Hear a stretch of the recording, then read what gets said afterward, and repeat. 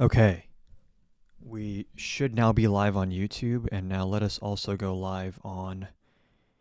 Um, hold up.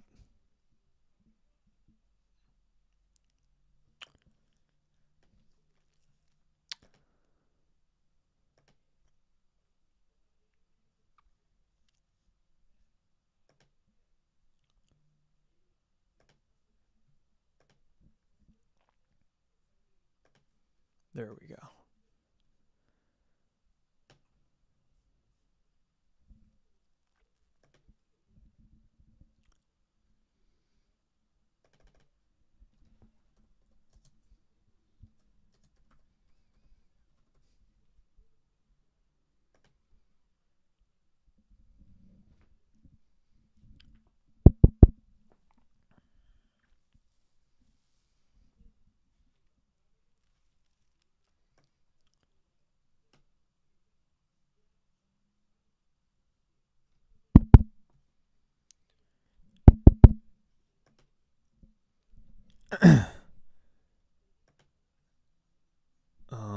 I think to anyone who's hopping on right now, can y'all just let me know if you can hear me, or am I muted? What's up, Chicken Dumpling on YouTube? By the way, everyone who's hopping on right now on TikTok, we are also live on YouTube as well, dual streaming right now. But on the YouTube side, can you hear me good? Audio good? And then also on the TikTok side, okay, I can hear you. Okay, awesome. Awesome. So we're going to go over last night's results, the blue wave that even people that were feeling optimistic, I don't think were expecting like the margins we saw and like winning statewide races in Georgia for the first time in 20 years. Um, Something's happening. Something interesting is happening. I want to go over the results, Trump's response, and the implications, and also what types of strategies Democrats should pursue going forward. Because right now there is I don't want to say a civil war, but a lot of discussion happening online about what is the model for Democrats going forward, right? I see these more moderate types saying, oh, Mamdani's margin wasn't that big. We actually need to go more the Spanberger route. And then I've seen the opposite of people saying Mamdani's was running against basically a Democrat and a Republican, and even then secured a majority of the vote. So actually Mamdani is the blueprint going forward. And I think there's truth to actually both of those claims.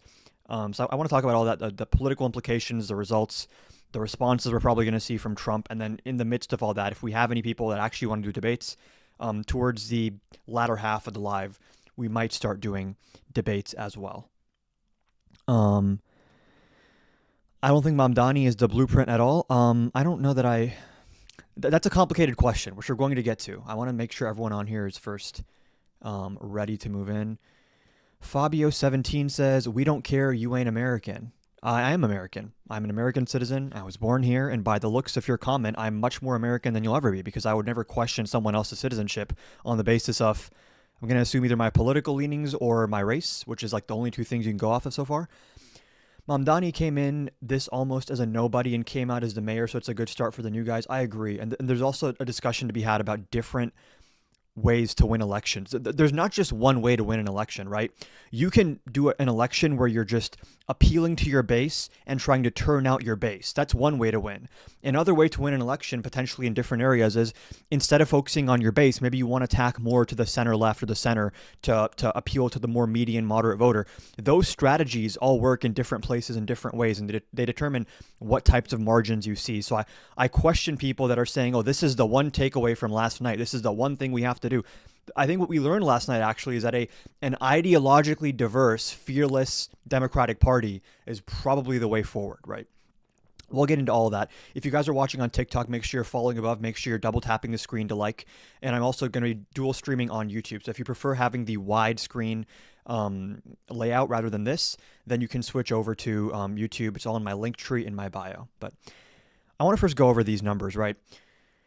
So one thing that's important to note here is this idea, like, oh, if only Sliwa dropped out, if only Cuomo dropped out, then they could have beaten Mamdani. Actually not true.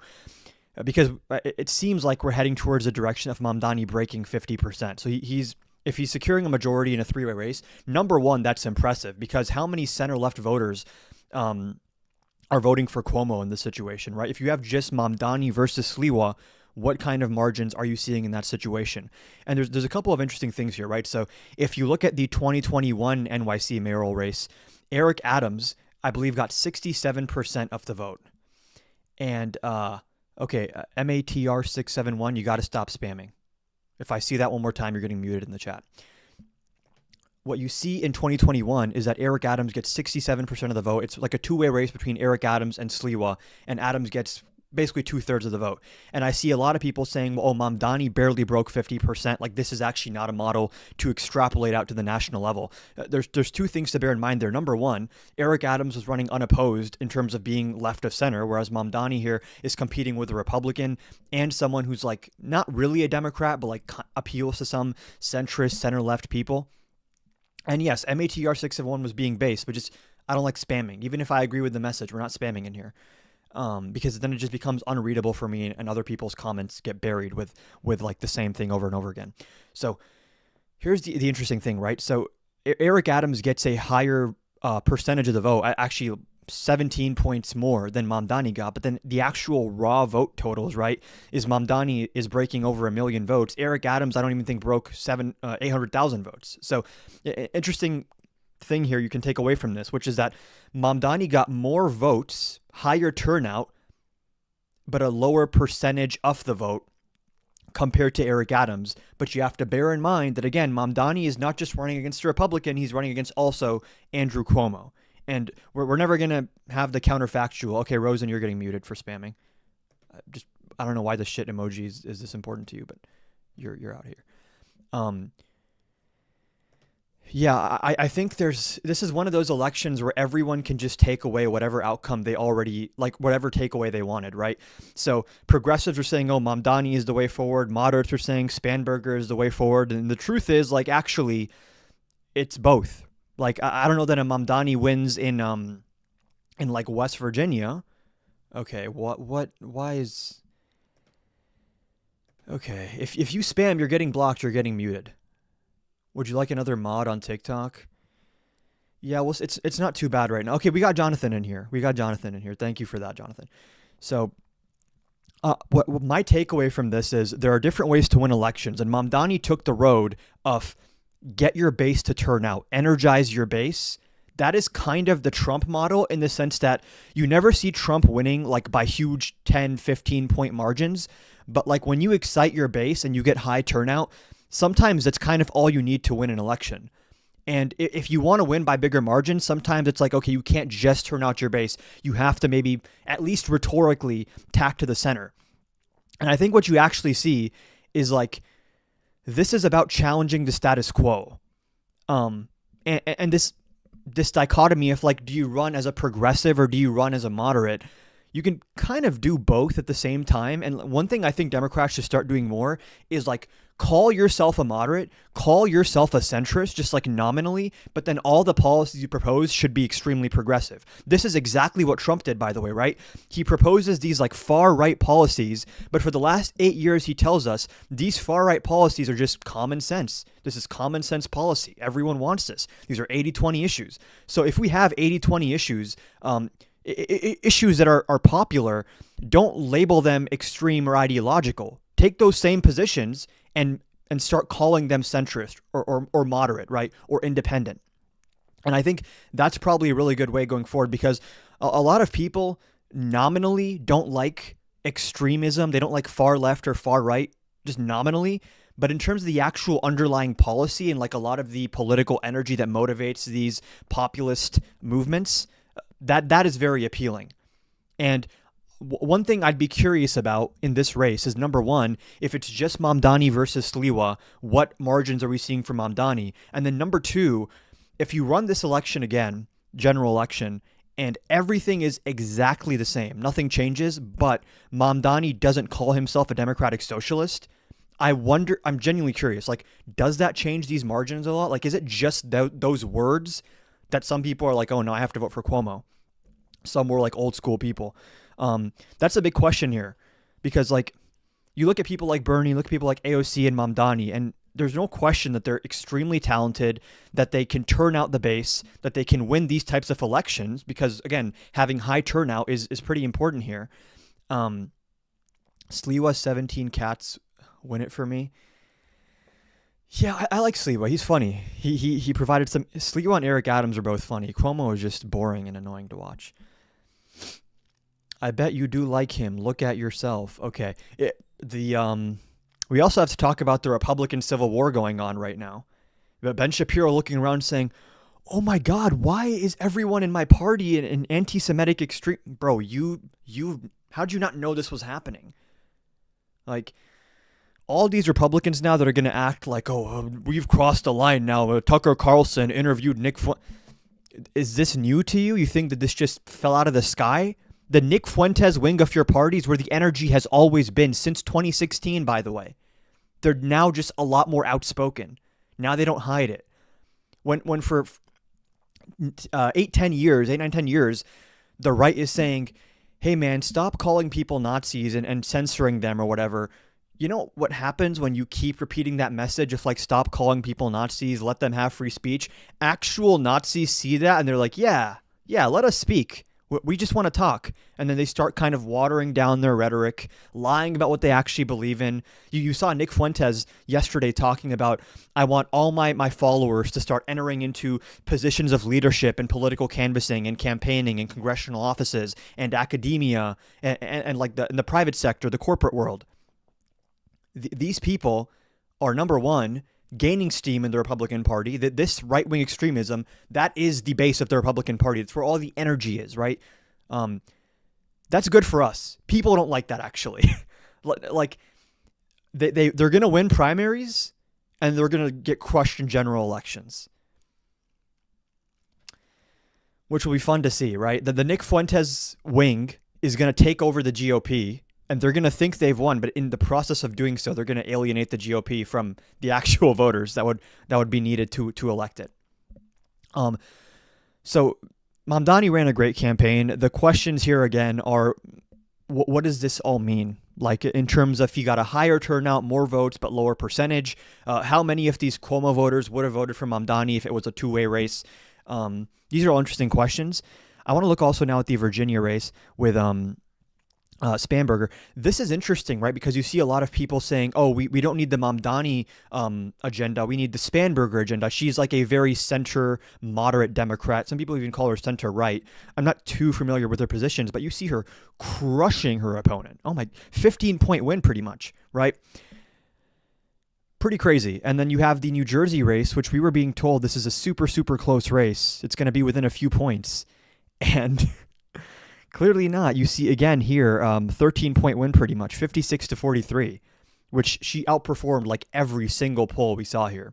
So what do these this is the thing, right? Like, anyone can reverse engineer whatever takeaway they want to have from these elections, right? If I'm a moderate, I can say, oh, look how well Spanberger did and how well Cheryl did compared to Mamdani. If I'm a progressive, I can say, actually, Spanberger and Cheryl ran unopposed in terms of like, there's no one else on the left. It's just them versus a Republican, whereas Mamdani is being challenged by another center-left person, ostensibly, and then also a Republican. So there's different ways to extrapolate whatever message you want. I think the actual takeaway here, have fearless candidates who are unapologetic, they have conviction, and they run on some affirmative agenda, and they're younger. Like, none of these are old people, and I think that actually also plays a big role here when you take into account that like a lot of elections are just vibes based. In terms of vibes, Mamdani was cooking. Like, people who aren't even policy wonks, they see Mamdani talk and they're like, I like this guy. He seems like happy. He seems earnest. He seems honest. Those are important qualities to have. But I want to go over Trump's speech about these results, because I think what we're about to see is that as Republicans lose more ground and realize, oh, we're kind of cooked, actually. We might get destroyed in the midterms. We might even lose the Senate. We might, like, I don't think people understand how completely screwed the Republican Party is. And Trump is dragging them down with him. And they're stuck. They can't jump ship.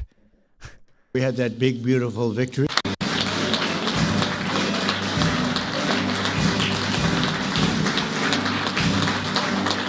And to everyone in the comments who thinks Trump is saving America, you're free to hop in the requests and we can run some debates. Or unless you want to keep being a keyboard warrior, in which case I'm going to assume half of you are just like from Russian and Chinese bot farms.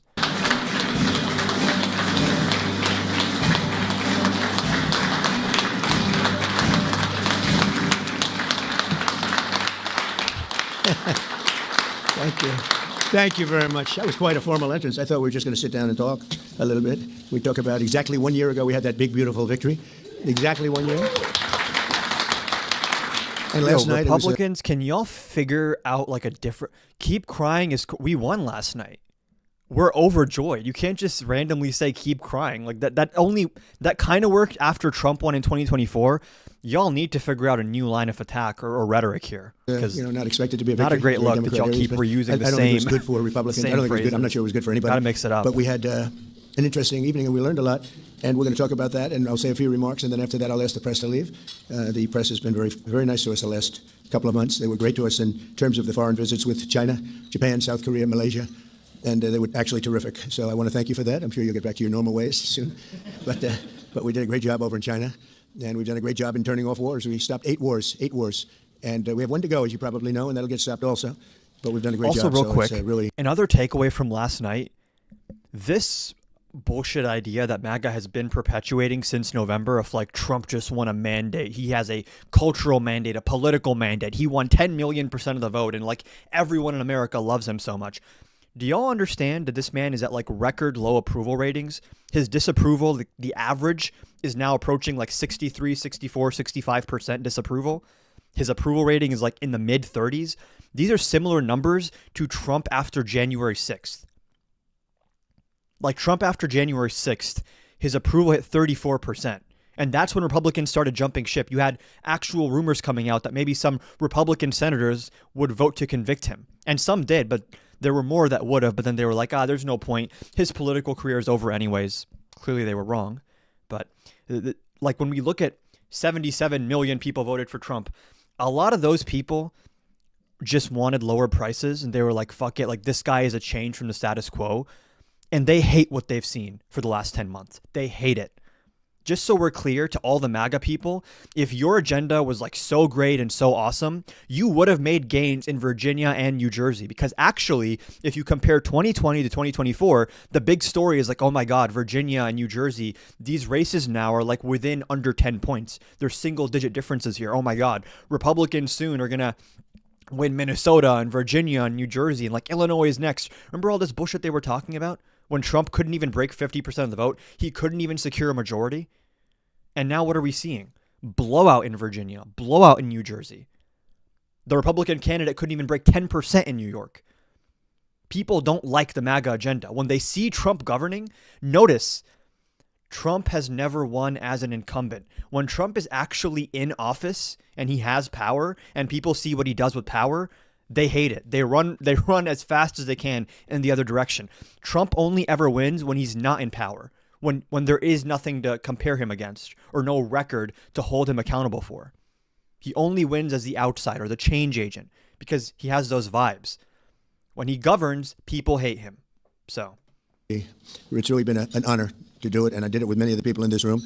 Every one of you I know, and every one of you I like. I like our leaders. I like everybody.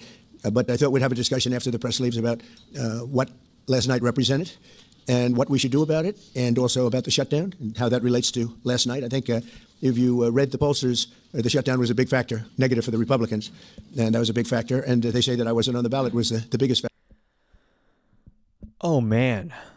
This is sad. Trump is at a 60% approval rating in the shutdown, according to liberal CNN. You sure about that, buddy? Go to CNN's page and look at their latest poll. You know what that poll shows, right? 37% approval rating. You're really going to hang your hat on the CNN poll, which shows Trump failing in historic fashion? Okay. Factor. But Cool, I don't know I about guess. that, but I was honored that they said that. And I just want to thank everybody for being here, and a very special thanks to Vice President J.D. Vance, who's doing a terrific job. J.D., thank you very much. As well as the Senate leadership team that has been working very hard, working really, I will tell you, nobody's working any harder representing the American people, including Senator John Thune. John, thank you. Great job. Senator John Barrasso. John, thank you very much. One of my favorite states, 77 a year ago. Tim Scott. Thank you, Tim. Officially the longest shutdown in American history. The Democrat radicals in the Senate have shown zero interest in reopening the government, and I don't think they'll act so soon. A lot of people disagree. I've been saying for the last 30 days, we've had 4 or 5 different points. Yes, sir, they're going to get it right now. We should have it done in a day. I've heard that about 4 times. I heard it after Kings. They said I was a king. And I heard it after Kings. I heard it after a couple of other moments in time.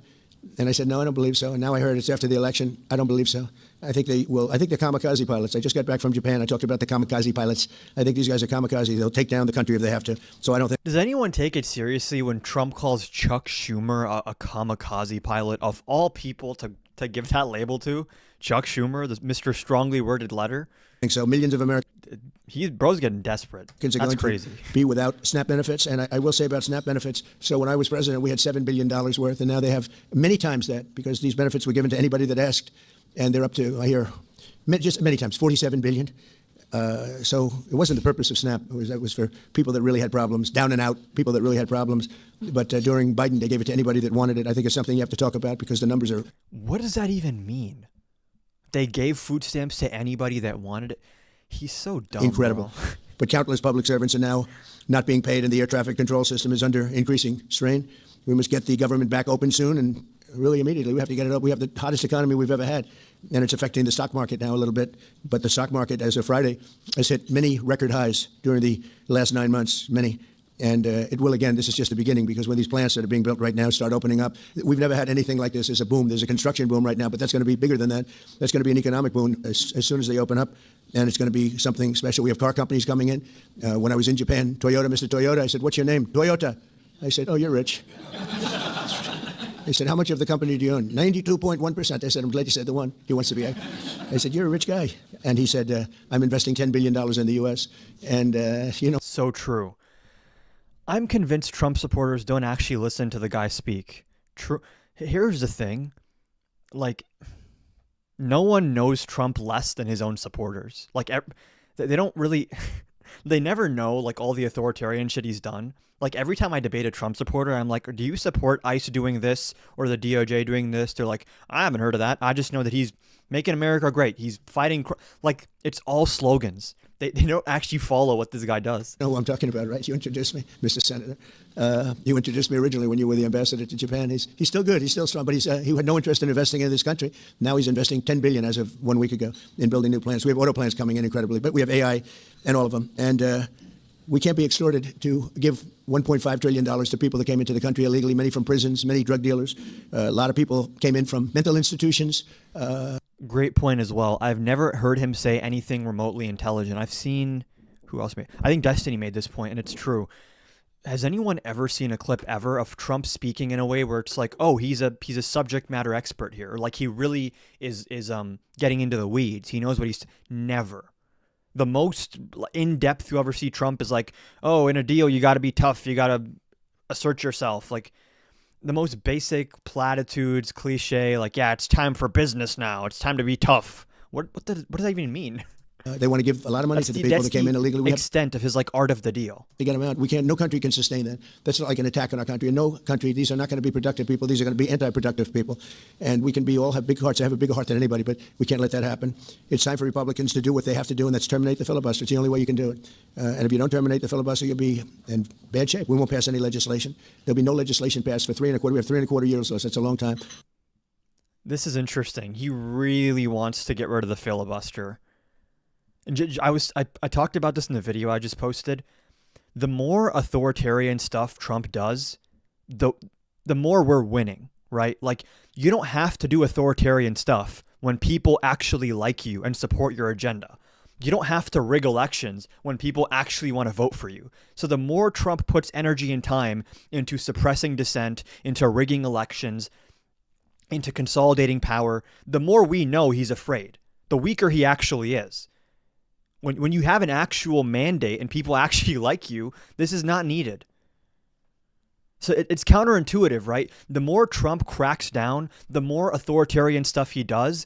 On the one hand, it might make you feel more hopeless, but actually, the more he cracks down, the better. That means we're winning. That means he needs to do this. That means he can't just anymore rely on Republicans covering for him or stalling in court or, never actually confronting these issues or facing consequences. But when they can't do an extension, and John, I think they've done an extension every single time they've ever been asked forever. This is the first time they haven't done an extension. Extensions are supposed to be easy, but if they won't do an extension, they won't do any bill, even a simple bill. And we should do our own bills. We should get out. We should do our own bills. We should open up. We should start tonight with the country's open. Congratulations. Then we should pass voter ID. We should pass no mail-in voting. We should pass all the things that we want to pass, make our elections secure and safe, because California is a disaster. Also, genuine question: can you even pass federal laws to regulate local elections and like state-run? I'm not super versed on like the constitutional law around this, but can the federal government dictate to states and localities how to run their election process? Is that even like constitutionally allowed or sound? Disaster. Many of the states are disasters. But can you imagine when they vote almost unanimously against voter ID?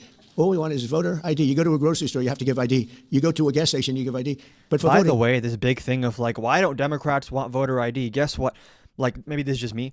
I don't think anyone has an issue with voter ID if IDs are made free and available to all with like no friction for people to get an ID, right? The issue that people have is like anytime you put in place more roadblocks between a person and voting, the goal there is to reduce turnout. So at least I can only speak for myself. I'm not principally against something like voter ID. Just give everyone then access, easy access to a free ID so that no one struggles to get one. Then I guess fine, who cares? they want no voter ID. That's only for one reason, because they cheat. We would pass that in 15 minutes. If you don't get it, you'll never pass that. You'll never talk about mail-in ballots. Mail-in ballots make it automatically corrupt. If you have mail-in ballots, automatically it's correct. Even Jimmy Carter, they had the Carter Commission. This is so bullshit. Someone was tweeting like, Trump won Montana, right? I think he won. I think Montana's a red state, right? And it's like they have a lot of mail-in voting. So it's like, why is the mail-in voting and the sandwiches and the bamboo fibers and the Dropbox, which is possessed by the ghost of Hugo Chavez, like all these weird election conspiracies, they only bring them out when they lose. When they win, like, is the idea here that Democrats forgot to rig 2024, but then they're like, oh, 2025, we have to rig the Virginia Attorney General's race or whatever. Like, it doesn't make much sense. After he got out of office, and he had a group of very distinguished people, Democrats and Republicans, and they passed, they recommended things take place. It was a long time ago. And they said about mail-in ballots, if there is mail-in ballots, there will definitely be corruption because, they pass through too many hands. I mean, you go in to vote and they want your card. Even me, I went into Palm Beach. You go in to vote, they want your card. You're this, you're that. They say, I'm sorry to do this, sir, but I have to look at your identification. I said, that's all right. I love that. But you're really not going to get away with much. It was very, very professional, very good, the way it's supposed to be. But these people don't want that. They have legislation in California where it's illegal to ask somebody for voter ID. If you ask somebody for voter ID, if you're an official, and you say, how does this guy think elections work? He thinks that like undocumented gang members from like Venezuela are just walking into polling places like, give me 100 ballots, and they just fill out Democrat on all the ballots and like shove them into some box. What does he think this is? Like, does he not know that like elections are audited and that like things are cross-checked?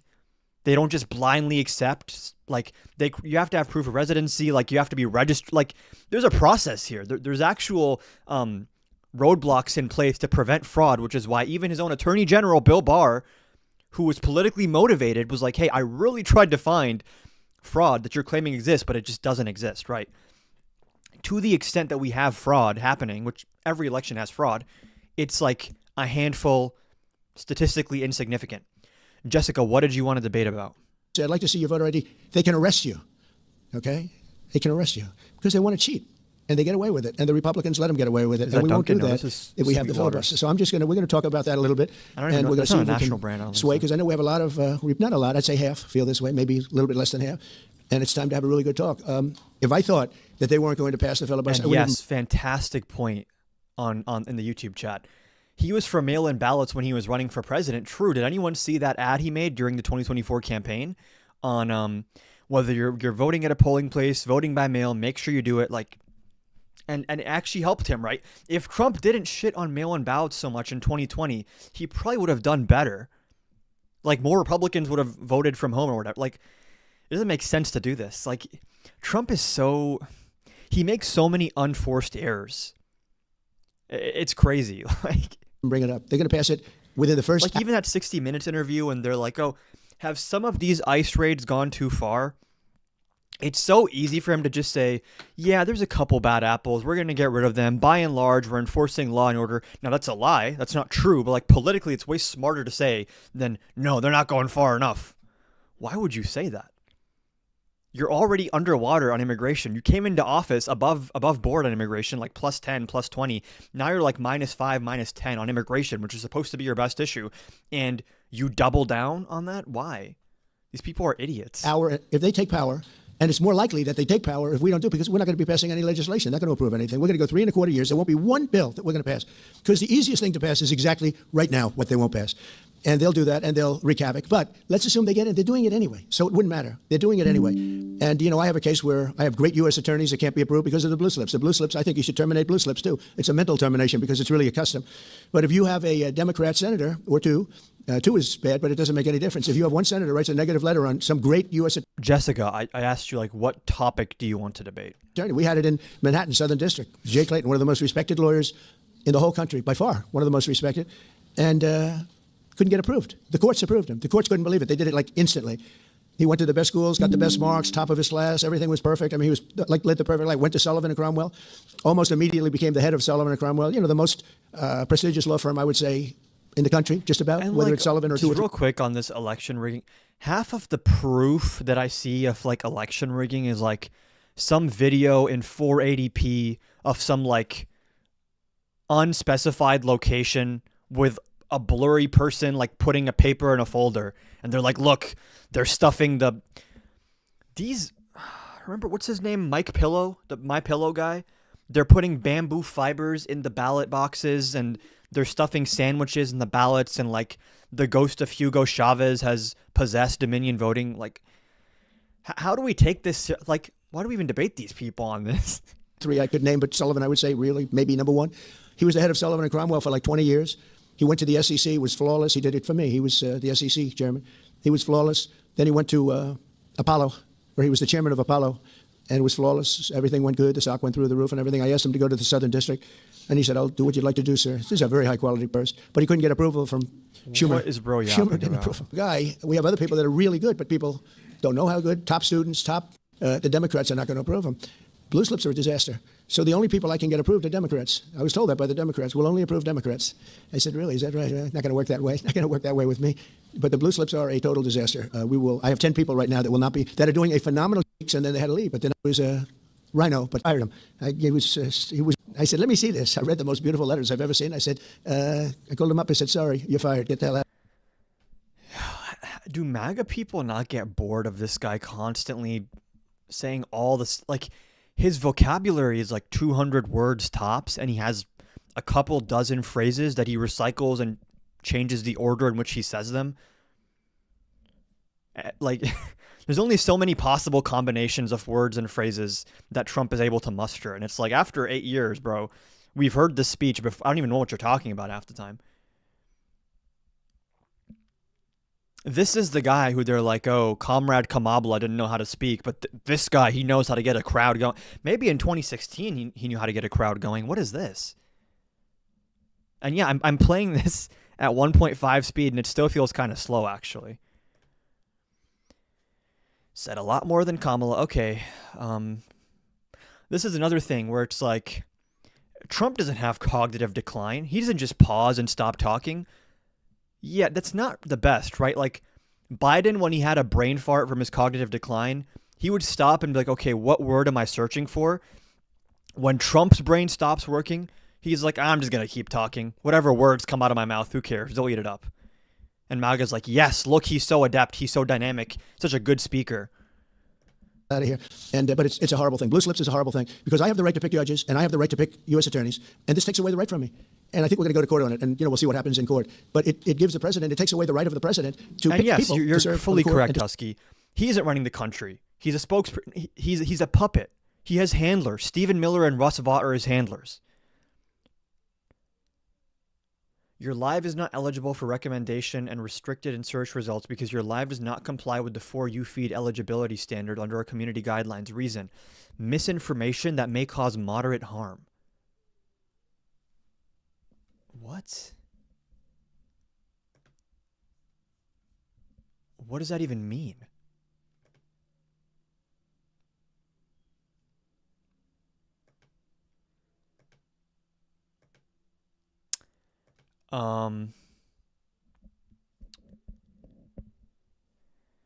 Okay, if you're on TikTok, I'm gonna restart the live real quick.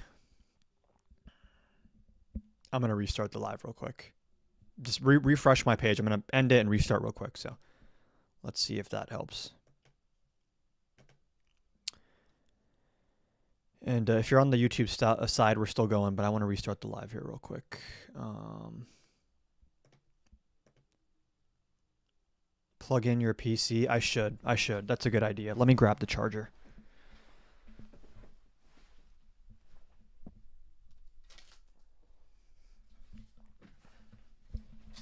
Okay. Everyone make sure you're double tapping the screen. Everyone who's hopping back on. Jessica, again, can you just let me know what you want to debate? Like what topic? Maybe I missed it earlier, but...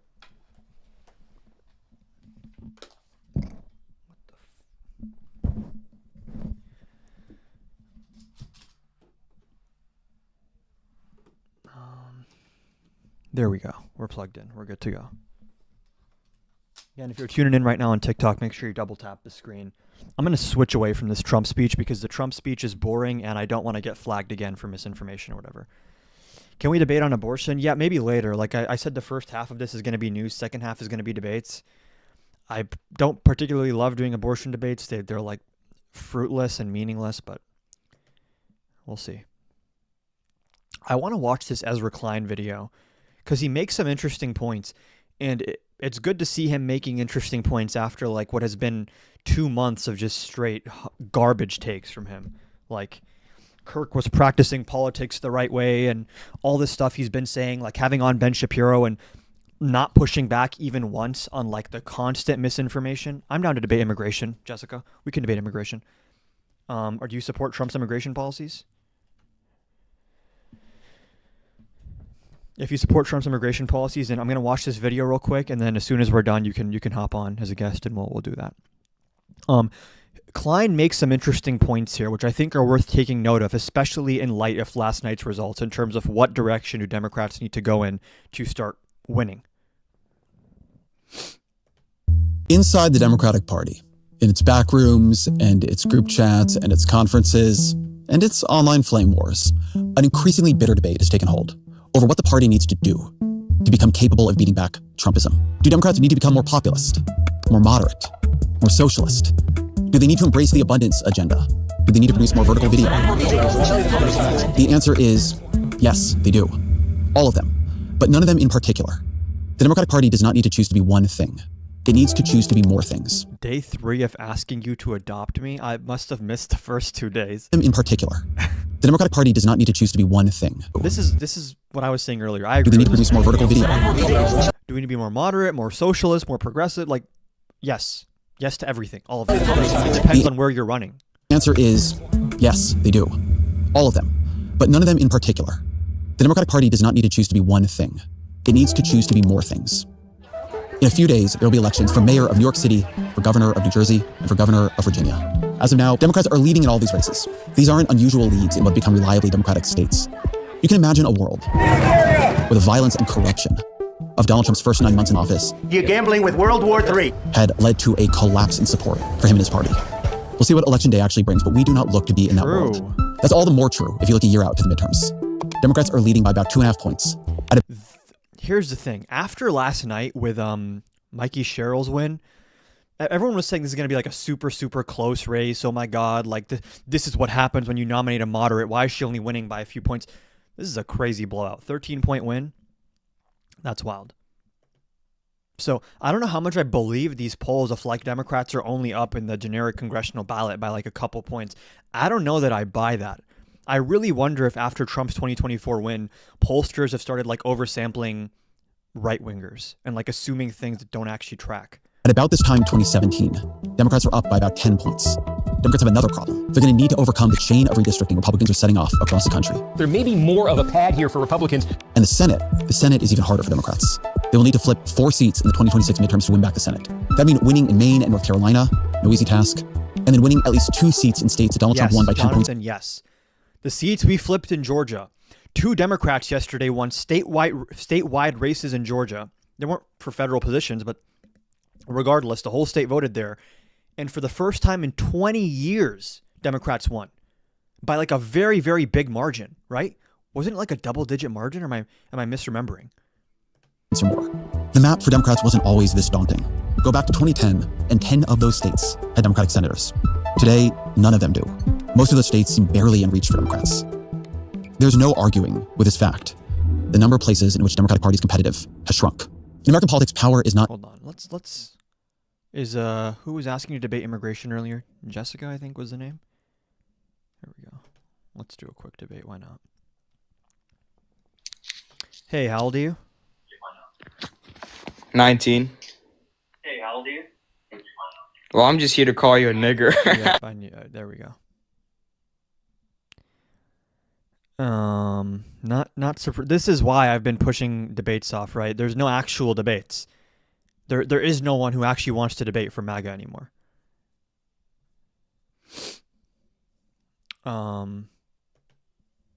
Indie part in the requests and MAGA 28. Y'all gotta let me know in the chat what you want to debate. What topic do you want to debate?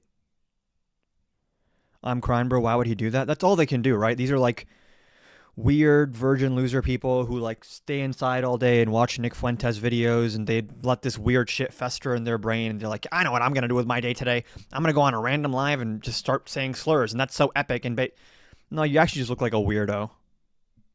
But I mean, good for you, I guess.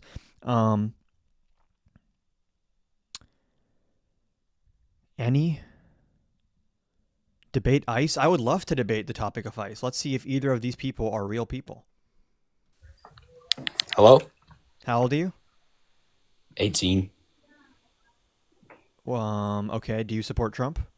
Yeah. Why? Well, I think that you're a fucking nigger. Yep, I knew it. I had my mouse ready to go. Is anyone shocked? Let's block this guy as well.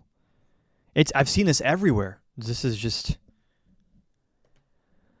We got one more, I think, right? Is MAGA 2028 still in there? And let's have the finger ready to go on the disconnect button, because I doubt this is a real person. How old are you? 21. You support Trump? Yeah, I do. Are you here to say the N-word? What?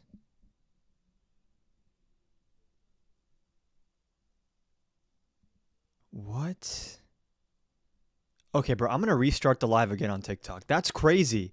These people have no life, so all they can do now is go around causing trouble, I guess, which is big insight into their psychology. That's crazy. That's crazy. I'm restarting the live. That's actually crazy. So I guess just stay on my page, refresh it. I'm going to be live again in a second. To people on the YouTube end, that guy just turned on his camera and started playing adult videos on my TikTok live, so that's kind of crazy.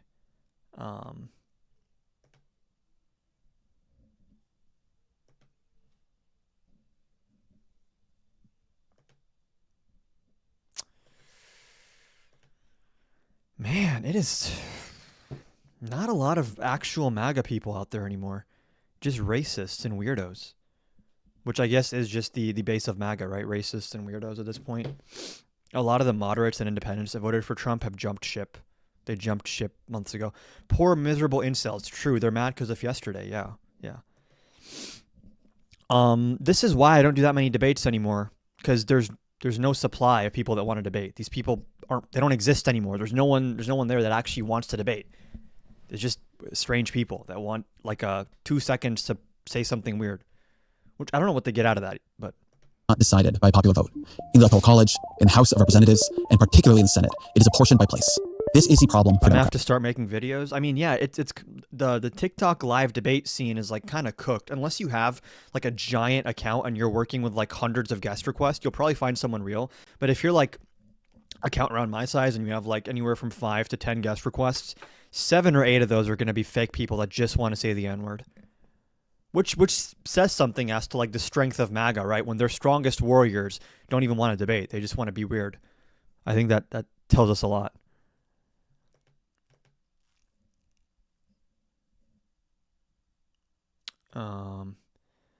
We have 6, 7, and PR in the requests. I don't trust these guys. I'm not They don't just need to win more trusting people. They need to win more anyone. Y'all are places. not hopping on here. And that requires a different kind of thinking. If Zoran Mamdani wins the New York City mayor's race, and Rob Sand wins the Iowa governor's race next year, The Democratic and Republican parties don't solve enough problems to deserve their little shared monopoly. did the Democratic Party just move left or right? Neither. It got bigger. It found a way to represent more kinds of people in more kinds of places. That is a spirit it needs to embrace. Not moderation, not progressivism, but in the classic political sense of the term, representation. In 1962, Bernard Crick published this strange little book called In Defense of Politics. Politics for Crick is something precious and specific. It, quote, arises from accepting the fact of the simultaneous existence of different groups, hence different interests and different traditions, within a territorial unit under common rule. I know that's a mouthful, but that fact of difference he is pointing out, the reality of difference, is not always accepted. There are other forms of social order, like tyranny or oligarchy, that actively suppress it. But to practice politics, as Crick defines it, is to accept the reality of difference. That is to say, it is to accept the reality of other people, of how different other people are from you. Politics There's a really involves good genuine point he relationships goes on with people. to make here about like when you poll people on like two candidates who are like identical, and you have a Democratic candidate keeping everything else the same person, same policy, just putting the label Democrat on them makes them lose like 10 points. So it's like literally just like the brand of being in the Democratic Party in some places is so harmful that it doesn't matter if you're like, oh, I'm a big populist or this or that, or I'm a moderate. It's like, who's the Ohio guy? Sherrod Brown? Isn't Sherrod Brown like an economic populist as well? But because he's tied to the Democratic Party, it's like I'd like more states to do the, was it in Nebraska? I'm forgetting his name. Like certain states where like progressives or left of center people can win, but the brand of the Democratic Party is weak. How about the Democrats just don't put forward a candidate and it's just a Republican versus an independent who 80% of the time votes with us in Congress or in the Senate? I think that's a good idea, right? Get more independents in there who are progressives or liberals or whatever, and they don't have that label attached to them. Who are genuinely Because I think that label actually does drag a lot of people down. people, not castes. Exactly. Bernie's an independent, right? It's like, for all intents and purposes, he's like kind of a Democrat, like he caucuses with Democrats, but him having that label attached to him if independent does do something for him. For our redemption or objects for our philanthropy. Genuine relationships with people who are genuinely other people. Don't you think that the Trump administration is making a bad mark on the Republican Party? Yeah, I think they're cooked. I think they're absolutely... If we have free and fair elections, it's over. It's over. You don't win... Like, the margins we saw yesterday, double-digit wins in Virginia and New Jersey, which is an insane swing from 2024. And then on top of that, you have, again, Democrats winning statewide races in Georgia by huge margins for the first time in 20 years. Are there any other independents besides him? I think Angus King is even still in the Senate. Those are the two independent senators, I'm pretty sure. I love that line. Because the endless fantasy in politics is persuasion without representation. You elect us to represent you, and where we disagree, we will explain to you why you are wrong. The result of that politics tends to be neither persuasion nor representation. People know when you're not listening to them, and they know how to respond. They stop listening to you. They vote for people who they feel do listen to them. I'm not a pessimist on the possibility of persuasion, but I believe it is rare, maybe impossible, outside a context of mutual respect. And if I were to say where the Democratic Party went most wrong over the last decade, it's there. In too many places, Democrats sought persuasion without representation, and so they got neither. I've spent much of the last year talking to the kinds of voters Democrats lament losing. I feel I end up having the same conversation over and over again. They sometimes tell me about issues where the Democratic Party departed from them. Democrats are only winning already. This is the cope we're seeing, by the way, now from the right. They were blue states anyways. It's not a big deal. Look at the margins, buddy. Look at the margins. The cope is crazy. Of course Democrats are winning blue seat. Winning New Jersey and Virginia by like 12, 13, 14, 15 points. That's normal to you? Did y'all see the margins in the 2024 election? But they first describe a more fundamental feeling of alienation. The Democratic Party, they came to believe, doesn't like them. Many of these people voted for Democrats until a few years ago. They didn't feel their fundamental beliefs had changed, but they began to feel like deplorables. They began to feel okay, unwanted. I Love Tacos isn't a real person. It's just someone from a Russian bot farm. Or maybe Chinese bot farm. I don't want to assume. MAGA is not real, by the way. It's like really not real anymore. There's not many real Trump supporters out there. Half of them are literally just fake accounts run by those bot farms. The other half are like starting to get worried and starting to wanting to jump ship. It's like, we saw that yesterday. It's like, it's a paper tiger. These people don't actually exist. And that's case in point. Whenever I hop on TikTok live, there's no one actually who just comes on and earnestly debates in favor of Trump. It's all people who just want to drop slurs or say random shit and troll. There's no actual normal people left in that coalition anymore, which is, surprise, surprise, Nick Fuentes is taking over. Yeah, no shit. 250 million Normal people are not like rushing to the Republican Party. The only people left in there are like, people are not garbage. I can tell you who the real garbage is, but we won't say that. When I debate push mass on the experiences I amnesty. had, when I was I would love to do that, but I don't think you're gonna.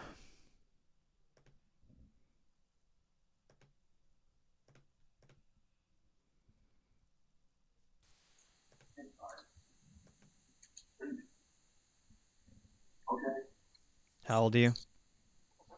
Nigger. Yep, there we go. Great. Great. There's just no one left on the right. This is the modern Republican Party. When Ben Shapiro, oh my God.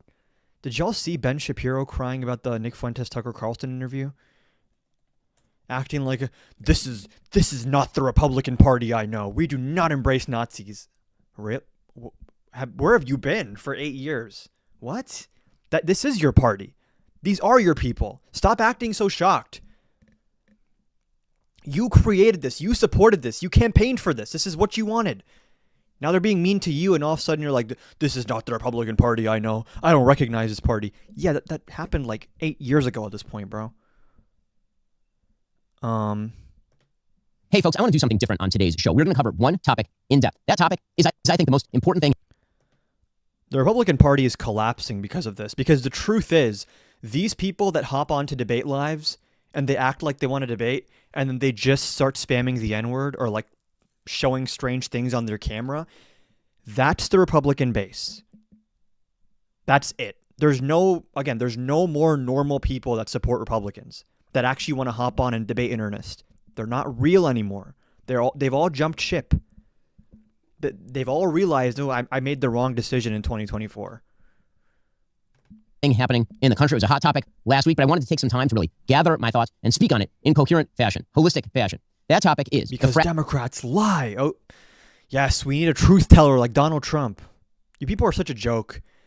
All these Republicans that are like, I can't vote for the corrupt, lying Democrats. Therefore, I will support the most corrupt, biggest liar ever in American politics, Donald Trump. Yeah, makes fragmentation sense. of the political right. That fragmentation is being caused purposefully by a splinter faction of people led by a young man named Nick Fuentes. No. Buddy, the Nick Fuentes crowd is not a splinter faction. You're the splinter faction, bro. The extremists won. They control the Republican Party. Stop acting like you have integrity all of a sudden. When you debated me like a year ago and you were like, Trump's not going to defy court orders. Trump would never end the filibuster. Trump's not going to expand executive power. Really? After this, let's go back and watch my debate with Ben Shapiro, because every single point I made, I was correct. Every single point. And everything he told me made Biden an authoritarian. Trump's doing it now. Oh, but Biden's an authoritarian because he wants to eliminate the filibuster. He didn't, though. It actually never happened. Who's calling for eliminating the filibuster right now? Trump. Would you call him authoritarian? No. Because guess what? These people like Shapiro are spineless. They have no integrity. They know that if they speak honestly about Trump, all of their audience goes running. That's why he's falling off. And Nick Fuentes is on the come up. Just descriptively speaking, right? The Nick Fuentes, Tucker Carlson wing of the party, they have all the clout. They have all the sauce right now. Like they are ascendant. Whatever this is, Shapiro is not winning. Because it's spineless. You don't have real convictions about anything. You wrote a book called The Criminal Case Against Barack Obama. You called Biden a satanic, demonic, fascist dictator because he gave a speech with red neon lights behind him. You're a joke. You're not real. This is why the Nick Fuentes people and the Tucker Carlson people are taking over, because everything you can say about them, which there's a lot to say, they're horrible anti-Semitic people, they speak with conviction and they kind of believe what they say, right? Like when Nick Fuentes says, I want to combat organized Jewry in the United States, he believes that. He says it with his chest. It's horrible. But for some reason, people are like, you know what? I'd rather have, the right says, I'd rather have an honest anti-Semite than a classic conservative who just goes whichever way the wind is blowing. That fragmentation is being caused purposefully by a splinter faction of people led by a young man named Nick Fuentes. They call themselves the Groypers. They are white supremacists. They hate women, Jews, Hindus, many types of Christians, brown people of a wide variety of backgrounds, blacks, America's foreign policy, and America's Constitution. Oh, I didn't know you cared about America's Constitution. I must have missed that when you literally campaigned for Trump last year. The only thing that changed about the Republican Party is now they're being more outwardly anti-Semitic. And now he's like, wait a second. These are bad extremist people who don't care about the Constitution. You knew that. We all knew that. We've known that for 10 years. Such a joke. They admire Hitler This guy is such a joke. and Stalin. And that splinter faction is now being facilitated No one and triggers me normalized more than within Ben the Shapiro in mainstream. American politics, by the way, because he knew better the whole time. He knew better. He's always known better, but he's so desperate for power and clout and the adoration. You can't be a right-wing person and say Trump is an authoritarian. You will lose your audience. He knows that. Don't forget, this is the same guy who said on January 6th, this is the worst thing to happen to this country since 9/11. This is the same guy in 2015 and 2016 who said, I would never vote for Trump. He's a reprehensible person. He's an extremist. He wants to expand government power. He knew he's known for 10 years. The only reason he does this entire routine of Trump is great is because he has to. His audience will abandon him. If you notice, every single Ben Shapiro video where he says the election of 2020 wasn't stolen, all the comments are like, I usually like Ben, but he needs to stop buying this liberal propaganda about elections. So the few sane positions he has where he's like, you know what? I don't think there was mass election fraud in 2020. You know what? I don't think that Trump should sue his own DOJ for $250 million. Whenever he says that, his audience is like, yeah, fuck you. We don't like you. Republican And now Party. he's acting like there's a splinter faction on the right of Nick. That is the right, dumbass. The main knew agent that. in that normalization is Tucker Carlson, who is an intellectual coward, a dishonest interlocutor, and a terrible friend. And Tucker Carlson last week was aided, abetted, celebrated. The crying is wild, but here's the thing, Matt. You're going to hop in the requests? You want to hop in the requests? You want to answer for all the lies you told in that Jubilee video? And apologize now for just straight up looking at the camera and telling a flat out lie? Let's see. No? That's what I thought. For normalizing Nazism within the Republican Party by the mainstay organization of the traditional right, the Heritage Foundation. Now, before we explain what's been happening, let's make one thing clear. This is not about free speech or cancellation. It was never about free speech or cancellation. Free speech has a definition, the right to speak free of governmental coercion. I believe in it, of course. I've always Where'd you defended go, it. Matt? Criticism Where'd of you go? bad speech. Matt, come on. Obviously, I'm all these liberal tears after the blue wave last night. You can just come on and we can discuss. Went real quiet all of a sudden. Is in fact just a form of free speech. Cancellation also has a definition, the banning of particular people, including people like Nick Fuentes, from platforms like X or Facebook. I believe that Nick Fuentes is odious and despicable, but I've never called for his cancellation, and in fact, I've called for his restoration to those services, despite the fact that I think he's odious and despicable. It is not cancellation to draw moral lines between viewpoints. In fact, we used to call that one of the key aspects of conservatism. It is not cancellation to refuse to signal boost Hitler supporters like Nick Fuentes. It is not Matt, you know I can see that you're still watching, right? You went real quiet when I asked you to hop on. That's so funny to me. cancellation to criticize Tucker Carlson for rhetorically fluffing Nick Fuentes and other anti-American crackpots. It's not cancellation if you urge others to stop promoting those who rhetorically fluff Nazi apologists. Those are all elements of free speech. And anyone who says differently is lying to you and lying for the most cynical reasons to misdirect from their own defense of those Nazi apologists. What are the comments on this? Yep, see? All the top comments are Fuentes people, Ben. This is not a splinter faction. You're the splinter faction. And you've spent the last 10 years cooking out to the extremists in your party. And now when they finally have institutional control and they're finally saying out loud what they've always thought, you're like, wait a second, this is unacceptable. Where'd these people come from? You let them in. You opened the door for them, said, sir, please come on in. Just debate him. He'd gladly do it. Debate him. We're all noticing now. If you're so right about all this, a debate with him just makes sense. Get back to work, Matt Walsh. Nick Fuentes meme. Christ is King, America first. Nick is going to go nuclear on Ben tonight. Debate Nick, Ben. Debate Nick Fuentes. Americanism, not globalism. Every single top comment on his own YouTube channel is saying, you're the splinter faction. You're the loser. We don't want you. And their promoters. The issue here isn't that Tucker Carlson had Nick Fuentes on his show last week. He has every right to do that, of course. The issue here is that Tucker Carlson decided to normalize and fluff Nick Fuentes, and that the Heritage Foundation then decided to robustly defend that performance. Those who criticize both Tucker and Heritage aren't canceling. They are quite properly drawing a moral line. So, for those who don't understand what's going on, let's begin with Nick Fuentes. Now, as I mentioned, last week, Tucker Carlson had on Nick Fuentes. Fuentes is a 27-year-old man who's dubbed himself the leader of a movement called the Groypers. He has a large audience of alienated young white men in particular, and he's earned increased media attention over the course of the past few years, especially over the last year. Now, from Tucker Carlson's interview... By the way, I've never been a big, deplatforming guy, right? I generally debate people as long as you're not going to start dropping slurs and stuff, but Nick Fuentes is the proof that, actually deplatforming works sometimes. This guy was irrelevant. Completely. He's been in the game since 2017, right? He was fully irrelevant. But then all these big podcasts start having him on. Elon Musk starts signal boosting him on Twitter. And no one debates him. Dean debated him, by the way, and Dean cooked him. So it's so funny. It's actually when you let people talk unchallenged on bigger platforms and there's no pushback against them, they'll tend to capture some audience. Gathered that Fuentes has some borderline views on race. What we learned yesterday? MAGA woke is back. Woke won. America wants woke. Your obsession with what he calls organized Jewry and a rather sad relationship with the female sex. But probably you came away thinking that, for the most part, Fuentes lives on the radical edge of normality. You think that if you watch the interview, because Tucker Carlson decided that it was important not only to host Fuentes, but to smooth over his views, water them down. And Ben is right. Tucker Carlson did give Nick an insane softball interview. But Ben, why are you surprised? You built this movement.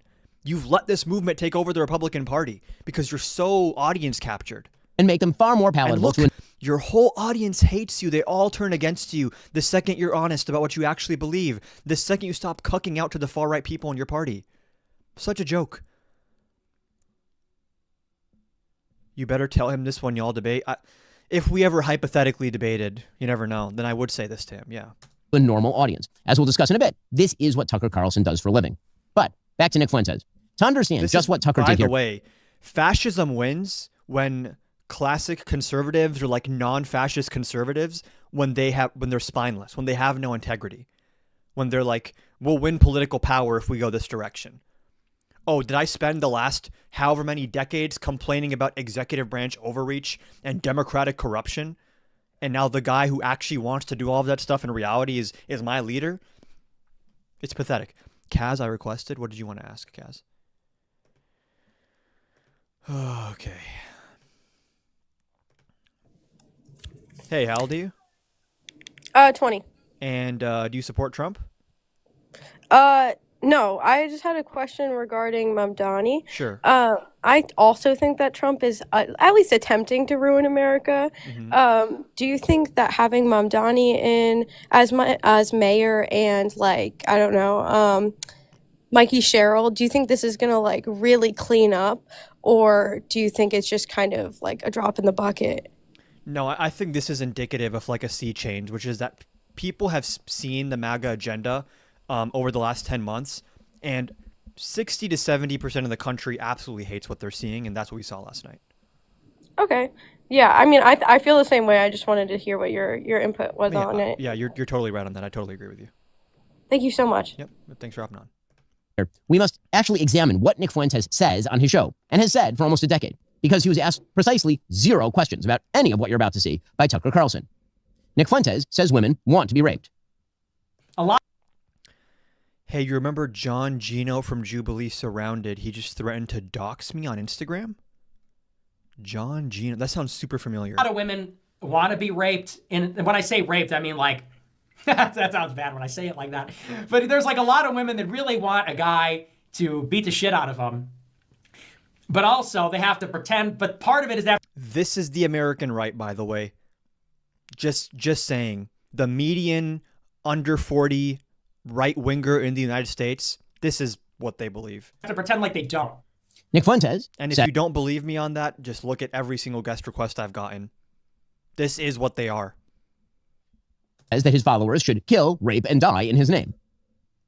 Raise your right hand. All right, everybody raise your right hand. Raise your right hand. Repeat after me. I will kill, rape, and die for Nicholas J. Fuentes. Nick Fuentes says that women are whores who shouldn't be in politics. I will continue my crusade against women in politics. Because it's always like this, and it's so ironic. Women are like, I don't like, when you say, you have to affect the face. When you say to repeal the 19th Amendment, that offends me. That hurts my feelings. It's like, have you ever stopped and considered that maybe if you get offended, there's such a strong emotional reaction to political opinions you disagree with across the board? Maybe that's one of the reasons why you shouldn't be making political decisions. I'm not attacking. This has to be satire. Don't attach him to the right. Excuse me? This is the right. What do you mean don't attach him to the right? This is the base of the party. This is where all the energy, all the grassroots populist energy on the right is here. It's with this. Attacking women. I'm attacking whores. You have no problems, right? I'm attacking whores. I'm attacking sluts. Stupid, dirty bitches. Nick Fuentes says that Jim Crow was actually better for black people. It was better for them too, number one, but number two, who cares? Who cares? You know, enough with the Jim Crow stuff. Who This cares? is not the base of the party? You really? Does everyone here understand how much of like modern right-wing American politics is purely a reaction to them being extremely butthurt that Obama won a landslide victory in 2008? That's what this all goes back to. They felt so hopeless and so defeated in 2008 when Obama crushed, when he flipped red states blue. They never got over that. They're like a young black guy with like a Muslim-sounding name won an election. And some of them maybe don't have a racial reason for thinking that. Some of them have a racial reason for thinking that, but they don't even acknowledge it, right? One thing that people don't talk about when we talk about like racism and like bigotry, a lot of racist and bigoted people don't know that they're racist and bigoted, right? It's just like instinctual, like stuff they've been conditioned to think. And they might think, I'm not racist, but then when they actually are going about their life, their behavior tells a very different story. Oh, they had to drink out of a different water fountain. Big fucking deal. Oh no, they had to go to a different school. Their water fountain in that famous picture was worse. Who cares? Grow up, drink out of the fucking water fountain. It's just water. It's the same. You know? And I'll amend what I said. This is maybe not the entirety of the modern Republican Party. This is the future of the American right. All of these people that are hopping on my live to just say the N-word for some reason and hop off, when they're 30, 40, 50 years old, these are going to be our senators, our Congress people. They're going to be working in the private sector. You know, even if it was bad, who cares? And did everyone see? Hold on. Who cares? It's better. It's better in general. We all agree it was better for them. It's better for us. It's better in general. Nick Fuentes says that white people are justified in being racist. The reason that we talk about this, by the way, I know a lot of black people see this and they go, man, why are you always talking about black people, this and that? Hold on. Because just so we're clear to all the right-wingers here who are like in a state of denial about what's happening, this is what Nick Fuentes said yesterday. This is advanced. This is the next stage. Congratulations, guys. We have penetrated the outer wall. The outer wall has crumbled. As the Atlantic said, the firewall has crumbled. Fuentes is so extreme, it's scary. The men like that have an audience. True. And someone just said something kind of crazy. Hold on. Groypers are the far, far, far right, bro. Yeah, that's the Republican Party. That's American conservatism. The far, far, far right. Yes. We have broken through the gates. Groyper Legion. There are no more Mitt Romneys and John McCain's left. They've been jettisoned from the party.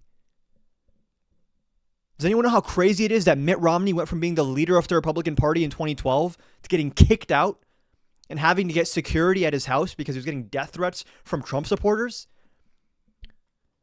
Have stormed the first wall, and now the pro-Israel side, the conservatives, have retreated behind the next layer, behind the second wall in their concentric circles, in their tiered city.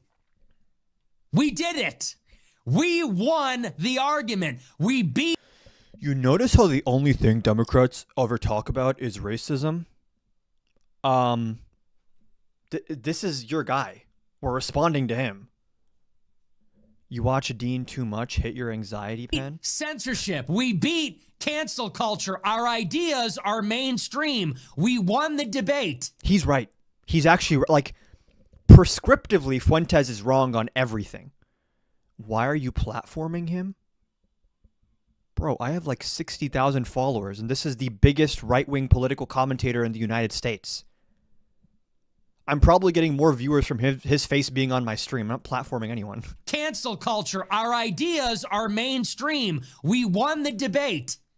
We won the hearts and minds of millions of young men, and they're everywhere. 30 to 40% of the White House are groypers. You lost. He's right. He's right. Descriptively, he's correct. This is the American right. They've infiltrated every institution, every Turning Point chapter, every Republican congressperson, all their staffers. We recently had like a DC insider tell us that like 30 to 40% of Republican staffers in DC that are under the age of 40 are like full-on groypers. And listen what he tells them here. Will Chamberlain, Shapiro, Mark Levin, you lost. You lost the conversation. We won. And now we're taking it to the next level. We graduated. Congratulations, everybody. We won. And we have now graduated to phase 2. Republicans, this is what happened when you let in even a smidgen of whatever this is. It metastasizes like a cancer. You can't just pretend like it never existed. Phase 1, I had to be the human battering ram and blow the door open with the flashbangs and everything. I had to entry. I'm not going to say anything so yet. that Just everybody watch what he else says. can come in. I had to break the taboo. I had to break the cancel culture, the censorship. I had to break the spell that you could still be popular being called an anti-Semite, a bigot, a Nazi. Which he is. It's not just like, oh, you get called. He is that by his own admission. And he's like the biggest political commentator on the right now. Him and Tucker Carlson. They run it. And I had to do what I had to do to achieve that. We had to make the arguments, persuade everybody. We did that. We accomplished that. Now what? I'll tell you now what. What happens next? Now that we're inside the building, now we got to lock this shit down. Okay? We're in. Groypers have broken through the front lines. We've exploited the gaps. We've infiltrated. We've penetrated. What do we do now? I'll tell you what we do. Get those positions. We are now jockeying for the most important positions everywhere where it counts. That's the name of the game. People say where, what, everywhere where it counts. So those positions. When you have extremists on the left lying for years, it creates right extremist. Was Barack Obama an extremist to y'all? Okay. At UCLA, those limited numbers of seats, their student body, that's where it counts. Harvard, Yale, Princeton, George Mason, George Washington, UVA universities, Georgetown, that's where it counts. These types of people are dangerous because they are bad people who are intelligent. What he's laying out here is how, what if you want their goal to win. He's saying embed yourself in cultural institutions, private sector institutions, public sector institutions. Embed yourself and hide what you truly believe till you get in the position of power. College Republicans, young Republicans, Turning Point USA, that's where it counts. You need to get into these institutions, get leadership positions. Where else? Political campaigns, state and local campaigns, national campaigns, statewide campaigns. It's already happening. You want to be on the winning team. When they win the election, you get in office. You're either on the campaign side, the political side, or you're in the congressional side. You're on the team. But we need to get in Congress. We need to get in, let's say, law school, the Federalist. There are millions of young men in this country from the ages of like 16 to 25, right? Who are now going to be going into college, getting jobs. And Nick is telling them, hey, you'll see what he says. We need to get the scariest in part of this. The courts. These are the positions we're fighting for. And in order to do that, you need to hide your power level. Don't be a streamer. We've got enough of those. I got it covered. I'm the best in the world at what I do. We don't need another streamer. Don't be online telling everybody your edgiest take. We did edgelording. It's not even that funny anymore because we comedy was legalized. It's not even that funny anymore. Save your firepower. Don't go telling everybody how based you are in group chats, on Twitter. Don't go wearing the merch around. Your job is to be a spy. This is the Groyper Intelligence Agency. This is the GIA. Don't tell anybody. You're a double agent. You're a super spy. This is smart, which is scary. Like, it sucks when horrible people are like really good political strategists. It sucks. You can't tell anybody your power level. Nobody. This not is even smart. your- He's like, act like a normal moderate Republican, get appointed to courts, get appointed to leadership positions in the public and private sector.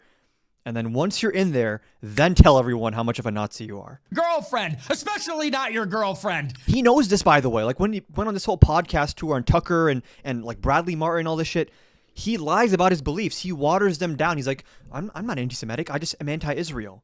And maybe he like slightly touches on his anti-Semitism and even then tries to make it sound less crazy than it is. Not your mother, not your parents. You can't tell any your girlfriend or spy. You can't tell anybody your power level. Nobody, not even your girlfriend, especially not your girlfriend, not your mother, not your parents. You can't tell anybody. And I would be guarded even around those that say they're Groypers, because there might be double agents, triple agents. But that's the next step. And you want to know why that's the next step? Because that is where they're fortifying the position. They're admitting, we lost the battle. Everyone likes Nick Fuentes. Everyone's anti-Semitic. What do we do now? They said, we got to make sure we fire them and we prevent them from taking over the institutions. Too late for that. That's why we have to subvert them. We have to get in there. And you can do it in the private sector too. The public sector, the private sector, academia. Gen Z, just, we have to be on the lookout, right? Everyone who's like Gen Z right now, when we're like adults between our 30s, 40s, 50s, right? Like a lot of men in that age group that are just going to seem like, oh, this is just a normal senator or Congress people. One day, a lot of the people are going to pop out and say, surprise, I'm a Nazi. People say, what should I do? Where should I do it? Think about the institutions that Jews control. If they control it, that's where you want to go.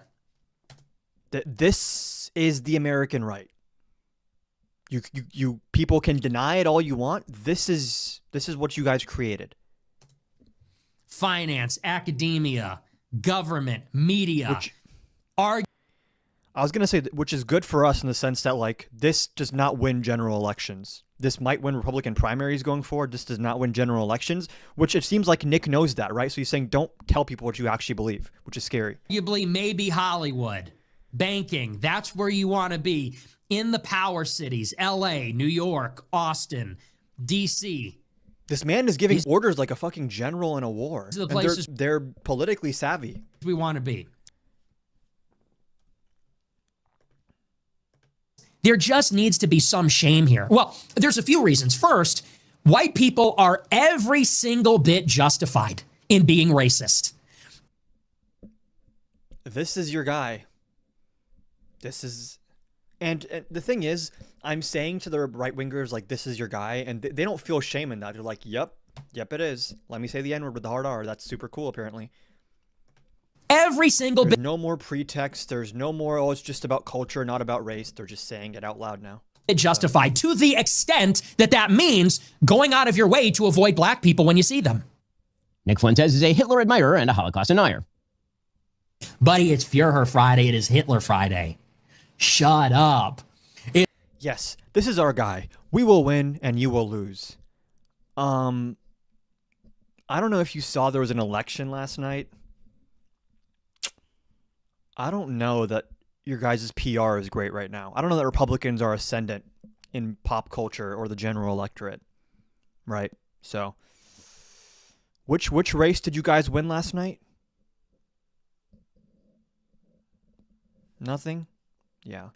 It is Heil Hitler Friday, nigga. Heil Hitler, all my niggas Nazis. See, this is the average person to request to hop on to debate me, and they just want to say this, right? This is what the country we live Hitler in. was a pedophile and kind of a pagan. It's like, well, he was also really fucking cool. So, time to grow up. We're not children anymore. Am I right? Am I right? Am I right, boys? Am I right? Let's go. He was also really fucking cool. It doesn't really sound correct to me. Wait a second. It takes 1 hour to cook a batch of cookies, and you have 15 ovens, probably in 4 different kitchens, right? Doing 24 hours a day every day for 5 years. How long would it take you to make $6 million? I don't know. It certainly wouldn't be 5 years, right? The math doesn't seem to add up there. The math doesn't quite seem to add up there. I don't think you'd result in 6 million, maybe 200 to 300,000 cookies. And I think the Red Cookie Association said something like that, probably 200 to 300,000 cookies baked, probably. And in addition, in this hypothetical... Here's the thing. To the extent that there are like groypers here or like normal Republicans, they don't want to debate. They just want to say something outrageous and then get a reaction and then run away with their tail between their legs. There is no more earnest, honest way to defend Trump without just saying, I'm an authoritarian.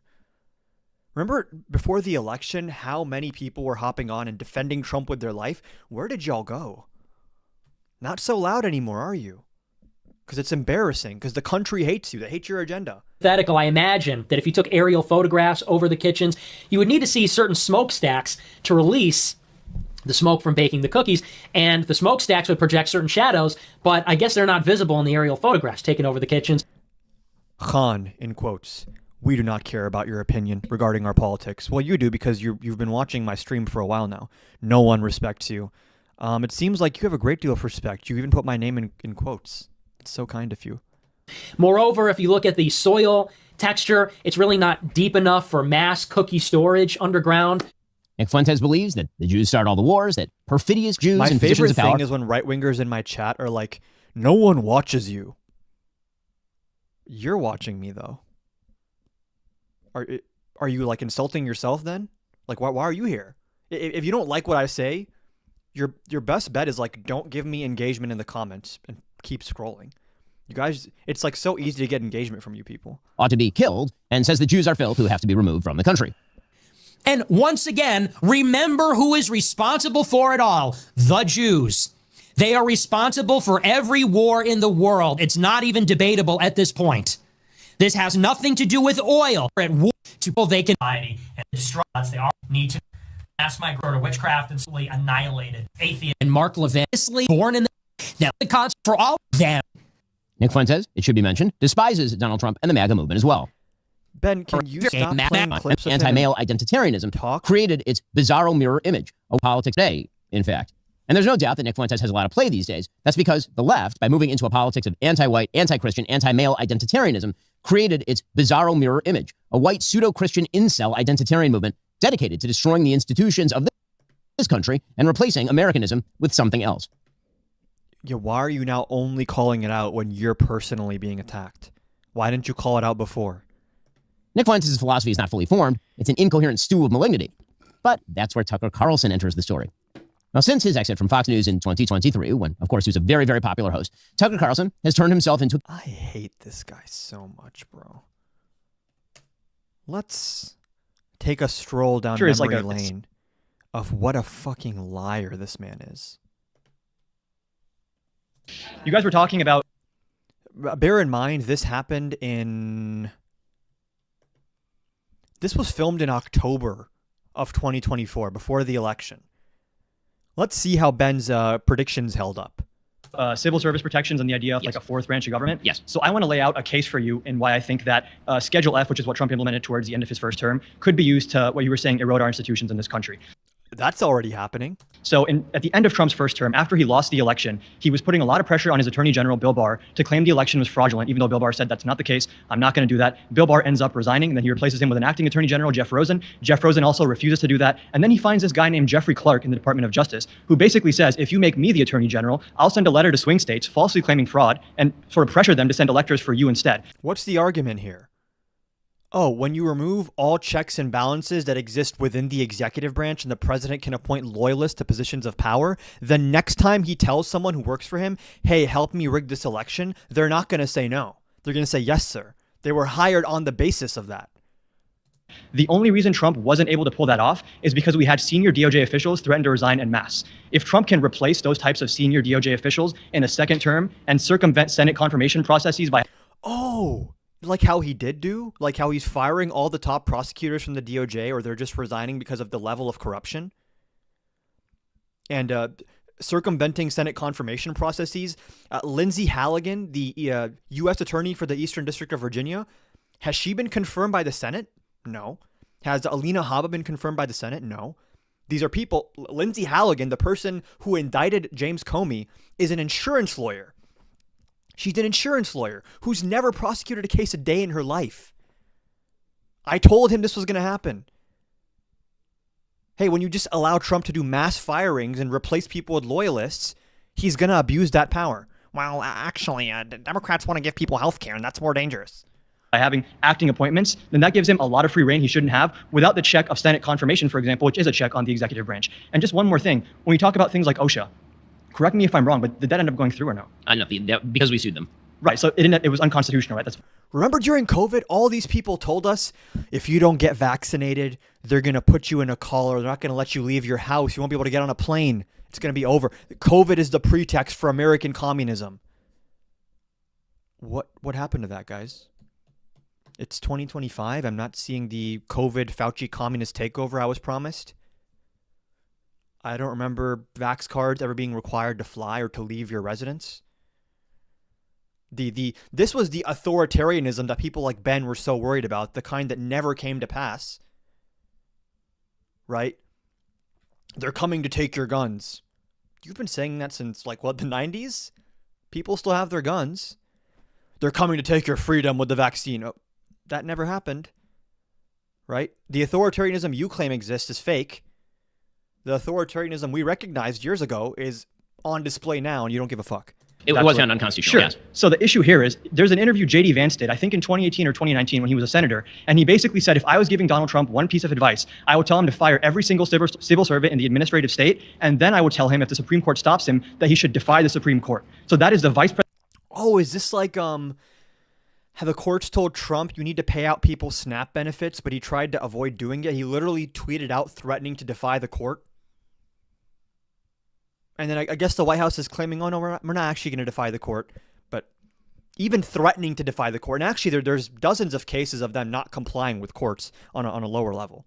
Presidential nominee of a major political party explicitly saying that he wants to create a constitutional crisis where the president of the United States has unilateral control over the executive branch, which is what enforces judicial decisions, and then he's going to disregard their decisions when it comes to appointing people. So, I would agree that the Supreme Court of the United States does have the province of deciding these particular issues, and I disagree with JD if that's something that JD said, which I assume he did, since you're saying that. So when it comes to... Notice how I just told him, oh yeah, J.D. Vance did an interview where he said he wants to turn the United States into an authoritarian country, and the most that Ben can muster is like, well, I disagree with JD on that, actually. I disagree with him.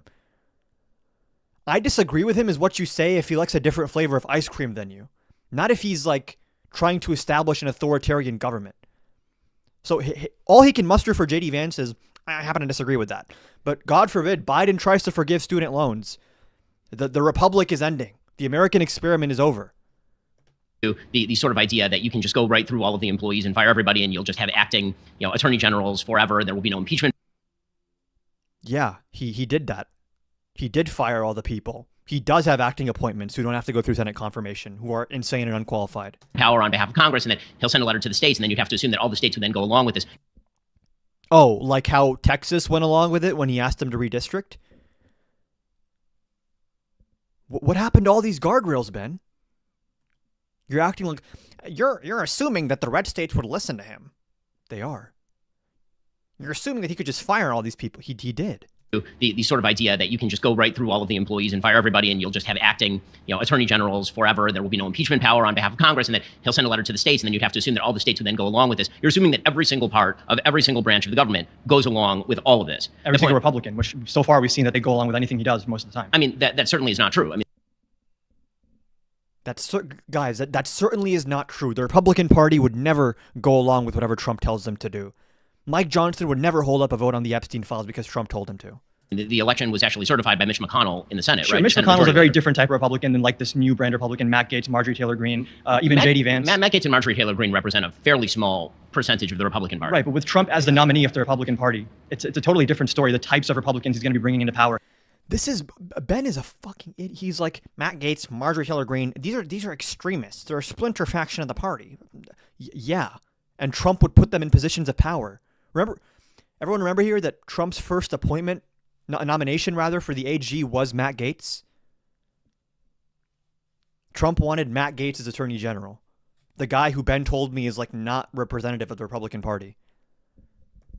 Like, that's what I was saying, actually, Mr. Shapiro, that if you give someone like Trump unilateral control, all of these quote-unquote fringe extremist voices get put in positions of power. Dumbass. I talked earlier about the... I mean, can I ask you a question? So, if you don't believe that the President of the United States... How many of these videos did you do? You've reacted to like 30 of them. I've done 7 of them, so I don't know how that... And I've only reacted to 2 or 3 of them on stream before, so... ability to fire the employees who are existing within the executive branch. Who does get to fire those people? And what is a fireable offense? And why should it be? Let's say Donald Trump comes in. Let's say he does all of this. He puts in a bunch of his own employees. Should the next Democratic president have no ability to get rid of those people? So I actually agree with the argument that we have a lot of inefficiency in our executive branch, and we need a better method to remove inefficient bureaucrats and people that aren't working in accordance with what the institutions are supposed to do. But I think there needs to be safeguards in place so that the president isn't making those types of appointments on the basis of his own personal interest. Because if the president has pardoning power, and he has now presidential immunity, and he has the ability to pick and choose who's in the executive branch, and he has the ability to disregard Supreme Court decisions, at that point you can call it a democracy, but effectively it's authoritarianism. So we've checked all those boxes, right? I guess maybe the last one you can argue we didn't check the box. Is that you? Yeah. Viktor Orban model, which I saw your interview with him and he randomly started praising Viktor Orban. I don't want to see that kind of leadership in the United States. So I mean, like, yeah, this dumbass, he interviewed Trump before the election last year, and Trump was like, Viktor Orban, such a great leader. You don't see that and like pause for a second? You think Viktor Orban is like the model of good governance? You care about small government, you vote for this guy? The Viktor Orban model, which I saw your interview with him and he randomly started praising Viktor Orban. I don't want to see that kind of leadership in the United States. So I mean, listen, I would actually very much agree with the idea of paring dramatically back the powers of the executive branch. And no, the fuck you wouldn't. You only want to do that if it's a Democrat. Congress should seize back its power in a wide variety of ways. The question right now, I think, is who is more likely to actually expand the powers of the executive branch at the expense of Congress? And if you look at the right now, I think, is who is more likely to actually expand the powers of the executive branch at the expense of Congress. And if you look at the expansion of executive power under, for example, Joe Biden, who has attempted to, say, relieve all student loan debt in the United States without any permission from a court, and then when the Supreme Court actually said you're not allowed to do that, he said, I found a way to go around that. Who is more likely to expand executive power at the expense of Congress? I don't know, Ben. Maybe the guy doing it who said for years, I'm going to do it. It's not like this is a surprise. Trump ran on being an authoritarian. You were just, I guess, woefully ignorant about that. And try to do that again. You know, there's a clever, I would say that, let's put it this way. I think that Joe Biden and Kamala Harris are much cleverer about the ways they expand executive power than Donald Trump, who's a blunderbuss. This is how you knew he was lying. You told me, oh, Biden defied a court order when it comes to student loans. No, he didn't. I think he tried to use the HEROES Act to forgive student loans. And then SCOTUS said that's not allowed. And he said, okay, I'll try to use a different statutory authority to do that. That's actually called judicial review. He followed the court order. And Ben knows this. He went to law school. Boss, when it comes to his attempts to expand when you executive talk power. about the student loan thing, again, this is an example of Biden trying to do something, the court saying you can't do it, and him saying, okay, I won't do it that way, I'll do it a different way. And if that way was found to be unconstitutional, the Supreme Court would strike that down as well, and I would want him to oblige with that. How crazy is it that I just had to explain what judicial review is to a Harvard Law School grad? I don't even know why I did that. I don't know why I assumed that he, in good faith, as a Harvard Law School graduate, was like lying about what court defiance is. The issue with Trump is, again, this is why I hate him, bro. He knew Trump was like, he knows this stuff. He just cares so much about not losing his followers and his viewers. And the chickens are coming home to roost. He's trying to actually, get rid of the filibuster and then add justices to the Supreme Court in response. The filibuster is like it's something that can change. It's not necessarily like part of our the filibuster and then add justices to the Supreme Court in response. Oh my God. Ben said, I can't vote for the Democrat because, Trump would never ask to get rid of the filibuster. The filibuster is like it's something that can change. It's not necessarily like part of our institutions in the same way that our checks and balances are like a bedrock part of our institutions. And I want to talk about this idea of expanding executive power. If J.D. Vance is saying that Trump should disregard the Supreme Court, that is much worse than Biden implementing something and then Supreme Court saying stop and him saying, okay, I'll stop. Well, he didn't say, okay, I'll stop about the student loans. He actually... Yes, he did. Yes. He did it in a different way. Okay, he didn't do it in a different way is him saying, I'm not going to stop. He actually... He knows that's not true. He knows that's not true. Ben is more educated on law than I am. He went to Harvard Law School. He's lying. He's not wrong. He's lying because he knows the correct answer. It's one thing if he's ignorant to this. He knows the correct answer and he's lying. He knew Trump was an authoritarian. He's known since 2015. stop. Well, he didn't say I'll stop about the student loans. He actually he did it in a different way. Okay, He didn't do it in a different way. Is him saying I'm not going to stop. He actually brags publicly in his speeches about not obeying the Supreme Court and trying to find a way to end around what exactly they told That's him kind not of the to do. purpose of the Supreme Court is if the mechanism he's trying to use to implement his ideas is found to be unconstitutional, he won't do it that way, and he'll try to find a constitutional way to do it. If that's also unconstitutional, I have no problem with the Supreme Court stopping him. The issue here is that Biden actually listens to Supreme Court decisions. J.D. Vance has problem with the Supreme Court stopping him. The issue here is that Biden actually listens to Supreme Court decisions. J.D. Vance. He makes this look of like, what? What do you mean? You know what the... Yes, bad faith, This is a performance. He's acting here. He's pretending to be frazzled, dazzled, like, what do you mean? That's not the same thing. You know what the fuck I mean, bro. You have a law degree. Vance has explicitly said, defy the Supreme Court, stand in front of the country like Andrew Jackson and say, the Supreme Court has made a verdict, now let them enforce it. So that's more explicit than anything Biden's ever done. I mean, that's not true. Joe Biden put out a 3-point plan on how he would actually, quote unquote, reform the Supreme Court by use of the Congress of the United States. Guys, apparently for the executive branch and legislative branch to work together to use legal avenues to reform the judicial branch, apparently that's what authoritarianism means. Again, getting rid of the filibuster, adding justices to filibuster also has nothing to do with authoritarianism. It's just a Senate rule. The Supreme Court, limiting jurisdiction, putting term limits on justices. Limiting jurisdiction, like how Trump just asked the Supreme Court to do. Casa versus the United States, like where they ended universal injunctions. You think Biden was going to do that? The Congress of the United States, again, getting rid of the filibuster, adding justices to the Supreme Court, limiting jurisdiction, putting term limits on justices of the Supreme Court. Now, the question I think... Authoritarianism is when you put term limits on the Supreme Court, apparently, but not when you run on a platform of being authoritarian and locking up your opponents. Is which party's excesses are more credibly going to take place? And it I think the party that's doing it. Seems to me that Joe Biden and Kamala Harris have been... I bet he never debates you again, lol. You'd think so, huh? Much more credible in their ability to get done many of the things that they threatened to do in terms of restructuring government than anything that Donald Trump or J.D. Vance have actually been capable of doing. So perhaps the place of agreement that I think many of us are going to come to is maybe threats to the institutions are bad, and perhaps when it comes to both parties, we should assess which party is more credible in its threats to the institutions, who has been more effective, shall we say, at expanding the size and scope of government over the course of, say, the 20th and 21st centuries, the Democratic Party or the Republican Party, no matter what the excesses rhetorically both parties are using. Sure. So when you talk about having issues with Biden reforming the Supreme Court, whether it's adding more justices or having term limits, that's a fair discussion to have, but that's like an entire order of magnitude below just straight up defying the Supreme Court. Like, you can say that's an issue, but it's just not on the... That's like an entire order of magnitude below just straight up defying the Supreme Court. Like, you can say that... What do you mean, liberal? That's an issue, but it's just not on the same level of importance or severity as the chief executive saying, oh, Supreme Court said I can't do that? I'm just... I mean, first of all, we do have a history in this country of that sort of thing happening. I mean, the tariff of nullification. Oh, you just spent the entire time saying that Trump won't defy the Supreme Court. And when I corner you on it, he says, actually, defying the Supreme Court, there's precedent for that. Oh, now you're just going to defend authoritarianism? In the 1830s with regard to Andrew Jackson, for example, and their tariff of abominations, rather. Can we just shit on Ben Shapiro a little bit today? When is it not a good day? I am so restless. This, okay, it doesn't even have that many views. 9 years ago, bro was literally doing debates. Ben Shapiro versus pro-Trump conservative. This was a never Trump guy, and he makes a lot of big arguments, a lot of good arguments here that now he wouldn't listen to. Ben Shapiro, editor-in-chief of the Daily Wire and host of the Ben Shapiro Show. Ben, thanks so much for coming, man. Hey, good to see you, man. During the primaries, Republican primaries, were there someone you supported? Yeah, as a Cruz backer in the primaries. And why Cruz? Because he reflected my ideological predilections best. And why not Trump? Because I don't think he's conservative. I think he toxifies the conservative effort, and I think that he's doing an enormous amount of damage down ballot and for the future. Are you concerned that Donald Trump could lose and Hillary could win and the country would just go to hell in a handbasket? Yeah, I mean, of course. I think that for conservatives, this election was already lost because one of two things happens. Either he wins, in which case I have real fears that he's going to gut the conservative movement because I've already seen it. I've seen people lying for Trump, pretending that Trump is conservative, shifting their conservatism to meet Trump. And you see it in the polls. You see 61% of he knew. He's always known. Republicans now say they're anti-free trade, and that scares me because I think the only future for the country is a limited government conservative, and Trump certainly is not that. If he loses, then we have... I can work with ignorance. I truly can. I can understand it. When you're lying on purpose, that's when you're like really scum. we have a similar problem, which is that he's gutting the party. I mean, if you just look at how he's doing with minorities, if you look at how he's doing with women, there's an entire generation of people who are going to look at everyone who backed Trump and started speaking out in favor of Trump and talking about how wonderful Trump was, and they're going to say, so you're okay with the Mexican judge comments, and you're okay with him making fun of disabled reporters, and you're okay with this and that. That means you're a bad. This is before Trump did any of the authoritarian shit. This is just him saying Trump is really mean to people.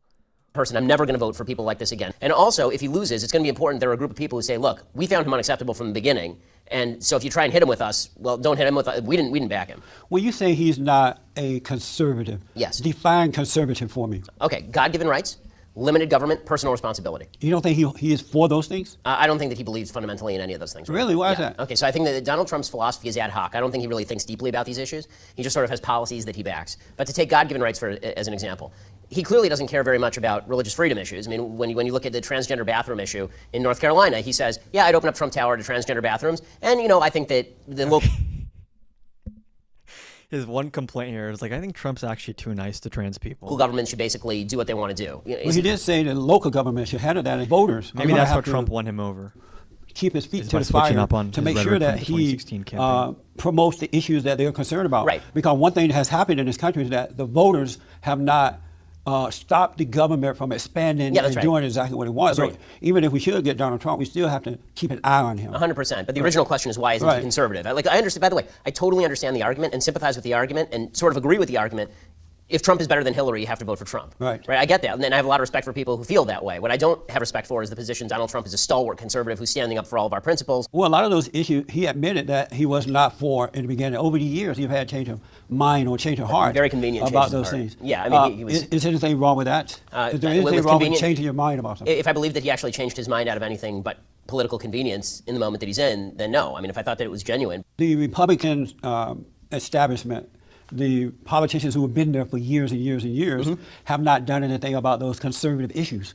They have not stopped one thing, and there is not one person that was running during the primaries that I felt, other than Donald Trump, I'd like to give him a chance. Well, I mean, Cruz actually shut down the government, so you at least have to say that he didn't accomplish anything. Though. Okay, but what does Trump ever accomplish in politics? He gave money. Who shuts down the government? Maybe that's why he loves Trump so much now. To Nancy Pelosi and to Harry Reid and to Hillary Clinton. Well, he's never been a politician before. Right, but I didn't give money, did you? I mean, I gave money between 1980 and 2010. Donald Trump gave more money to Democrats than Republicans. Well, that was due to being in business. He's successful and business people do that. I was a Democrat once, and I supported abortion and all that stuff that Democrats do, but then I had a change of heart, I had a change of mind. Again, so if I ran for president, would people hold that against me? No, because I think that you can tell when somebody's change of heart is genuine. I mean, Trump's change, his conversion story, his Road to Damascus story on abortion, is not particularly inspiring. Now, if you want to say, okay, he's better than Hillary, he's a chance we have to take, we'll hold his feet to the fire, that's a position I can respect. He's a conservative position is not a position I can respect. As far as the Jesse Lee Peterson the Republicans in Congress haven't done anything, I agree mostly. I think that they have done a couple. His change of heart was money. I think more than money, it was clout and audience. Audience capture is so real in political spaces in general, right? If you're doing politics as a career and you cultivate a certain audience, a time is going to come when you have a take or an opinion that maybe your audience doesn't love so much. And the real test of your integrity is whether you switch up on what you believe in just to appease them and not lose viewers, or whether you actually stick to what you believe. Of things, right? I mean, I think they let Obama destroy the country in 7 years. I don't disagree. Without any, just nothing. Okay, so I don't think it's fair to say they have no pushback. I mean, Obama does have veto veto power. power. Pretense pushback, but I agree. Obama got everything done that he wanted to do, and still doing some stuff. So not everything, but I think a lot of things that he wanted, for sure. Right. But I don't think the answer to that is to nominate a Democrat. But I mean, I guess we're past that now. I mean, let me ask this: one thing about Cruz, I want to know from you: do you trust Cruz now? Do I, in what sense? I mean, he's not my financial planner. Do I trust him to be conservative in office? Yes. Right. Do you believe him when he says those things? Yes, Ted is a very clever politician, and he is a politician, but he does have principles. What I've said about Ted is that he is the most sincere guy who looks insincere who has ever lived. When he gave his word by signing the agreement that whomever is chosen to represent the Republican Party as president, he would endorse that person. He went to the Republican National Convention under the impression. I wish we could do debates on these lives. Where are all the? Is there anyone left out there who does debates? I guess we can just watch YouTube videos and look at the news and it's fine, but I need someone to scold. All the impression that he's going to get up there and say, well, he said 2 weeks in advance he wasn't endorsing. I'm going to endorse Donald Trump, right? He never said he was going to endorse. He signed the agreement saying that he would. Okay, so Ted Cruz did, right? Okay, so a couple of things. And keep in mind that Ted Cruz is a Christian. He's a Christian. Yes, and I understand. And we expect Christians to keep to their word. Okay, we also expect. And so Ted Cruz went up there, giving the impression that he's going to endorse Donald Trump. He got there, he told the people, "Oh, you made your own mind up. Okay, so let your conscience be your okay, so there's a bunch of and he did not endorse Donald Trump. No. And then if I were running in a primary against somebody and they said who pledges to support the nominee, by the way, I wouldn't have gone to the convention. Yeah, I wouldn't have gone to the convention. right. I agree with you. And if someone talk about my wife, who cares? People talk about people all the time. I mean, honestly, You know, they say- if I were running in a primary look, against somebody people and he talk has about- 11 million social media followers and calls my wife ugly and suggests that my father murdered JFK, I'd be pissed. Would you? Yeah. The lore, I forgot about this. The Trump lore goes so crazy, bro. He literally told Ted Cruz, your dad killed JFK and your wife is ugly. And Ted Cruz was like, yes, sir. Whatever you say, sir. The pledge itself is stupid. I said this at the time. When Trump was the only person who didn't raise his hand for endorsed candidates. Put in a wall, a big, beautiful wall around the borders. As I've said before, I was in favor of a wall before Trump, and I will. All around the border, other than Trump. Absolutely. It was part of Cruz's platform. You really believe it was part of Cruz's platform? Really? And so you believe that he would, had he become president, he would put a wall around the border?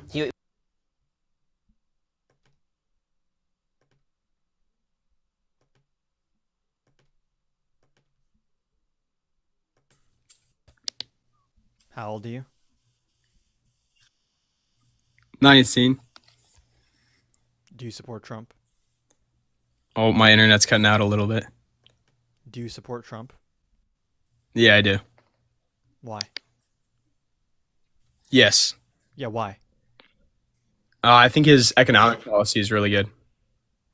Are you just here to say the N-word, or do you actually want to debate? No, I'm serious.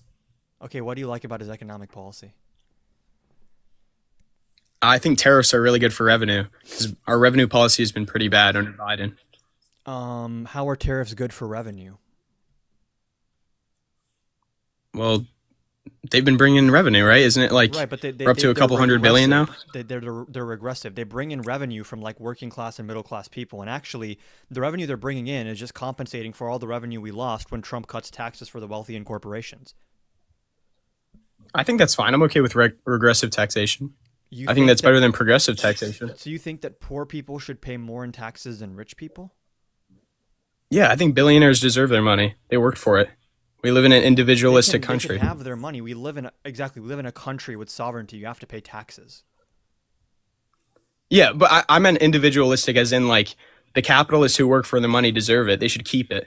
Those capitalists so I think that people work for their money money benefit from those capitalists benefit from a system with private property rights protected by the government, with roads and bridges and ports funded and built by the government, with public schools that educate their employees and probably educated them in many cases. I mean, it's not like these people live in a vacuum and they're just establishing these multi-billion-dollar businesses.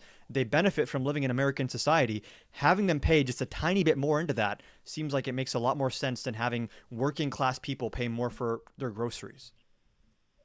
Well, I'm not against corporate taxes at all, but I think that businesses also benefit from private capital investment too. It's not just That's the government fine. Yeah, funding. they can still do all that stuff. The infrastructure that helps these businesses grow. Yeah, I'm not advocating for like the abolition of private property. I'm just saying like we can raise top marginal rates by a few percent and bring in more revenue. That's probably way more economically efficient than increasing grocery prices with tariffs.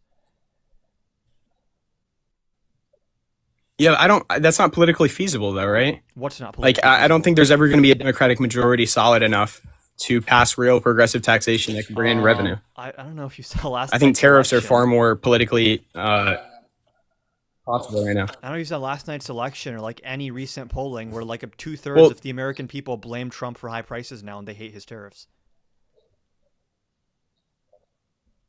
I honestly think that's just a result of the Biden inflation we saw. I think once Trump policies start coming into effect, we're going to see polls turned around for him with the approval rating. And he'll perform better in elections. Republicans will. Lost approval on immigration. He lost approval on foreign policy. He lost approval on his management of the economy. Around March, I think, the inflation rate started ticking back up as the tariffs really started to kick in. Jerome Powell has talked about how these tariffs are raising prices. I mean, his economic agenda has been rejected by the American people at every turn. Well, I feel like the tariff policy long term, though, will be beneficial for the American worker because prices will raise, but also wages will raise as we get higher paying jobs back in America. No, but the issue is like tariffs. I think maybe in the short term, but a short term pain for long term gain. I don't think tariffs are even good for domestic manufacturing because, again, 1/3 of the materials that we use to make stuff in America are imported materials. And we saw in Trump's first term, especially, when you start tariffing the materials that American manufacturers use, their production costs go up. So they lay off workers, they produce less, or they raise prices. Like I understand. It's effectively like a value-added tax in that context. Yeah. So I understand what you're saying, but I think the tariffs. I think Trump's using them in a silly way. I think Trump's using them primarily as a foreign policy tool to kind of bully countries into doing what he wants them to do. But like in a way that Scott Bessent would use them. I think we can tariff certain industries like lumber from Canada, something that we can easily produce here, fishing from Southeast Asia that, we can pay fishermen here. We have the most public water in the world, right? I think tariffs can be useful, but again, Trump's tariffs, the Liberation Day tariffs. I keep freezing. Can you hear me? Yeah. I don't know if you can hear me. I have one red bar, but I can hear you just fine. I'll let you know if that changes. Trump's Liberation Day tariffs. Okay. You agreed those tariff rates are like batshit crazy, right? They were horrible. I agree. Okay, but I don't think that he was planning to do that long term. We saw the stock market correction immediately, and then he canceled them for 90 days. Why are we defending hypothetical tariffs that don't even exist? Like, do you support Trump's actual economic policy that he's implementing?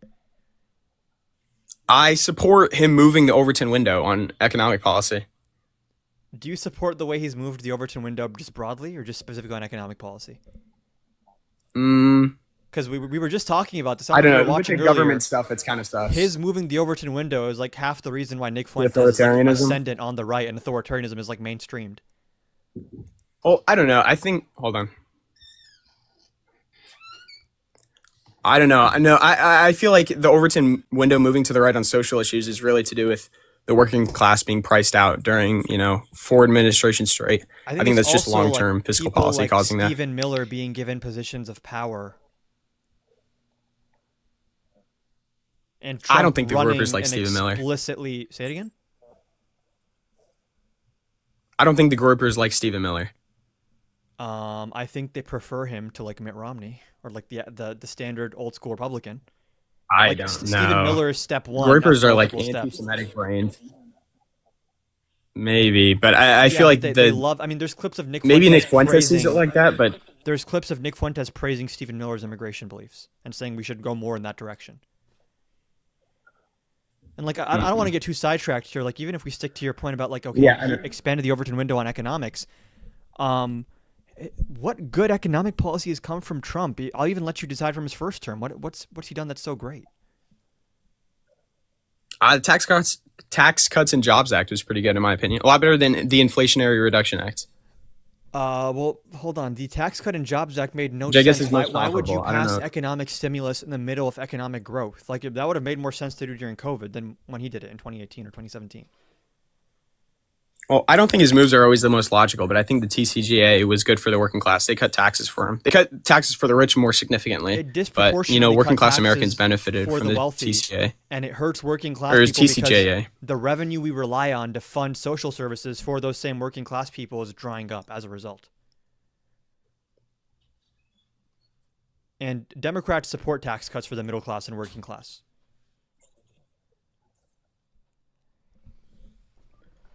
Yeah, but when have we actually seen that come into effect? Have they ever been able to do that? Obama codified the George W. Bush tax cuts. Right, exactly. Were those tax cuts for the working class? I thought those tax cuts for the elites, basically, for the billionaires. The board, right? And you shouldn't have codified the higher level ones, right? But like, again, under Obama, under Kamala Harris, under Joe Biden, the economic policy is geared towards helping the working class, whether that's taxing them less or giving them more tax credits on the other end or funding social services they take from, right?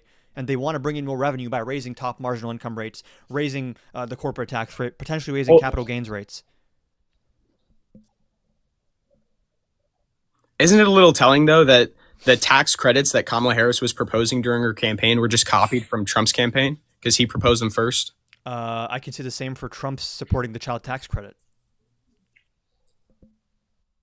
That was part of the, what was it called? The American Rescue Plan in 2021, right? The fully refundable child tax credit. And J.D. Vance ran this campaign on, like, we support the child tax credit. But then when it came time in the Senate to vote to extend those very same tax credits that he claims to support, he didn't even show up for the vote.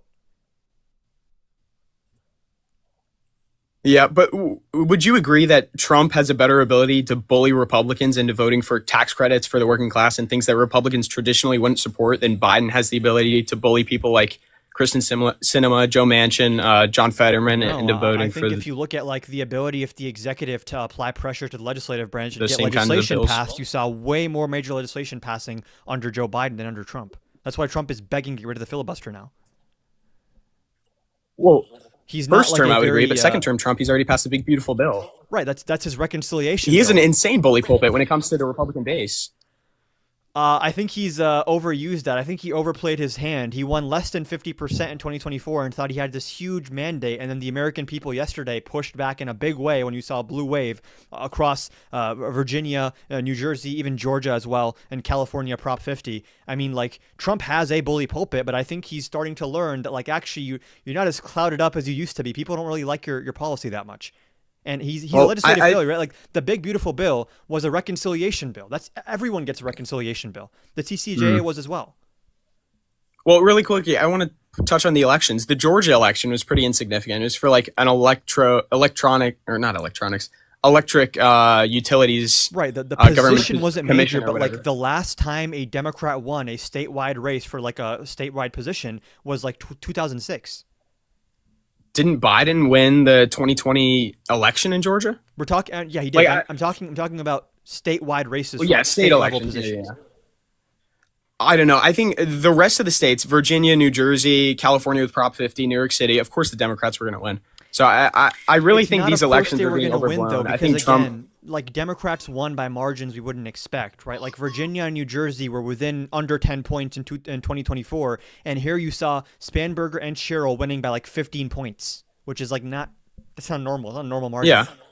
I think people are feeling, especially for Virginia, because there's a lot of federal workers that live in Virginia. I feel like people are feeling the short-term pain of the Trump administration, but we're going to have a long-term gain that's very I hear significant. this argument a lot. And What is the Trump won't even long-term have to rig the gain? 2028 election. What is to the win. long-term gain from the Trump agenda? Tariff revenue? He's going to use that to fund, social services, and he's going to bully Republicans into supporting some of those services programs like SNAP that he wants to cut, like the ACA that he wants to cut, I would not like be Medicaid that he surprised. wants to cut. All it takes is for like one of the people he listens to, like Laura Loomer, for example, to say something crazy, and he'll be like, "Okay, yes, You're ma'am." right. I mean, so you acknowledge that Trump is like a puppet, right? Yeah, but his puppet masters have fantastic foreign and economic policy. His puppet masters are Stephen Miller and Russ Vought and like I guess Laura Loomer a little bit. I think Russ Vought is space. Have you read Project 2025? I can't say I've read the whole thing, but I'm familiar with like the main premise of it, which is to destroy executive branch agencies and fill them with loyalists and gut the civil service, and then leverage that power to even exert pressure on the private sector to advance socially conservative agendas, which is what Trump is doing, which people hate that. Well, don't you think if so? Let's say let's imagine a 2028 America where the civil service is gutted, where the federal government has supreme control over private companies. Once a Democrat comes into office after Trump is super unpopular, wouldn't they be able to use that same pressure to nationalize industries? That plan succeeding greatly reduces the chance that we have free and fair elections again. That's kind of the problem. Trust me, bro. The guardrails will hold. Are you trolling? Yeah. Because no one says that Sorry. unironically anymore. No, you're. You wanted to. I did want to debate, so I appreciate you for trying. See, when someone tries in earnest to defend MAGA, it's not a winnable debate. That's why you have to troll. The only way you can defend MAGA is if you're joking. No one unironically says anymore the guardrails will hold, bro. Trump has ripped up the guardrails and set them on fire and pissed on them. Like, there's no guardrails. And then we have 3 guest requests, and I'm assuming all 3 of these people just want to hop on here to say the N-word. What a world we live in.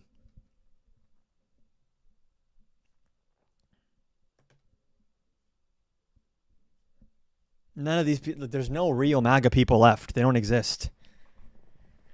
Stow wants to debate? Sure, I'm sure he does, or she does, yeah. Well, he would put a fence, yeah. I mean, that's what Trump is talking about, too, is a fence. No, it's not big, beautiful wall. a big, beautiful door with a big Trump T in it. He's going to put a touch fence, right? I mean, it'll be like Israel's fence. That's the idea. Are you in support of stopping Muslims from coming in until he can figure out what's going on in order to keep America safe first? Well, I mean, I'm in favor of what he called. What does that even mean, bro? when Trump said a complete and total shutdown of Muslims entering the country until we can figure out what's going on. What do you need to figure out? What do you mean what's going on? Like, are you planning to like read the Quran or something and figure out like, oh, chapter 7 is looking sus to me? What does this mean until we figure out what's going on? Called extreme vetting. That I agree with. Like a blanket ban on all Muslims, I think is silly because people can just lie about whether they're Muslim or not. So do you believe that he would bring jobs back? No. You don't believe No, that? I just have a question about the polls and winners from yesterday. Can't trust anyone. My finger is hovering on the disconnect button. Hello? How old are you? I'm 21. Okay. What did you want to say?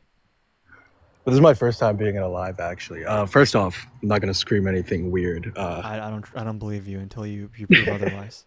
My only question is, I'm not too educated on the stuff that happened yesterday. Okay. With Mamdani winning, I've just heard people concerned about his ideas to make buses free and to, freeze rent in an economy where the top 1% owns a lot of that real estate that's going to be receiving it, and they fund a third of New York's tax revenue.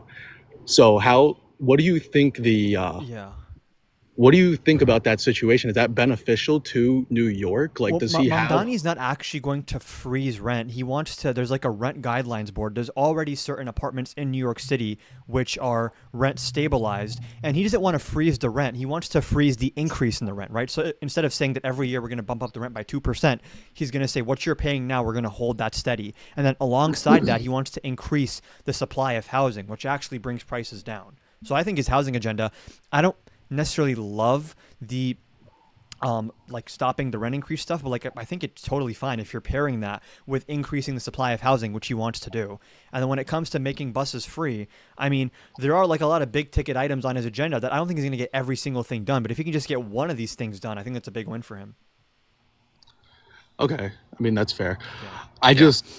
I love New York, and I don't want to see it get damaged. I think it's already in a very fragile state, in my opinion. So I just hope that he can. No, and I think he even says this, before he pursues really big economic policy, he said, my first thing is going to be making New York more livable and addressing the small stuff. I think one thing he said is get rid of all the scaffolding, all these metal pipes everywhere. I think if he just does that in the first few months, I feel like New Yorkers are going to be like, fuck yeah, we love this. That's fair.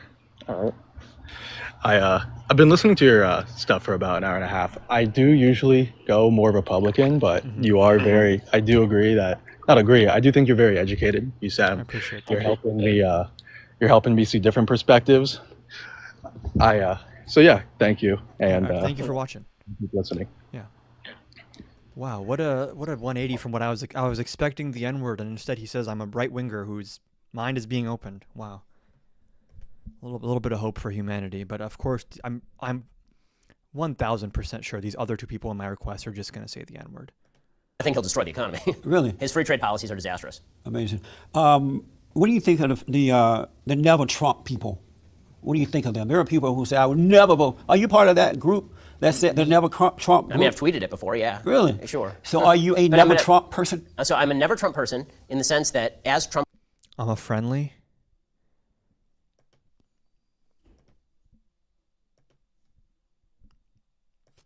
Hello? What's up? Yeah, I just want to ask, what's your, thoughts on his, city-owned grocery stores he's, proposing? I'm not a huge fan. I don't think he's going to be able to do it, so I don't really care.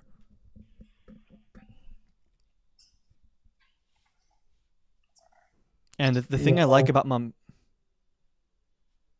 the thing I like about Mamdani is, for all of these claims that he's, some... Marxist, jihadist, whatever, Mamdani seems like a very practical person, very pragmatic, right? Every time you hear him talk about how are you going to fund this project? He says, well, my plan is to fund it with this. If that doesn't work, we'll try to find funding somewhere else. If the program doesn't yield the results we want, we'll stop the program, right? So that's a very commendable approach towards politics, which is we're going to try some stuff that I think could be cool. If it doesn't work, we're not going to double down on it. So I don't have an issue with Mamdani thinking outside the box and trying some of this stuff and trying to see where he can get revenue and where he can move around resources. And he seems to me like the type of guy that actually learns on the job and is able to update his positions and become more pragmatic, right? You saw that throughout his campaign where he's like, actually, yeah, I don't think fuck the police anymore. I want to work with the police. That's as a result of him actually getting involved in politics on that level and learning, like, actually, if you want to be mayor, you have to have a good relationship with the police and you have to actually be able to address crime. With that, and that doesn't mean that you're like pro police brutality or something, right? But you have to be able to appeal to like the average person who's like, yes, I obviously want more accountability and less immunity for police that abuse their power, but you're not going to win in New York City saying, I hate police officers. It's not going to happen because people don't actually really want that. So Mamdani to me is like not an ideologue. Mamdani seems like a very pragmatic, very intelligent person who's like very malleable in terms of like learning from his mistakes or learning and updating his agenda as he learns more. So that's why I really like Mamdani. Is like there was this idea after Trump won in 2016 that, oh, character doesn't matter. The character of who you elect doesn't matter. I disagree with that wholeheartedly. I actually think character is one of the most important things in who you elect, because guess what? Two people can run on the exact same agenda, but if one of them is like a fighter and an earnest, honest person who really wants to make big change, and the other person is like either lazy or just wants the attention and the ego boost, like they can on paper say, I have the same agenda, but I don't trust them to pursue it as relentlessly as the person who is more earnest and more honest. So what I like about Mamdani first and foremost is his character and his way of thinking. This is someone who's very hopeful, who is has a lot of novel ideas outside of the box, who is very young and very motivated and very energetic, and that is going to augment how he engages with the political system. Versus some person like Cuomo who has been part of these institutions for so long that he no longer challenges certain assumptions. That's why I like Mamdani. He's smart, he's honest, and he's motivated. And having those qualities in you, regardless of what your policy platform is, I think is a huge, is to your benefit. Trump currently? You're the same race as bro. What is the significance of that? I know why you're in the request. I would never vote for him. If he changes, if he becomes another human, then I would vote for him. You can only vote based on the evidence that's in front of you. I wrote a piece for National. You're a communist. I'm not a communist. Mamdani's not a communist. There's not a single Democrat that I'm aware of who's a communist. Y'all need to relax. Take a deep breath, drink some water. You're going to be fine. There are no communist jihadists coming for you. You're going to be okay. Review where I said, never say never Trump, basically, which is... Define communism, Wyatt. What is communism? You know, if Trump changes, then I'd be open to voting for him. Y'all, Tanner, it's embarrassing to say soy lib tears Trump 2028 after y'all got blown the fuck out last night. No one wants your agenda. No one likes you guys. As soon as Trump actually governs, the whole country is like, wait, I actually hate Trump. Why did I vote for... Like, no, you guys are losers. No one likes your agenda. You couldn't even break 50%. You got destroyed last night. But I don't understand. We've gone through so much in the last 7 years. Trump is trying to protect us, yeah, from success and prosperity, maybe. Especially. Yeah. Why are the people who are against Trump, voting for Trump, why are they so willing to just give up the country? Because that's what will happen if they don't get Trump in. It's delusion. I've been saying there's mass psychosis happening in this country. This is not just we disagree on politics. These people live in a different reality. Weren't you the guy who was defending Trump like a year ago? Me? Who's like, look at my account, buddy. Willing to just that could not be further from the truth. But what is it about Trump that would cause them, turn them off in that way, that they'll just give up the country? So as I say, it's a matter of risk calculation. Mamdani wants to defund NYC police. Interesting opinion. But I present to you Mamdani's platform in which he says, I don't want to defund the police. Jared says, this guy loves to hear himself talk. You can keep scrolling if you want. You don't have to give me engagement. You don't have to boost me in the algorithm. And newsflash, I am going to speak on my live stream, on my account. This may shock you. I don't know what if you expected like white noise or something. calculation is that if Trump loses, the country is over. My calculation is that if Trump loses, Hillary will be the second worst president in American history for 4 years, and then we can run an actual conservative and take her out. That's my calculation. Well, that's what we said about now? He said he wanted to defund, like 5 years ago. Obama. Once he's out of there, no, I never said that put, about Obama. I felt if someone in. I felt if Obama won the first time, he'd win the second. So how about the 8th year? He's been there 8 years.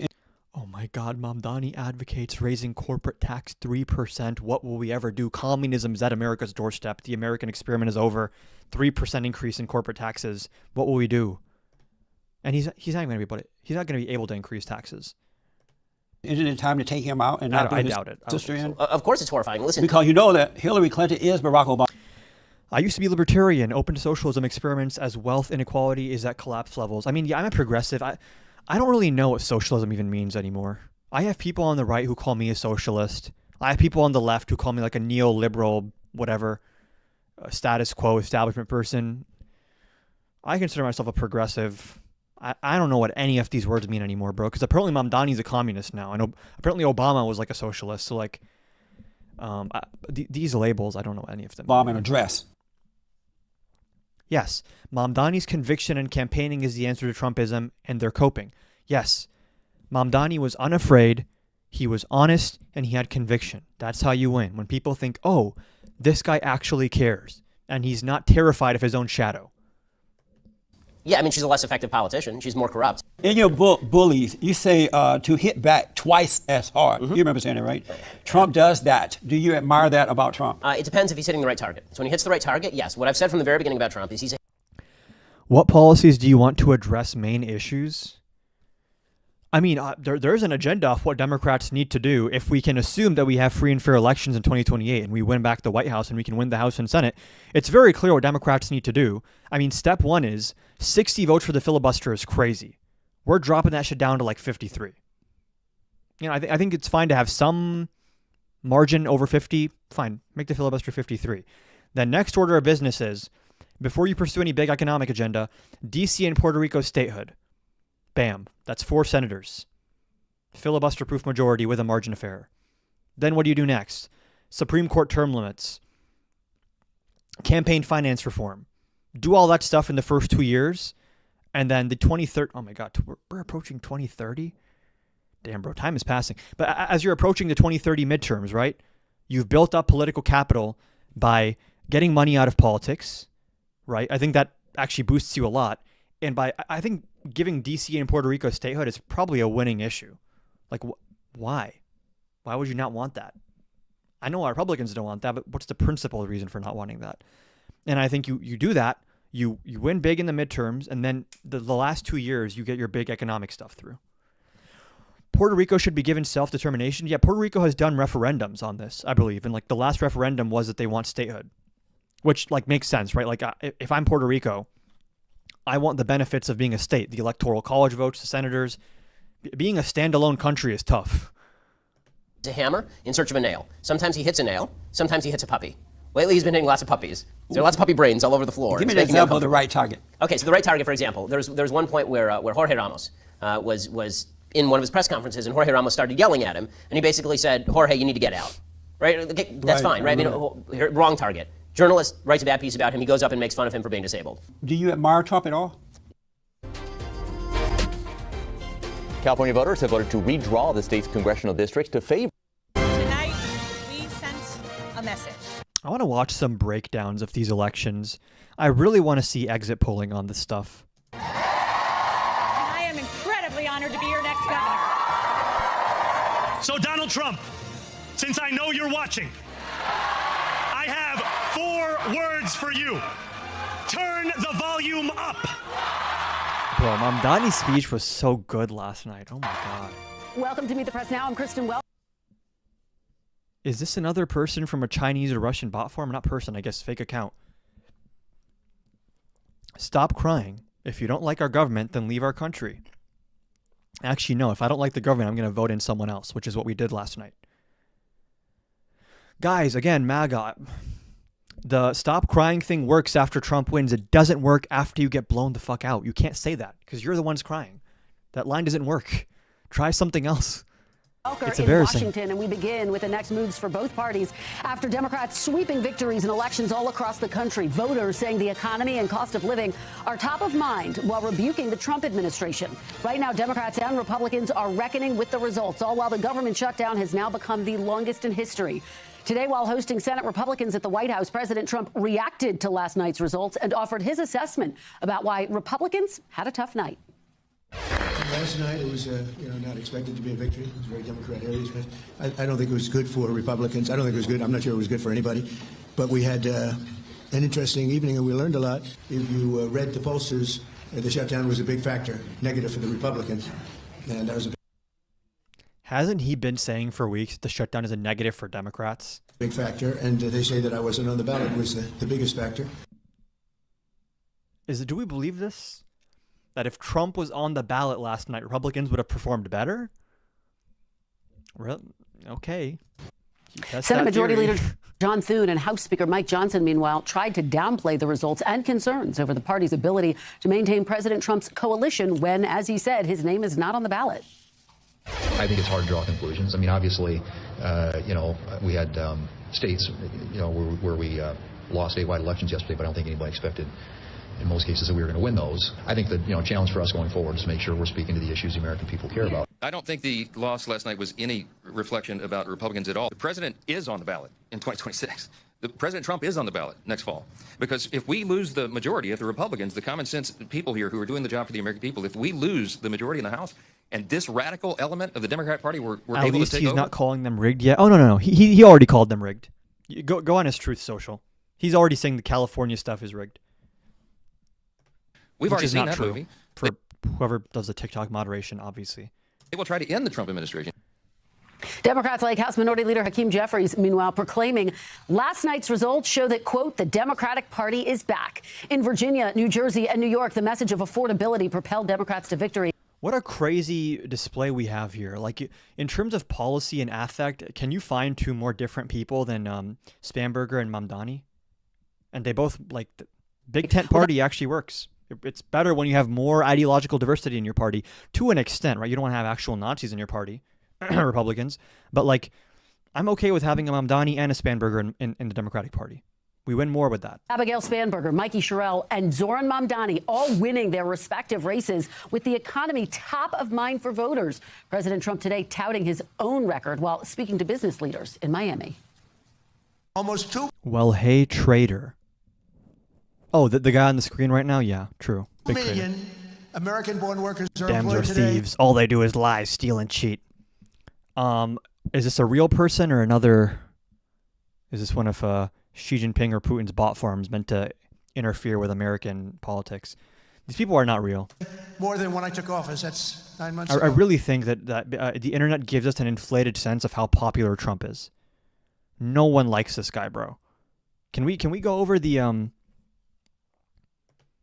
President Trump is speaking right now. Act like, oh, we're so popular. We have such a mandate. Everyone loves us. Let's watch the recent news on Trump's approval ratings.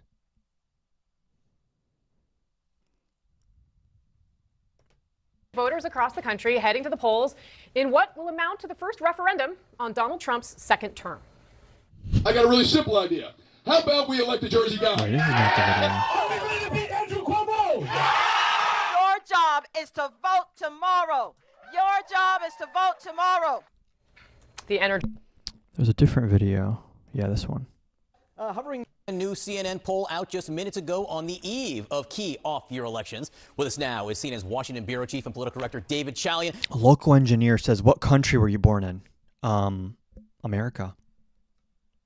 D-Chow, we got big numbers. Great, a brown hair. See, y'all, look at the comments. This is the American right. This is what we're up against. If you're a normal person who's like, you know what? I actually don't think that the way that light reflects off of your skin it has any bearing on your worth as a human. I'm actually just a normal person that wants better education and better roads and stuff. This is the other party. This is the other side. It's these people. Don't take my word for it. Just look at what they're saying. Numbers this is the American right. On the president's approval rating, which I guess really is upside down at historic levels. It is, John, and just consider this brand new CNN poll sort of a mood ring, if you will, as we head into Election Day tomorrow and that we're 1 year away from the midterms. That approval rating for the president, it is at a low point of his second term. MAGA, you guys still there? Anyone still there from MAGA about how much everyone loves Trump? What's the explanation? Oh, a fake poll probably, right? Fake poll. 37% of Americans in our poll approve of the job Trump is doing. 63% disapprove. Take a look at his approval in this term over time. You see here, he was up hovering near 50% in his honeymoon after the inauguration, and it has been going down pretty steadily. This is really bad for Trump, by the way. Like, this is... does anyone... what was his approval? I believe after January 6th, Trump's approval rating was like low 30s. He's not that far off from that right now. And January 2021 was like the low point of Trump's political career. Elected Republicans were turning on him, saying that he bears... Does everyone... I feel like people forgot what happened between 2020 and 2024. Like, there's a collective amnesia about it, right? He attempts a coup. The coup attempt fails. Every single elected Republican is like, we hate Trump now. This is not part of our party. We want him out of here. And in fact, Republican senators were ready to convict him and like remove him from office. Like, first you have impeachment, then you have conviction. They're ready to remove him from office. The only reason like Mitch McConnell and those people were like, we're not going to vote to convict Trump is because they thought there's no point. His political career is over. January 6th was so bad, Trump could never win a Republican primary again, let alone a general election. They were so sure that Trump was over. Trumpism was over. That's why they didn't remove him. And then look what happens. He takes over. And now they're all like, yes, sir, whatever you say, sir. Since now at 37%. And guess what? I guess people forgot what Trump was. So there was like this amnesia about what happened, and then people elect him. And the second we're given a reminder of what is Trump, how does he govern, how does he speak, immediately everyone's like, get me off of this. I do not want this. And also, just to give a sense here of how Americans are reacting to what he's doing, Trump has gone too far when it comes. These are not good numbers for y'all, bro. 61% say Trump has gone too far with presidential power. 57% say he's gone too far with deportations. To using presidential power, 61% of our poll respondents say that is true. Trump has gone too far deporting undocumented immigrants. 57% say that is true. That's up from February. In fact, this question, Norah O'Donnell asked him on 60 Minutes last night. He said the exact opposite. He thinks it doesn't go far enough. The American people disagree, according to our new poll. You said use this poll as a kind of... Does everyone know that Mr. Krabs meme? This one? Where he's like, wait a second. I hate golf. Like, as he's golfing. This is the equivalent of the American electorate right now. They, for some reason, elect Trump in 2024. They're like, wait a second, actually, I hate Trump. I forgot I hated It's so crazy. I mean, I guess in fairness, the inflation, the post-COVID inflation we saw hit people so hard over Biden's term that people genuinely kind of started to forget, like, oh yeah, we hated how Trump handled COVID. We hated the joblessness under Trump. And now he's back. And he does the stuff he said he was going to do. And everyone all of a sudden is like, wait, why did I vote for him? I hate this guy. Like, all these gains he allegedly made with the Hispanic voters. Look at the crosstabs from yesterday. It's all gone. All the ground they made with like Hispanic men and Gen Z men and like young black men, it's all gone. All of those people jumped ship immediately. They were like, we'll try this because prices are high. He's a change agent. Oh, we don't like this at all, actually. Never mind. Mamdani won 18 through 29, I think is the demographic, by 40 points. Didn't Trump win that by a point in 2024? Yikes. Even young men are like, What is the ring telling you about the mood elsewhere? Well, we sort of do that directional. How are things going in the country? 18 to 45, is that it? John, say they're going well. 68% say going badly. Yikes. Are we winning yet, guys? Is America great yet? No? Driving that? Well, what is top of mind for Americans? The economy and cost of living, far and away. 47% of Americans say it's the most important issue facing the U.S. Then the state of democracy. Also, this is heartening to see, right? We're told after 2024, stop running on the fact that Trump's a threat to democracy. The American people don't actually care about our institutions and authoritarianism. No, actually, I think they just didn't take the warning seriously, but then they actually see the authoritarianism, and it's the second biggest issue after cost of living is state of democracy in the general electorate, because actually people see, oh, Democrats weren't joking when they said he's an authoritarian. And now we're seeing authoritarianism, and this is actually really bad. We don't like this. Democracy. How crazy is it that state of democracy is considered a more important issue than immigration combined with crime and... I think if you combine all of these, 10 plus 7, 17 plus 5, 22 plus 1, yeah, if you combine every other issue below it, it still doesn't add up to state of democracy in terms of priorities. See, at 26%, immigration, crime and safety a little lower down. So, given that the economy is so hugely important to Americans, what do they think of Trump's policies? Oh my God. 61% say Trump has worsened economic conditions.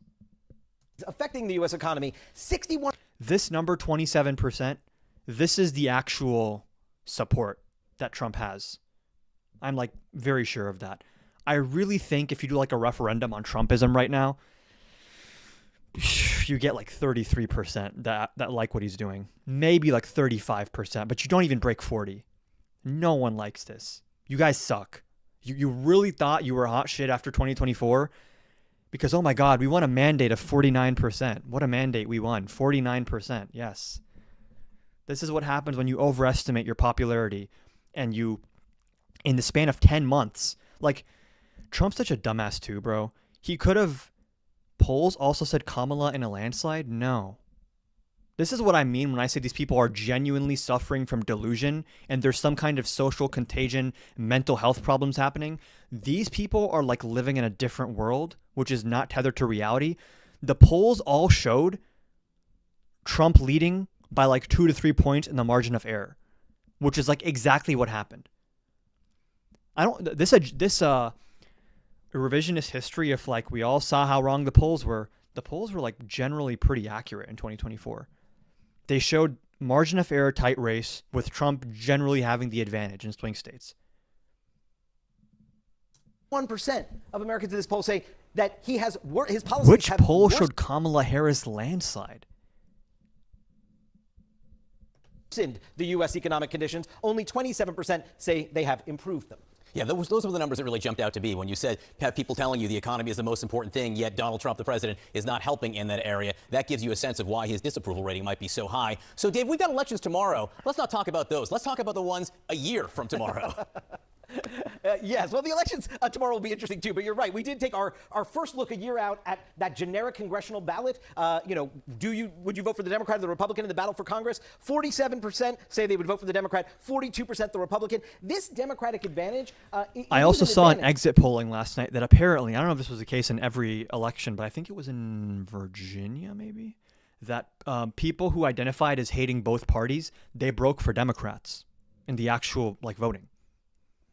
That used to be y'all's demographic. Trump would win those people usually, right? But it's not nearly as large of an advantage Democrats had. Is this the same poll that shows that 2/3 of independents don't like Trump either? Years ago, coming to the end of Donald Trump's first year in office in 2017. Because here's the thing. Was Biden extremely unpopular? Yeah, but it took him, I want to say, actually, no, maybe it was similar. Biden's approval rating on average for the first 7, 8, 9 months of his first term was 56%, and then the Afghanistan pullout was a complete failure.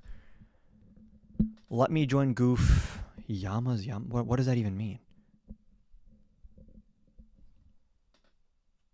I know where you live? I don't know who this guy is. Is he just here to say the N-word again? Teed up their huge midterm victories in 2018. I'm just going to assume at this point that if you're in the guest request, you want to say the N-word or show me something weird, because that's been the experience. And also that's just the American right. Are more motivated to vote than are Republicans. If you look here, those that tell us they're extremely motivated to vote in the midterms, Democrats and Democratic-leaning independents, 67% say they're extremely motivated. That compares to 46% of Republican and Republican-leaning independents. Yikes. But John, the Democratic Party brand is still a problem for the party. Look at this. Their favorable rating is at 29%. Now, the Republican favorable rating is not that much better, 33%, but still a tick better. 55% of Americans have an unfavorable view. A majority of Americans Americans have an unfavorable view of the Democratic Party. Now, this is a lot of Democrats that are feeding that. They're sort of hating on their own party. We'll see if they succeed tomorrow night, if Donald Trump's numbers continue to go down, if that'll turn their fortunes around. But this does not look exactly. Trump goes full authoritarian when he feels backed into a corner. Come midterms, it's going to get real. Yeah. I mean, all of the next level crazy stuff like defying the Supreme Court or suspending habeas corpus or seizing voting machines with the military or invoking the Insurrection Act, that stuff all got way more likely last night.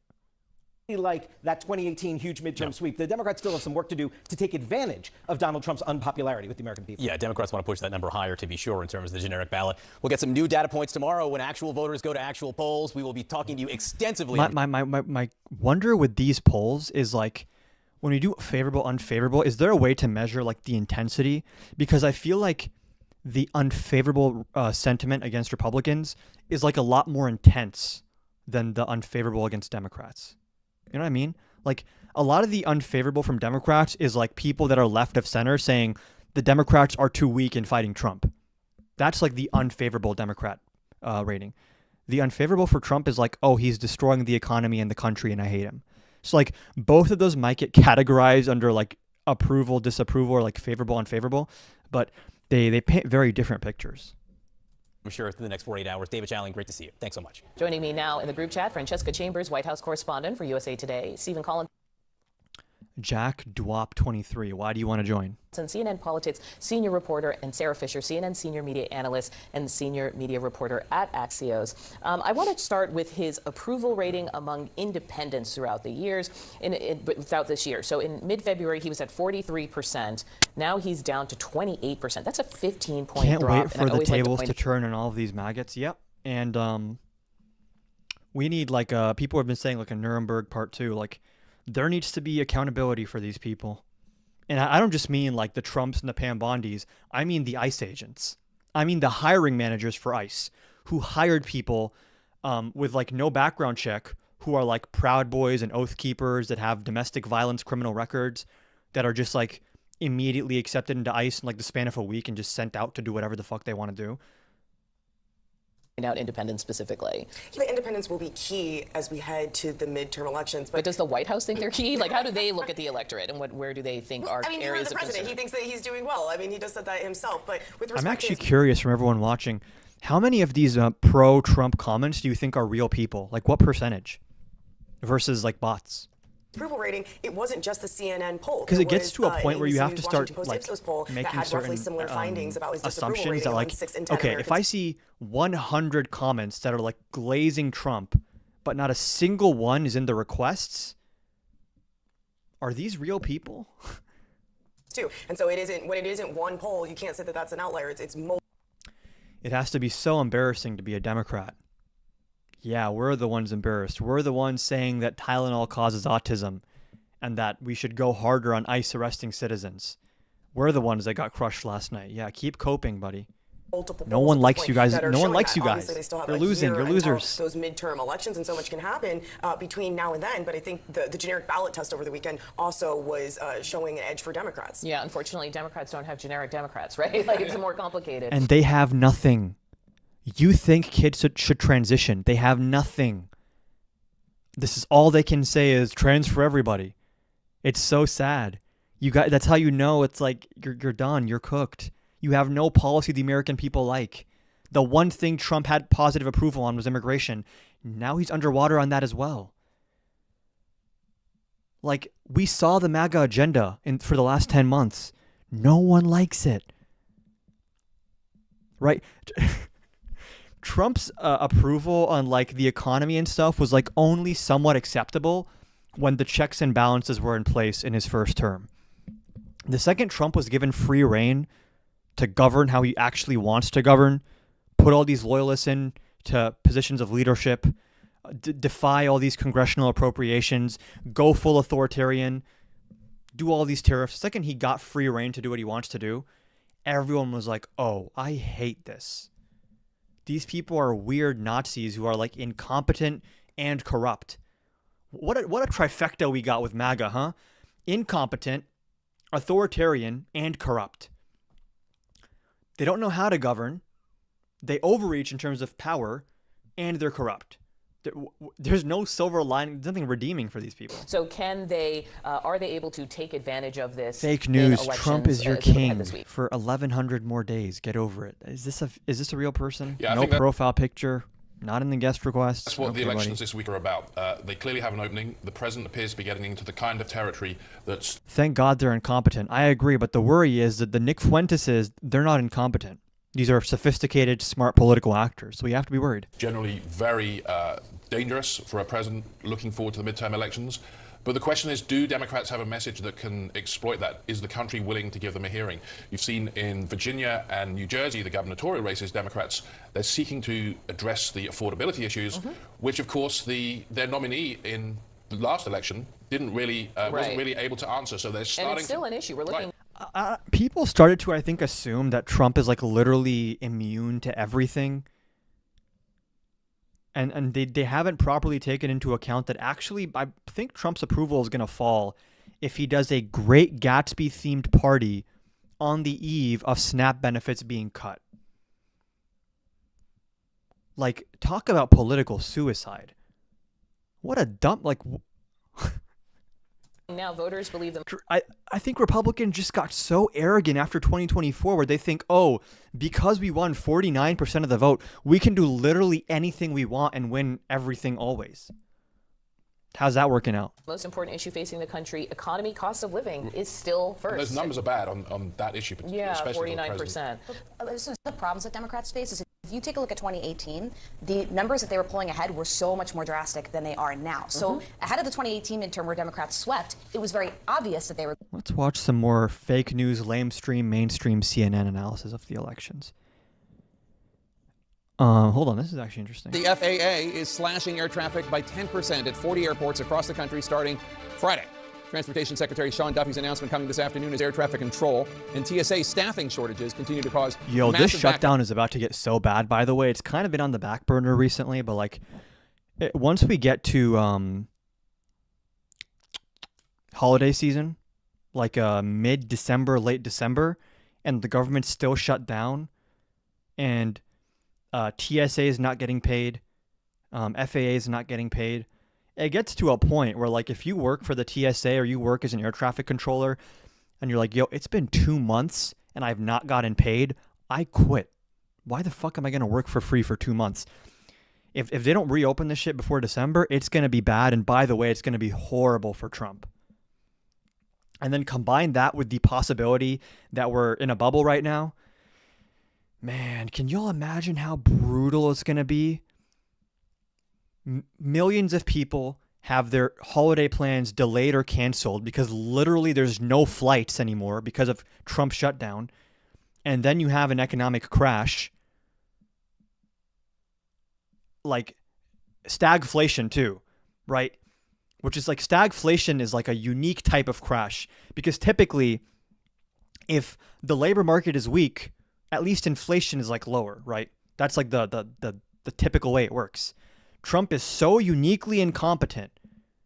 He could have just inherited inflation trending downward, labor market getting stronger. If Trump just did nothing for 10 months, he could have been doing pretty well right now. But he's like, no, I need to put in place these like 1800s economic policies. I need to suppress free speech publicly and not even hide it. That's how we win. Okay, dude. It's going to be so bad for Republicans. I'm telling you guys, if they fail at rigging elections, which is a big if, like the reason they want to rig elections so badly is because they know what's coming.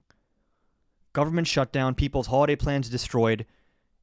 Labor market is weak, but prices also go up. Stagflation, you have people losing their job, wages going down, hiring going down. At the same time, prices are increasing. There's going to be, I don't want to say riots. I'm just saying, like, who was it before FDR? It was Herbert Hoover, right? Am I right about that? Who was president before FDR?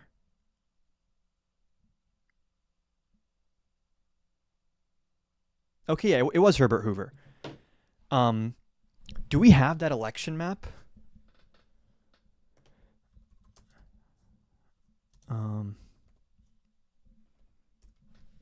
I don't think that this is like, I think these are going to be analogous elections, honestly. Oh my God, what a beautiful sight we have here. What a beautiful world this would be. Obviously, this is not going to happen in the modern era, but like, Trump is a blessing in disguise. I'm telling you, I mean, this man is about to destroy the Republican Party. They've chained themselves to a fucking barbell that is in the ocean sinking. Good luck, guys. Great idea. Great idea to nominate him. Because, by the way, there's no way to prove this, but like, if Nikki Haley, for example, won the Republican nomination in 2024, I actually think Republicans perform way, way, way better.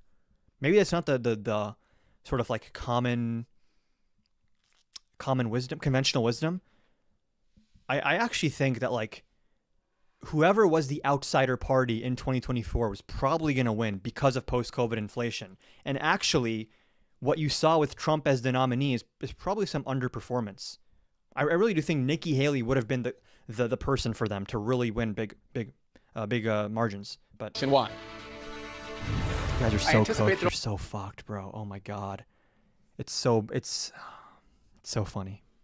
This is why there'll be additional disruptions. There'll be frustration.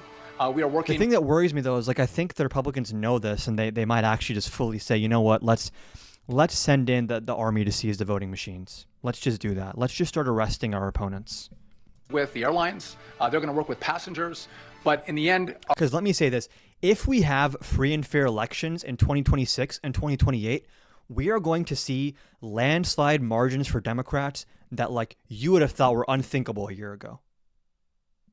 Our sole role is to make sure that we keep this airspace as safe as possible. This as the Trump administration and the government shutdown causing the issues hit a record-breaking 36 like, days don't forget, today. Guys, in 2020, Biden came within 5 points of winning Texas. Don't let them make you forget this because of 2024, right? When Trump completely mishandled COVID and everyone hated him, Biden came within 5 points of winning Texas. He won Georgia. Like, I don't know why MAGA thinks that like, oh, we won this million-year victory. Y'all got really cocky. There's real pain that can come to the Republican Party. We can flip Georgia. We can flip North Carolina. If there's a recession with stagflation, we can flip Texas, by the way. I'm not saying we will, but we can. Government shutdown, making it the longest shutdown of all time. I want to bring in CNN's aviation correspondent Pete Muntean. Who won the 24 election? Trump, with a plurality. Has Trump ever won a majority of the vote? No. He's still mad that Biden kicked his ass in 2020. Pete? Well, Jake, airlines were caught very off never guard got by over this that, announcement. huh? And I'm told by an airline source they were given less than an hour notice to put this policy in place in only about 36 hours' time. The impact here will be huge for the American. Yep, and the average MAGA voter thinks illegals are voting. Okay, buddy. American traveler. Remember, Yeah. air traffic controllers Cope. continue to work unpaid Cope. during this shutdown. This is And going to be the transportation new thing. They're blue states anyways. It's not a big deal that Democrats won. Oh, well, they won because the illegals voted for them. That's going to be the excuse in midterms in 2028 when Trump explicitly tries to rig and steal elections because he sees the country hates him and hates his movement. He's going to have to start saying, oh, Iran hacked the voting machines. Tren de Aragua hacked the voting machines. And all these tools are going to eat it up. They're going to be in my comments saying, we just want transparency. Of course, the army should go in and seize the voting machines. And then Tulsi Gabbard can tell us the real results. How sad is it? How sad is it that you have to rig an election and end democracy just to keep power? That's how unpopular you are. Secretary Sean Duffy just said there is too much stress on them. It's making the airspace unsafe. So he says if there is no deal and the best rage bait for MAGA is like a free and fair election where people are well informed on what Republican policies do. When the people see Republican policies in action and they are able to vote, it's not good for y'all. The government, y'all can only vote when there's no evidence of what you want to do. Like Trump won in 2024 because people kind of forgot what he was, and he was like this outsider change agent. The second they saw what he brought, they were like, oops. Shutdown. This policy will go into effect starting Friday morning. To put this simply, what bad policy do we have? How about like ICE and DHS brutalizing American citizens and legal asylum seekers? How about like tariffs that destroy our trade relationships and our economy? How about tax cuts and spending cuts that literally redistribute wealth from the working class to the wealthy? How about like insane levels of corruption where an insurance lawyer was made the U.S. attorney for the Eastern District of Virginia, a random insurance lawyer, just to get James Comey indicted, who's now getting laughed at in court? The judge is like, what is this? Like, what is this case that you've brought to me? The FAA is imposing a 10% cut to flights at 40 major airports across the country. Those specific airports remain undisclosed tonight. All they can do now is join people's lives and say the N-word. That is the extent of MAGA's power. That's why Trump is reaching. That's why he's expanding executive power as much as he can, because he knows he's losing. He knows no one likes him. And Trump's grassroots support at this point is like people who live in their basement and join people's lives just to say the N-word. And they think, oh my God, I just cooked. I'm so epic. You guys are super successful. Yeah, great. Enjoy your 27% of the American electorate that can never win power and everyone hates you guys. Good job. Bedford says a list of those airports will come out sometime tomorrow. What's interesting here is that Bedford says this was guided by the data that the FAA gets. Like, bro. Remember how everyone was like, oh, Trump is chosen by God. The bullet missed his ear by a millimeter. You know what seems more like God intervening to me? Is like the day that Dick Cheney dies, a Muslim socialist wins an election in the city where 9/11 happened. That sounds way more like divine intervention than some shitty aim missed Trump's ear. That's crazy. Now we get to have our little, we're chosen by God, that weird shit you guys did in 2024. What an underdog story. Trump is an underdog story. Oh, what's the underdog story? He tried to do a coup and failed, and then he was indicted multiple times, and he managed to evade jail time. The billionaire managed to get away with his crimes. The corrupt, authoritarian billionaire got away with his crimes and won. Oh, what an underdog story. Yeah, don't we all know the classic American story where you root for the authoritarian billionaire guy to not face consequences for his actions? Oh yeah, what a inspiring. It's as American as apple pie. Nah. Dick Cheney died, Mamdani won, and what? What are you guys going to do? This is how desperate you are now, where Republicans are like, oh, we're going to deport Mamdani. We're going to revoke his citizenship. That's how you know you guys suck and you can never win. It's not a big sign of confidence to say, we got to deport our opponents. Otherwise, we have no chance. We got to arrest our opponents, right? When Trump says, I'm going to arrest Gavin Newsom, I'm going to arrest J.B. Pritzker, I'm going to deport Zoran Mamdani, I'm going to silence pro-Palestinian protesters, that's a sign he feels intimidated and he's losing. So, from pilots, not the air traffic controller. Vinny can't take the truth. I know. It's I can taste the MAGA tears. I stopped drinking my coffee because these taste so much better. The surprise new policy was designed to protect. Here is what Transportation Secretary Sean Duffy said about that. Didn't his opponents try to arrest him too? No. MAGA is right about one thing. The federal indictments against Trump were politicized. What they get wrong is that they were politicized in favor of Trump. And cheap Sundays, please hop on the request, and I would love to educate you on this. Please. I don't think you will, though. They never do. It's either you don't know what you're talking about, so you want to debate the Trump federal indictments, or you do know what you're talking about, and you don't want to touch those with a 10-foot pole. By the way, oh my God, are you guys ready for Jack Smith to testify in front of Congress? Evil, corrupt, deranged Jack Smith who belongs in prison. Trump is so dumb, bro. Oh my God. These House and Senate Republicans that are like victimizing themselves on TV. We have recently learned that Jack Smith subpoenaed our phone records. How dare he? What an overreach.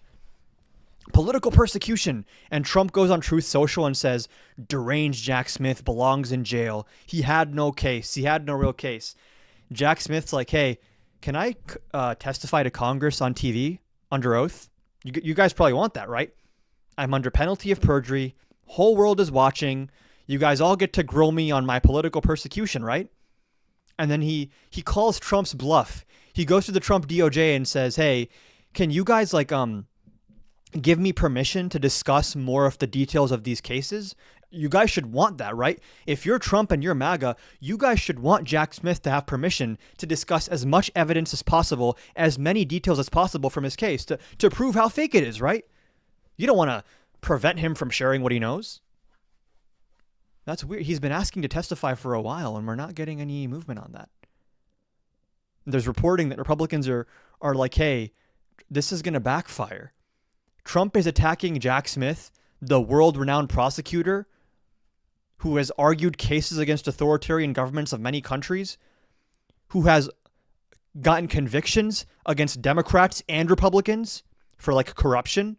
Oh, that Jack Smith? The extremely talented, meticulous, apolitical prosecutor? You want to attack him? Okay. Put him under penalty of perjury. Put him on TV for the whole world to see, and MAGA cry about it more. Make it a spectacle. Make the whole country watch. I want everyone tuned in to watch the Jack Smith testimony, right? You guys should be excited for that. That should make you real happy. We get, finally, the prosecutor can face all the tough questions MAGA has been asking on TikTok and Twitter and YouTube, that I'm sure he'll crumble under the pressure. Yeah. We're noticing that. Great strategy, guys. Great idea. This is how you can distinguish, by the way, between who are the true believers of the MAGA cult and who know that they're lying, who know that they've sold out, right? The ones who are true believers unironically say, yes, I want Jack Smith to testify on TV under penalty of perjury. Yes, I want this. Because they actually believe that he's going to look bad in that situation, right? The people that work for Trump and all the senior Republicans, the reporting shows that they're terrified. They're like, hey, let's not bring attention to Jack Smith, bro. This is not the best fight to pick. This is the wrong tree to bark up.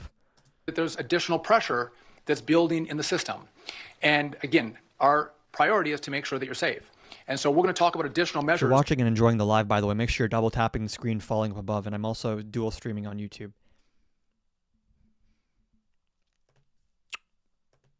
That we are going to take that's going to reduce their risk profile. That's what I'm saying. Jack Smith indictment going mainstream in 3, 2, 1. I made a video about this. I think TikTok fucking took that shit down, which is annoying. But this is how the Jack Smith hearing is going to go.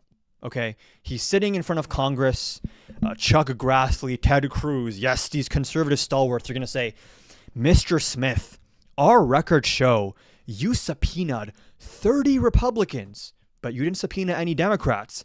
That seems awfully politically motivated. How do you respond to that?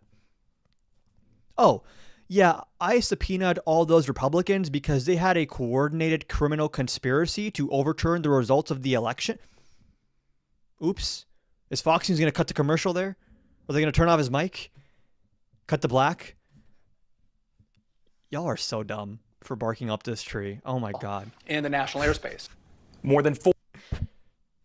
What evidence do you have of that? Oh, we have all this email correspondence and text messages of all of Trump's legal team and all these Republican officials discussing their criminal plot, which they knew was criminal.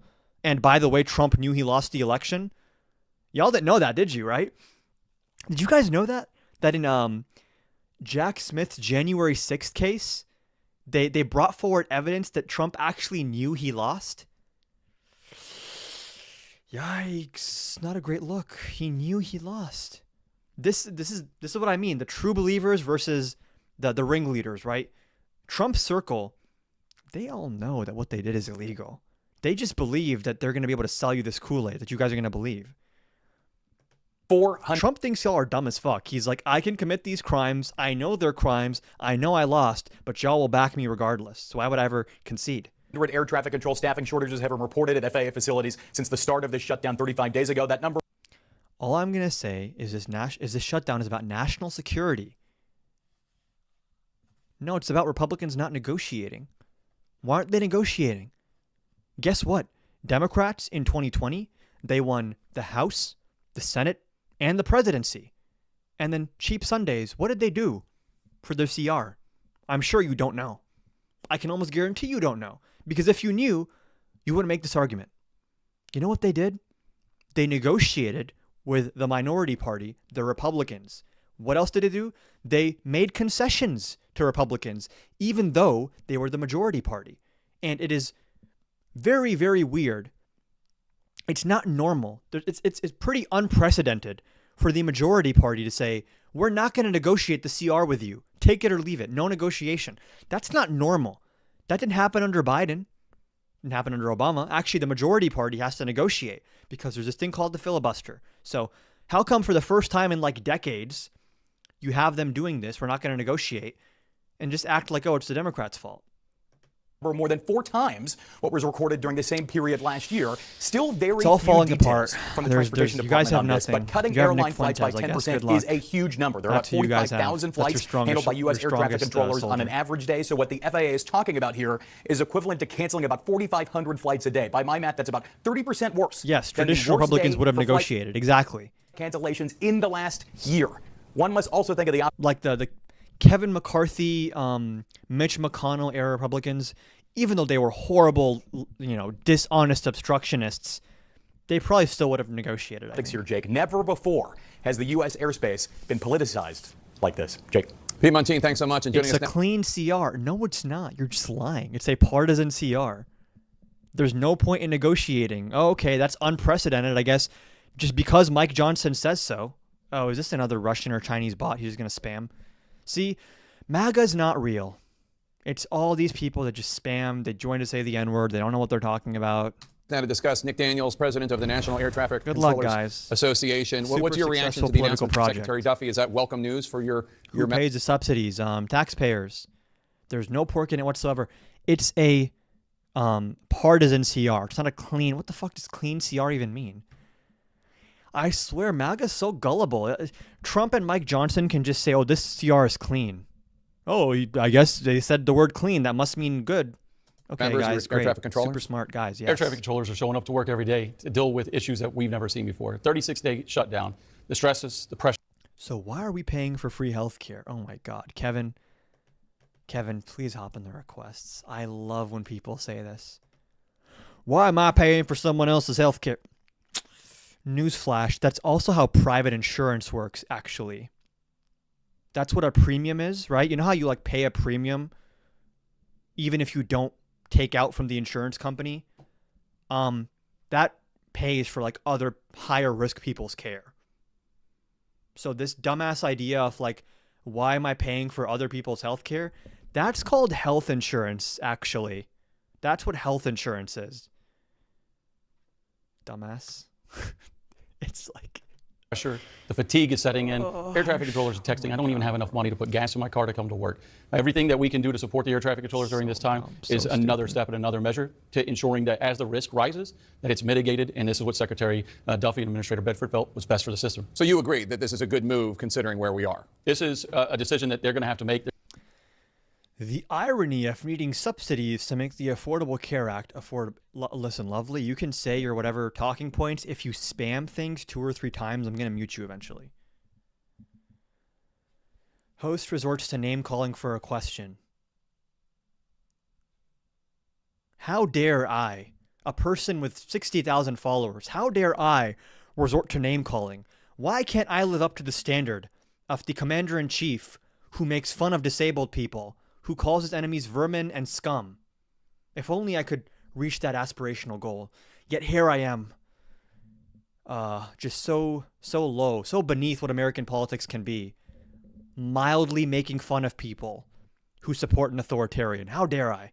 They're going to have to review and determine is this the right move or not, because it's a moving target every day that this shutdown continues. There are more problems being caused from it. Every day it grows, and we don't know what that measure is going to be and would look like, but we need to ensure the air traffic controllers. All these pro-capitalist, pro-free market people are stupid too, because if you actually like learn economics, what you're going to learn first off is like, oh, healthcare is one of those things that the private sector just can't do efficiently. Like it's by definition going to be inefficient. Like it's actually more efficient to have government involvement in healthcare, right? These people think capitalism and efficiency are synonymous. Oh yeah, it's a great idea to have competing insurance companies. Really?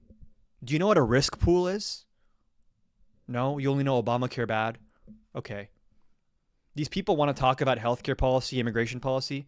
Oh, do you know what the credible fear interview is? Do you know what like standard Section 240 immigration removal proceedings are?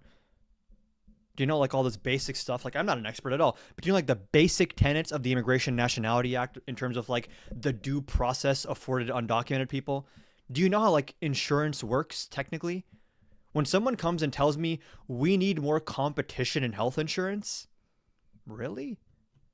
You want to split up the risk pool? You think that's efficient? You even know what a risk pool is? Because actually, if you consolidate the risk pool and expand the risk pool, the average cost goes down. Do you know what that means? No? You just don't like liberal healthcare, I guess? Okay, cool. Nice.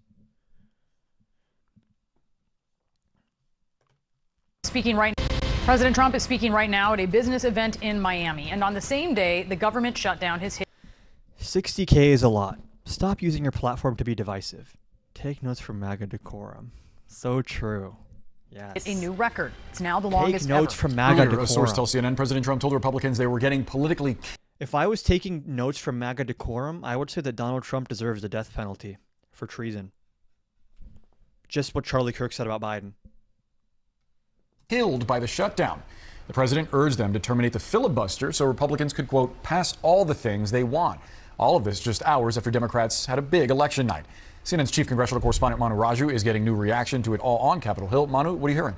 Yeah, the big question right now is whether or not What's so crazy, speaking of that, I can't believe Jay Jones won.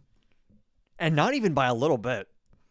It's kind of crazy. Like, because those texts were bad. They were bad texts. Like, if there was a way to replace them, I'd prefer that. But like, damn.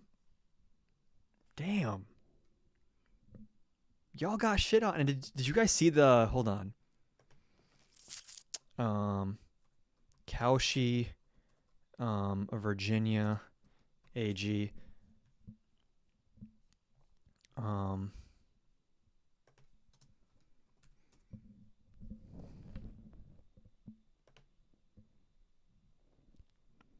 This is so funny to me, bro. The days leading up to the election, they're like, yes, the Republican is going to win the Attorney General's race in Virginia. Yes. What odds are we at here? 66, 3/4 likelihood, and then bam. Look at that immediate shift when the actual election happens. Expectations versus reality. MAGA's in for a rude awakening. This is how much people hate your agenda. That they'll overlook the Jay Jones text messages, which were bad. They were bad text. Like, I condemn that stuff, right? This is how much people hate you guys. Did you guys see the exit polling on this? Oh my God. You can't help but laugh. So the Jay Jones text messages and the exit polling, here's what's crazy. 9%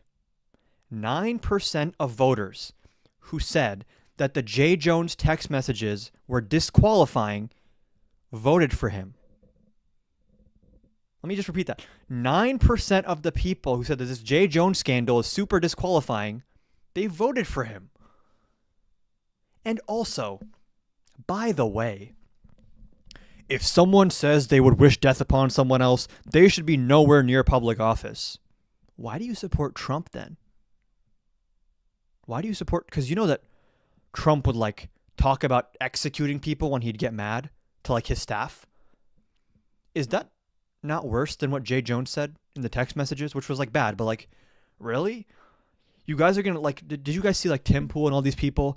A man who wants to kill us all has just become the Virginia Attorney General. It's over for... Calm down, bro. Oh my God. Like, yes, they were bad jokes. They were in poor taste. Like, I think it's pretty weird to say stuff like that. I don't think he's going to try to like unalive millions of people who disagree with him politically. I know, crazy idea. And if this is the standard that someone who says they want to unalive people who disagree with them politically, that they shouldn't win anything, why do you like Trump? When his staff came and said, hey, they're saying hang Mike Pence, he said, so? And? I don't give a... like... And they don't know this. They don't know this, that he would tell Bill Barr, his attorney general, we need to execute people in my staff who leak stuff to the press. We need to execute them. That sounds a lot worse than anything Jay Jones has ever said. Or like when Kevin McCarthy, the Republican Speaker of the House, was like hiding, or was he minority leader back then?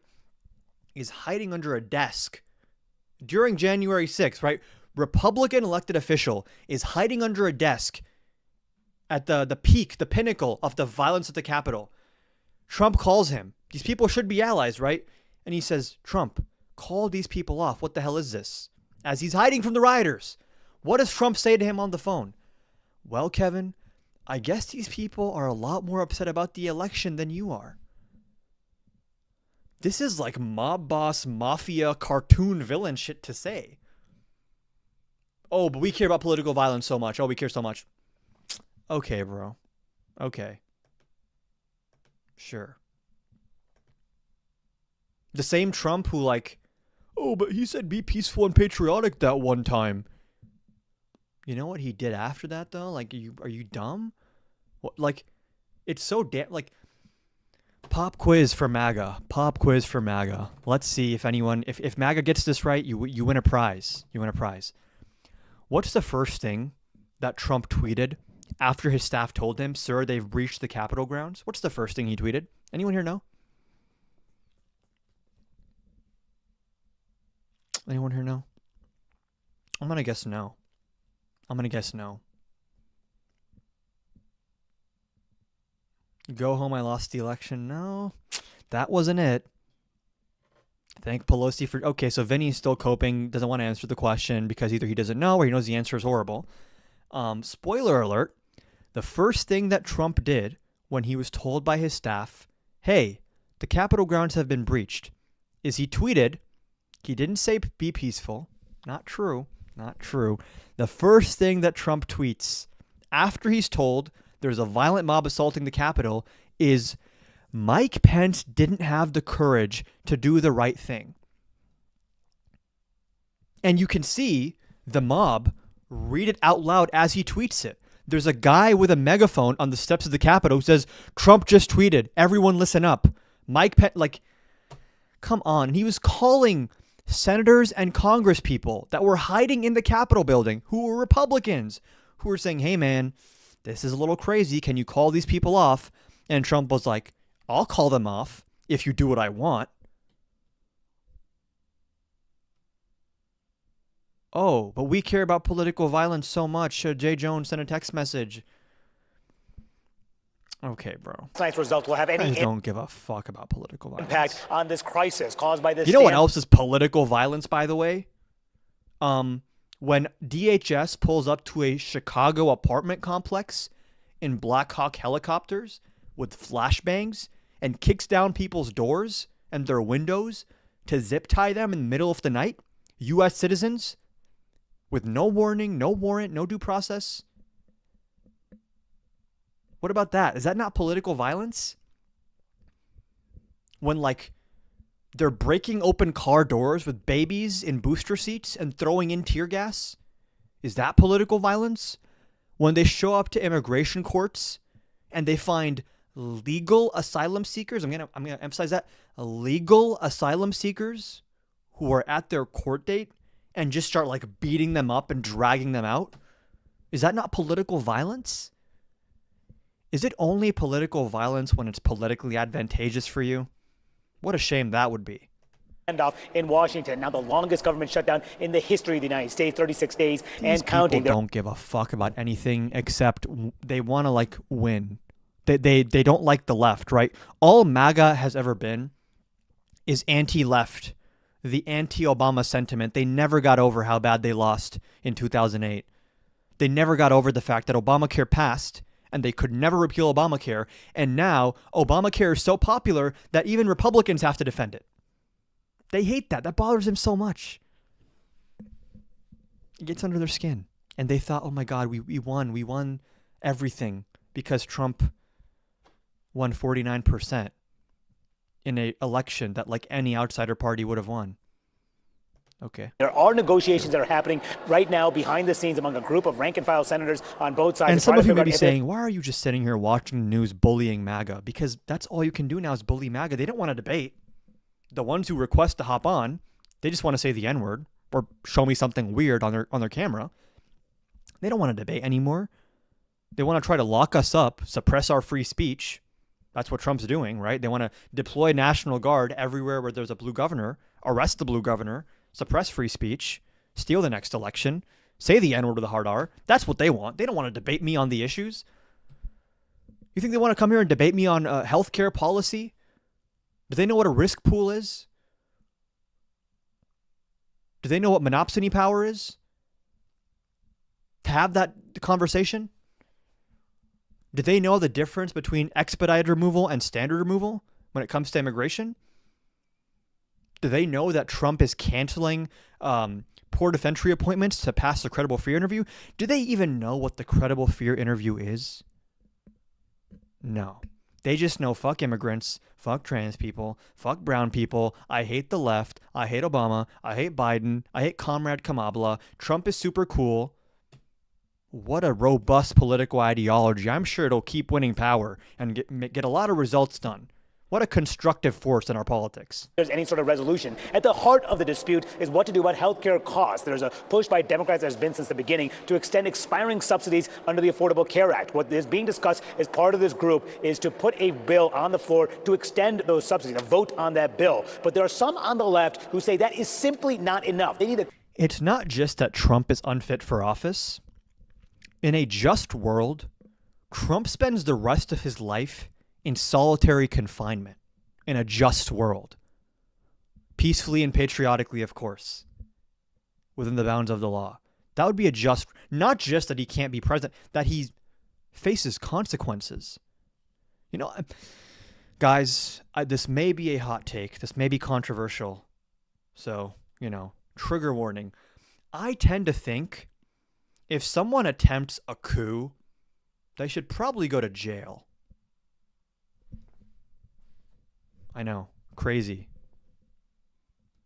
Commitment, they say, that this... If someone profits to the tune of billions of dollars by leveraging public office, if someone sues their own DOJ for $250 million, which is staffed by all of their personal lawyers, who are obviously going to approve the request.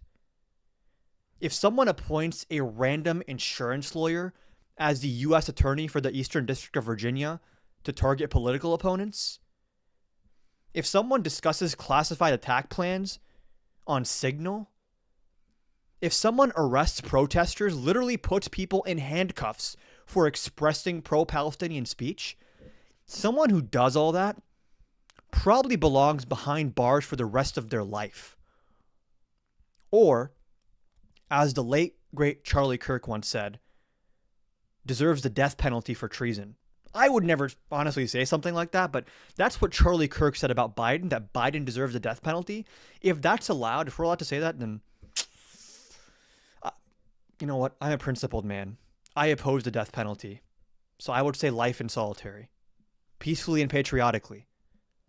Guys, everyone on the left, next time you say something that the right could construe as being inciting violence, just make sure that after you're done saying it, you say peacefully and patriotically. Because apparently, as long as you utter those words at any point in time, peacefully and patriotically, you're off the hook for whatever happens after. You just have to say that once. I said it here.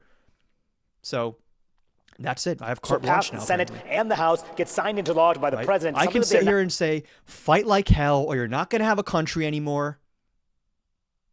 Peacefully and patriotically. Go to the Capitol and show them what you have to do. They're trying to steal our country from us. You're not going to have a country anymore. Mike Pence doesn't have the courage. Peacefully and patriotically, though. Not getting... My opponents are terrorists and vermin and scum. Peacefully and patriotically. At this moment, and I caught up with one of those progressives, what a Senator cheat Bernie code they Sanders, gave us, who guys. said the message from last night. Cheat code. Oh my God. Everyone making these Charlie Kirk jokes, which I personally don't really make. I think it's in bad taste, but also like there's some funny memes coming out now, like all the people seeing the album covers where it's like instead of Drake, it's like Charlie Kirk, or instead of Future, it's Charlie Kirk. And they're just like renaming these albums. So instead of Take Care, it's like Take Kirk, or To Pimp a Kirk instead of To Pimp a... This stuff is like funny. And I see MAGA having a meltdown about it. Like, oh my God, this is high treason. Tonight's election should not be for Democrats to essentially When Shadi got Turks and Caicos, but she's not throwing Kirk. How dare you? Oh my God. What an incitement to violence, young man. in this negotiation. Dems are full of hate, said the man who voted for someone who called his opponents vermin and scum and said they belong in jail and is trying to put them in jail, actually. How dare I make a comment on my TikTok live? The vote is not sufficient in your eyes. What do you think the vote means? Wait, Vinny, I'm not full of hate. You forgot that I said peacefully and patriotically. So, actually, doesn't count. Vote. Maybe you win, maybe you lose. It goes nowhere. What is important is that we protect the health care of the American people. This is the level we're at. I'm debating my comments because no one has the testicular fortitude to actually request to hop on and debate. The issue, not a vote. Got to vote every day here. What does the vote mean? And there are Republicans, too, who do agree with what Donald Trump said, that the shutdown had an impact on last night's results and may have even cost them oh my the election. God, did you guys see the way the Supreme Court was grilling John Sawyer on the tariff case? Oh my God, woke is so back. This kind of behind-the-scenes tension where these we have been listening. You know who's been vindicated, by the way? I myself owe an apology to this person.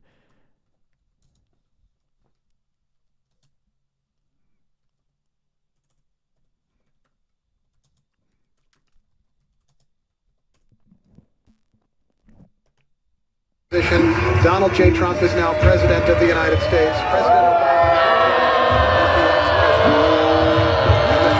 Obama. This was the appropriate reaction. I'm not going to lie. I clowned this person. Everyone clowned this person. It's like, yo, Chip, you know what? We all owe this person a huge apology because honestly, justified reaction. Way ahead of schedule. This is like as soon as Trump was inaugurated in 2017.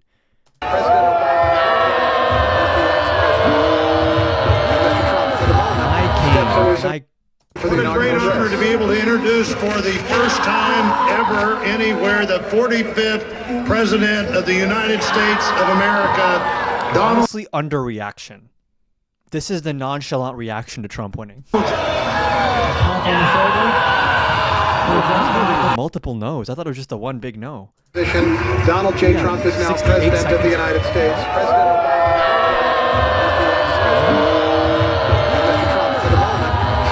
President What a great honor to be able to introduce for the first time ever anywhere the 45th President of the United States of America, Donald.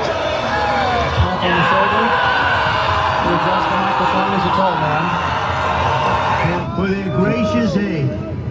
I am so sorry to my world. I am so sorry to my world. This is not what we want. We will face There's so much potential but we will get the job done. For beauty and for devastation. In this one moment, it's just almost incomprehensible that they can exist right now. So you know that one meme? It's like the YouTube thumbnail and it shows like the Riddler from the Batman movie and it just says, "Does he know?" Does everyone know what I'm talking about?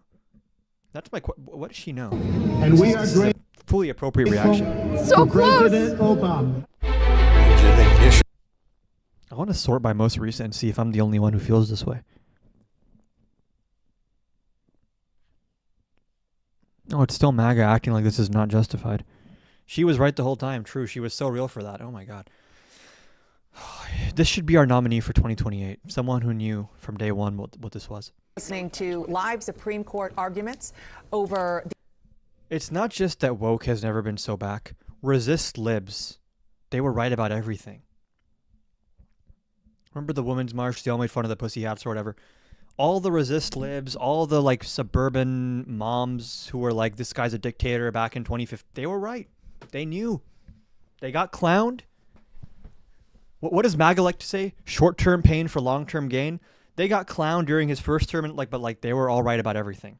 The authority Kamala to was right, impose Biden was right, tariffs, Obama was right. Whether Everyone was President right. Trump has that to impose sweeping tariffs without Congress's approval. Now, what he has been using is a national emergency law to do so. It's the linchpin of his economic agenda, these tariffs. Now, based on what we've heard, the outlook doesn't seem to be all that great for the president, who earlier this morning called these arguments and the forthcoming decision that they will make. Vinny says Kamala had no chance. Notice how Vinny didn't respond to anything I've been saying because Vinny has nothing to say. This is the one thing they can hang their hat on is that they won in 2024. Make in the Supreme Court, life or death. We're going to talk about. You know what Trump's whole plan was? You know when you play someone in like a video game or like rock, paper, scissors, and either like they win the first one, and then you're like, okay, best of 3. They're like, no more. I won. I'm running away now. Like I'm taking my win and I'm running. That's kind of why Trump wants to end the election. He's like, yo, I won 2024. Cut the democracy shit out. No more voting. This is all we can get. About what we've heard so far with an incredible panel here. Steve Vladeck, I want to start with you. What is your take on this? And again, I know we're kind of in the weeds on tariffs, but I just want to remind our viewers that this is about so much more. This is about presidential power. By the way, if you guys are enjoying the live, make sure you're double tapping the screen. Make sure you're following up above on TikTok. Make sure if you want to watch the stream on YouTube, we're also live on YouTube right now. Trump has as much as he thinks he does. Dan, it's such an important moment for the court and the country. We've had so many rulings by the U.S. Supreme Court in Trump cases over the last 9 months, but they've all been in this frenetic context of fast-moving emergency applications, of quick-hitting, what should the rules be for weeks, for months. This is the first case to get to the court on the permanent question of whether President Trump can do the thing he's doing, and it's a case about I really got to use the the bathroom. executive is allowed to interpret a statute that doesn't use the I'm about to do the Twitch streamer that refers thing. to a national emergency. Are you guys okay That was watching enacted my in the chair context react to of this reining YouTube in video for presidential like a power few after minutes? Watergate. It's why this is such a big deal. It has massive political implications because of how central tariffs are to Trump's foreign policy agenda, but it also has massive, what the lawyers would call doctrinal implications, because it's such a signal of where this court is likely to go in the other cases that are already on their way to the court. Yeah, I mean, exactly. And Laura, Be quick, Lib. I'll be quick. I'm just gonna. I just need to pee peacefully and patriotically real quick. Seem pretty loud and not great for President Trump. Out of the gate, they were peppering them with questions. They were peppering the argument that suggests that he had this power to do so, and here's why. Just about a year or so ago, the court was saying they had a major questions doctrine that they were saying. Essentially, hold on, if it's got huge political or economic significance, you got to go through Congress because we got these different branches of government that are all co-equal. What Trump is essentially saying is, I have an emergency. It's called a trade deficit. And as a result of that, I need to take action that makes me go around Congress. Well, the other side saying, that's not the emergency. You still got to go through Congress to do so. That's why you're hearing things about delegation. Has Congress given the power of the purse and taxation and leveraging tariffs back to you in some way? They're saying no. And there was a really interesting one by Gorsuch today where he essentially was challenging politically the idea, well, hold on, they can give the power back when they think it's no longer an emergency. And he was essentially saying, in what world does Congress cede power and then get to reclaim it when you've got elections that are happening? And when you have a veto. I mean, when you got a veto, and so there'll right. be 2/3 supermajorities of both chambers of Congress. What can 2/3 of both chambers agree to right now, other than that maybe today is Wednesday? Oh, is there a shutdown? And then the question is whether that's relevant to what the framers intended. Atmospherically, this is what I found most striking about the arguments, which is you don't usually hear the justices, especially Republican appointees like Neil Gorsuch, bring in the political reality. They want to decide these questions in a world in which institutions are idealized and are acting the way they're supposed to. That Justice Gorsuch, who is a vote the administration definitely needs, is actually focused on the real-world consequences of how hard it would be to unwind power that the president created in the statutes. That is a very telling sign and not a good one for President Trump. Yeah, it's about their credibility too, by the way, because if they go against that theory, then that undermines their own precedent from a year ago. Right. So if it's good for Biden to have the restrictions for the student loans and beyond, suddenly it's okay for Trump to do an end run, that's going to be a problem. Yeah, okay. So let's drill down on tariffs specifically. And I mean, we've talked about this nonstop, that this is so ingrained in who Donald Trump is and what he wants and has been since decades before he ran for office. Just one example. Listen to what he said to Oprah Winfrey in 1988. I'd make our allies, forgetting about the enemies you can't talk to so easily, I'd make our allies pay their fair share. We're a debtor nation. I think people are tired of seeing the United States ripped off. And I can't promise you everything, but I can tell you one thing, this country would make one hell of a lot of money from those people that for 25 years Even have the taken chair advantage. woke. True. It's amazing to listen to him in that younger context and just his voice. But you are right. It is central to his political identity. And that was before he was really in politics. But it is central to his worldview. What he just said. Man, I wish we could do debates, bro. It's so sad that there's no one to debate. They just want to say the N-word. At the end there, though, just to get to the practical impacts that Amy Coney Barrett was getting at, another vote I would. Moderates Abigail Spanberger and Mikey Sherrill elected governors in Virginia and New Jersey, respectively, both growing the Democratic vote in areas that were far less blue in 2024. Now, Sherrill significantly outperformed the polls, turning what was expected to be a tight race into a 13-point romp. She joins us shortly. Democrats made gains in Virginia's House of Delegates, even flipping state legislative seats in Georgia and deep red Mississippi. And as we said, New Yorkers chose the 34-year-old Muslim-American Democratic Socialist Zohran Mamdani over former Governor Andrew Cuomo and Curtis Sliwa to be their next mayor, casting more than 2 million ballots, which is a turnout not seen since 1969. What a beautiful thing. When we enter City Hall in 58 days, expectations will be high. We will meet them. A great New Yorker once said that while you campaign in poetry, you govern in prose. A great New Yorker once said, I used medical marijuana when I was shot 5 times with hollow point bullets by the Gambino family in the back of a taxi. We need more Curtis Sliwa. Can he be like the New York City jester or something? Is there some position where he can just talk, but he has no power? Let the prose we write still rhyme, and let us build a shining city for all. I don't even know what the Gaudis and Gambino, it sounds like a New York crime family. Like, I believe, yep, Gaudis and Gambinos. I don't know what that is, who that is, but Sliwa has some interesting stories. And we must chart a new path. I'm going to miss him. As bold as the one we have already traveled. That part about campaigning in poetry, governing in prose, was a nod to Andrew Cuomo's father, the late Governor Mario Cuomo, who famously said those words and embodied them. This evening, after admonishing Republican lawmakers behind closed doors earlier in the day, the president spoke to Fox News. You said today, you kind of admitted that last night was not great for the party. You said that the shutdown and your name not being on the ballot were big factors. You're the head of the party, so obviously the policies are run on in these states. Do you see that at all, or how do you read it? Well, I do, because, we've done so much. Energy is way down. Look at energy. We're going to have $2 gasoline. I did that. That brings everything else down. Groceries are way down other than beef. The country's doing very well, but as Republicans, you have to talk about it, because if you don't talk about it, I saw that they kept talking about affordability. Well, Biden was a disaster with affordability. He had the highest inflation rate in the history of our country, but you have to talk about it. It's no good if we do a great job and you don't talk about it. And I don't think they talk about it enough. No one has ever seen how Trump governs and said, he should talk more. He should yap more. That's all he does. How about govern? Well, his was certainly not the only post-game analysis. Here's a small sampling of some of the other reaction from the left and right. There was a common theme last night, and that is people all over this country are rejecting Trumpism. And no one should read too much into last night's election results. Last night was a shellacking for the Republicans and for Donald Trump.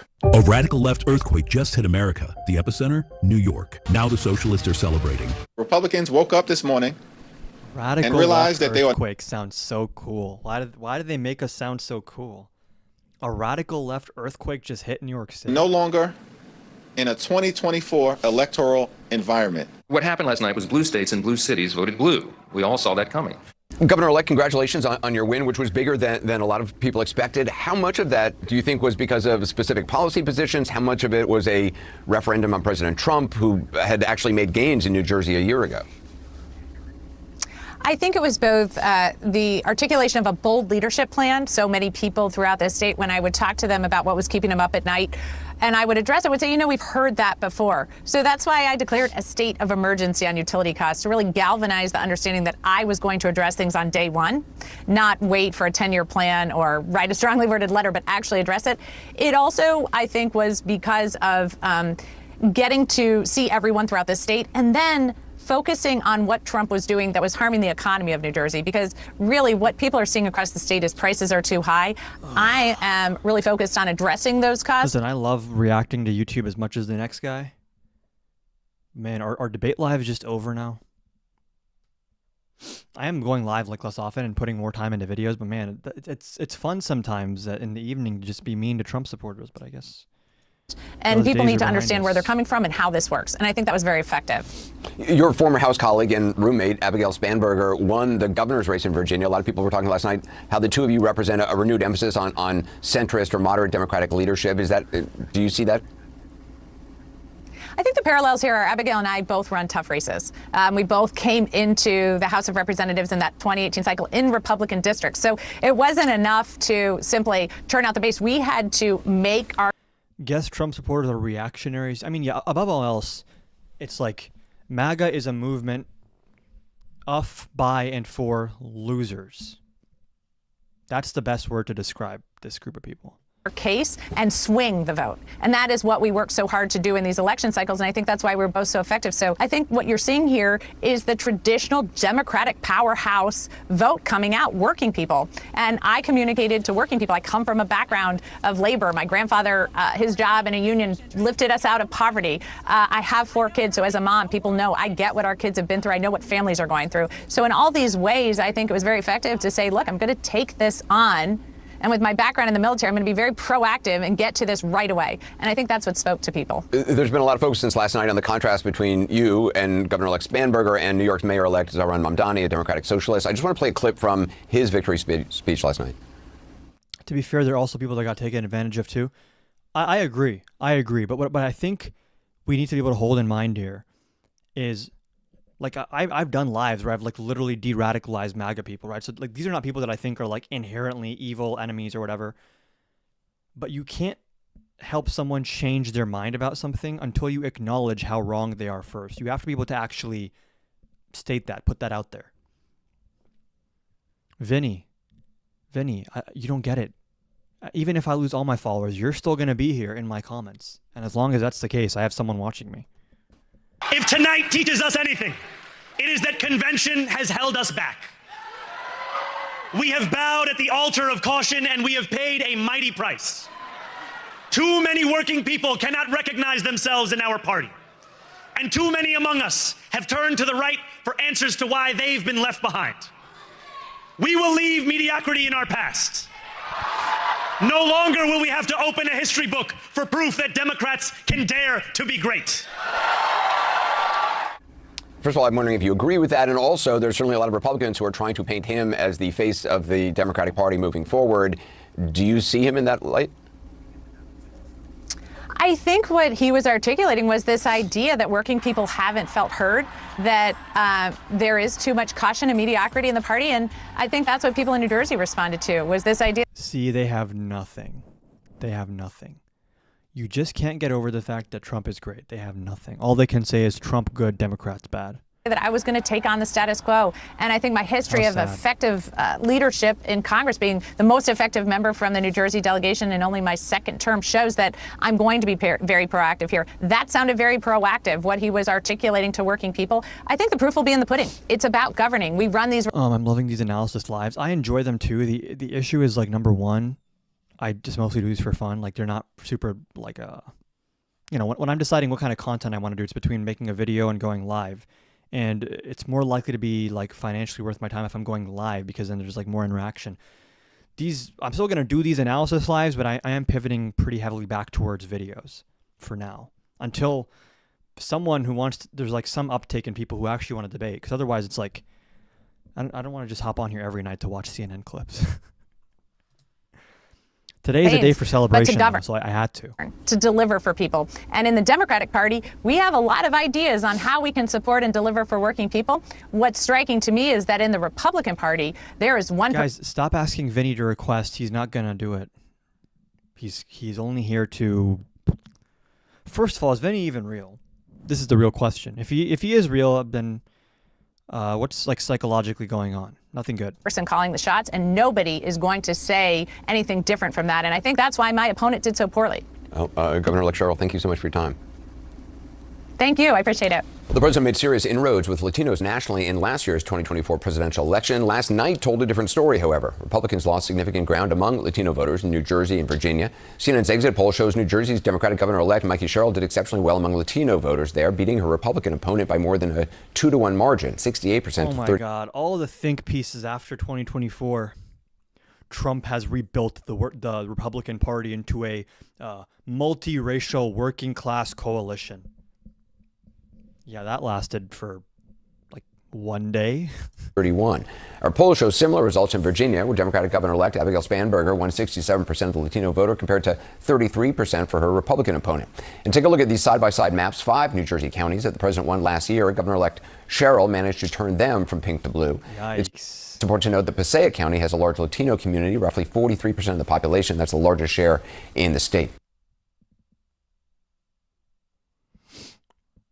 Vinny, you're mistaken.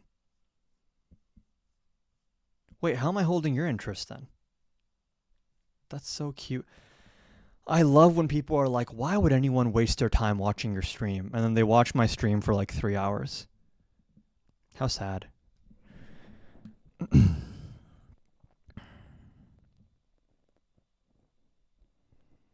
What else do we got to watch here?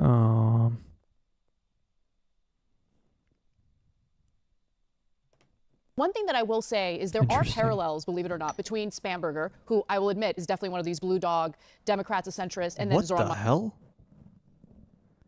They got Shapiro and Anna Kasparian on CNN? Mamdani, who's, you know, a self-described democratic That was a socialist. jump they scare, will bro. say is there are parallels, believe it or not, between Spamberger, who I will admit is definitely one of these blue dog Democrats, a centrist, and then Zoran Mamdani, who's, you know, a self-described democratic socialist. They both focused on affordability. So obviously, I mean, it seems so intuitive, it seems so easy and simplistic, but focusing on the issues that actually affect everyday people. Anna is great.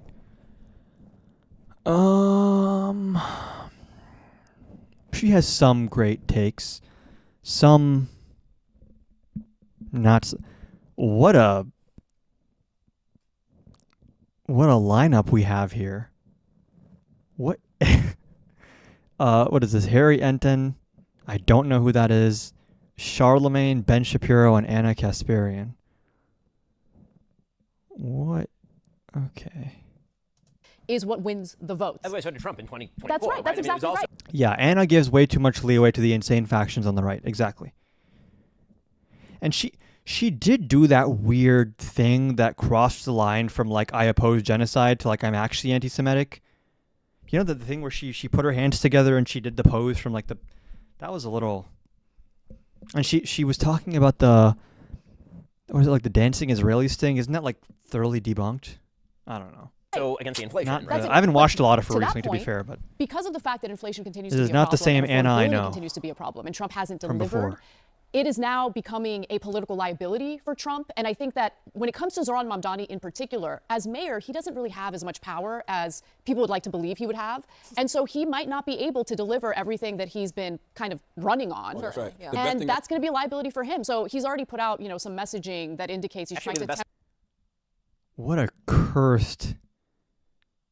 Thing for him. If I he were guess actually able to this do all the would be things he wanted to interesting. do, he would destroy the city. So the best thing for him is to actually not get most of the things he wants to do done. And then he can blame the system for them not having happened, and then the city will survive. Oh, yeah, the best thing that's going to happen to Mamdani is the government overreach. Because the government overreach is going to keep him from doing all of the things that he said he wants to do. I don't know if he'll be able to get a lot of those things done, to Ben's point. But the fact that Trump is going to be such a thorn in his ass, that's going to be his excuse. Well, you know, I think it's also interesting, Anna, you talk about addressing issues that everyday people are living with every day. I also think the manner in which the candidates that are really rising to the top here did campaign largely on social media, using trending issues, making memes, making funny Is she from TYT? Yeah. Survivor-type ads for mayor of New York City. That's really resonating with people. It certainly did with Donald. Is Charlemagne smart politically? No.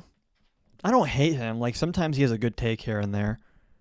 Trump as well. We talk about the meme wars a lot the last couple of years. And I think just the nature of how candidates are messaging their ideas. The only person on this panel that I think is like worth listening to is probably Harry Enton. About the Because meme he just does like a lot of data analysis for CNN. wars a lot the last couple of years. You destroyed Cenk on Jubilee. And I think just the nature of how candidates are messaging their ideas to people has to What a start taking crazy- place in a different venue. The thing with Cenk is like, I still like Cenk. Like he's it's hard to hate him. If you fail to He's not the most sophisticated political actor, but he's a personality, all right. He was your hardest opponent. Yeah, because it's like when someone is like literally screaming at the top of their lungs, turning red, like banging on the table, of course, like just spazzing out like that. It's like it's entertaining. May nuclear cooked you, hush. I hope this May nuclear person is real because I'm sure you don't mean Matt Nuclear, who was in here earlier and then ran away when I asked him to request up. How funny was that, by the way? Oh, he's so scared. He's so scared. catch up with that, you're learning the hard way that there's As soon as I was like, hey, Matt, you're in the comments. Like, do you want to hop on and apologize for like all the blatant lies you told in our Jubilee video? Like when you just straight up made up results from studies and you made up stats. Do you want to talk about that? And he stopped commenting in the chat. He was still watching my live for like 30 minutes. He's scared. He's scared of me. He's petrified. And you know how I know he's scared of me? Number one, in person, I'm always very polite and respectful, right? Even to some of these crazy MAGA people on Jubilee, like, I'll shake their hand. I'm not going to be like, oh, I hate you, go to hell, or whatever. After the Jubilee shoot is done, there's Matt and there's George. George comes up to me and he's like, yeah, me and Matt were talking and like we were agreeing that like you're one of the best debaters on your side. Like you're really good at this. And like, I'm just going to say, if I'm feeling confident about a debate win, I'm not going to go and tell the other person you're one of the best debaters out there. That sounds like an admission of something. Right. And then I reach out to shake their hands as they're leaving. George gives me a proper firm handshake and Matt just gives me this weird limp. I don't know. Just he has this air of confidence and stuff, but it's so one-dimensional. Really no longer a place for you on the American right or left. By the way, are y'all agreeing? So y'all think Zoran's going to win hands down? I'm not sure. I'm not sure. I mean, like I think he will win, but all the polls keep showing Curtis Sliwa clocking in at anywhere between 12 and 17%, and no way. I'm just going to put it out there, no effing way. We're going to find out soon enough, Ben. Not happening. I mean, like the idea that Curtis, like, those are my friends who are responding to polls, right? And my friends are getting called up. I'm like, I hate Andrew Cuomo. He killed all the old people and grabbed ass, and he ran out of old people. And I hate Zoran Mamdani, who, you know, is a communist who has some pro-jihadi leanings. But you know what? I'm just going to say Sliwa. And then they're going to get in there and be like, but am I, though? Like, do I love berets that much? Like, how much do I love? Like, on a scale of 1 to 10. When you meet him, know he's a nice guy, man. When you sit down and have a conversation with him, and you know he's a real public servant. I mean, the dude was a guardian angel for 1,000,000 years, right? Like, you know he actually is a public servant. I kind of like that part of his past. I know that he also has some shady things, whatever, but like... But he admitted to it. He did, exactly. He was like, yo, I did it. I like the authenticity, and I like the fact that he cares about crime, right? And Matt, Deadeye's nuclear is scary. The whole Kasparian thing with the hands was definitely taken out of context. Was it? I mean, like I said, I don't watch a bunch of her, but that definitely on the surface. Whoa, what's going on with the focus here? That definitely on the surface was sus. That was definitely sus. To that point, Zoran Mamdani, I think. And I disagree. I don't think Matt Nuclear is scary. I think he's annoying. Really did himself a favor by moderating some of his messaging from 2020, for instance, right? Focusing on how, no, you know, we do need our public servants, we do need sworn officers, but I would like to, you know, beef up the NYPD by actually adding social workers to the mix instead of getting rid of cops and replacing them with social workers. I think it makes sense to add social workers. Now, is he really going to be able to do that? I don't know. But in terms of political messaging, I think that was smart. If he wins, it will be really a great referendum on third. Kasparian was talking about the Israel surveillance on social media when she did the hand thing. Grade running for class president politics, because the way we all ran for class president in third grade, for those of us who ran for class president and maybe didn't win in third grade. The context y'all are giving me doesn't explain. Trump kind of ran that way as well. I mean, that's just the way she was talking, like was giving out. Even Cenk looked a little bit uncomfortable when she did that. Like he was like side-eyeing her a little bit. So giving out fries and burgers. But did the burgers arrive? And that was smart, by the way. On time, hot and fresh. Let me tell you. And he was great with the. He looked very comfortable in that. He did. But Mamdani is promising like free buses, transgender surgeries for cats, like everything you could possibly want. Like he's really going all the way. Cats that identify as dogs? Yeah, exactly. Right. I mean, it's like a party out here. And where's the money coming from? It's coming. Like he's really going all the way. Mamdani is promising like free buses, transgender surgeries for cats, like. I know he's like saying this tongue in cheek, but like.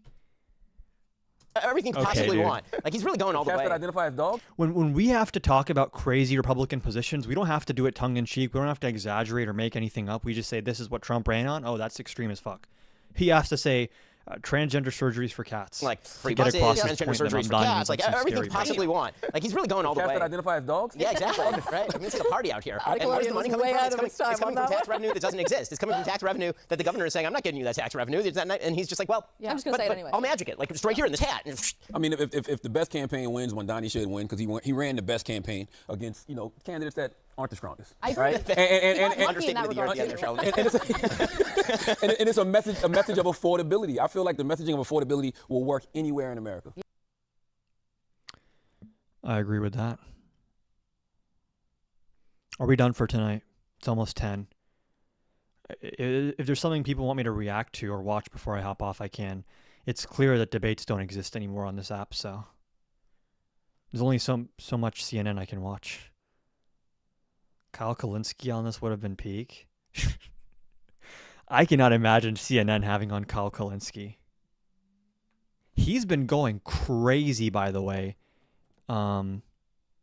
with his titles lately. I don't even know if I can show these titles, bro. Hold on. Rest in piss, bozos. Woke is back. What am I seeing? Oh, God. There's another one that was like...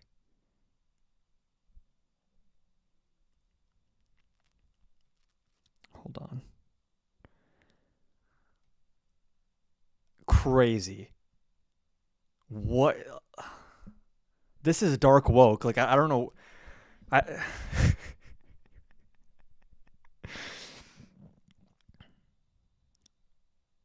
Is there...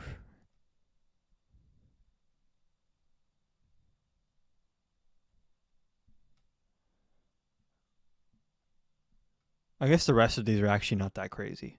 But those two are insane. Oh, okay. Wow. He does not give a fuck. Wow, what a...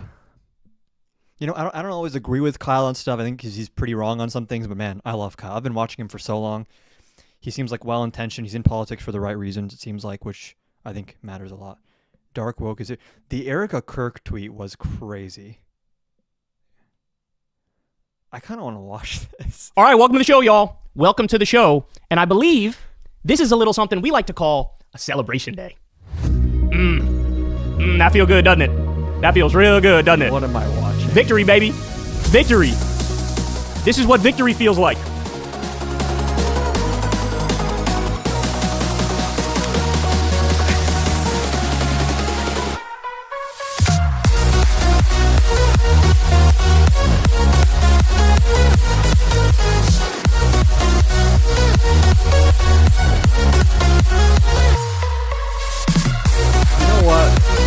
Based. Actually, yeah, based. We love this shit. What is this, like 2014 like dubstep? And the sparks effect he's put We up love this like shit. Snow.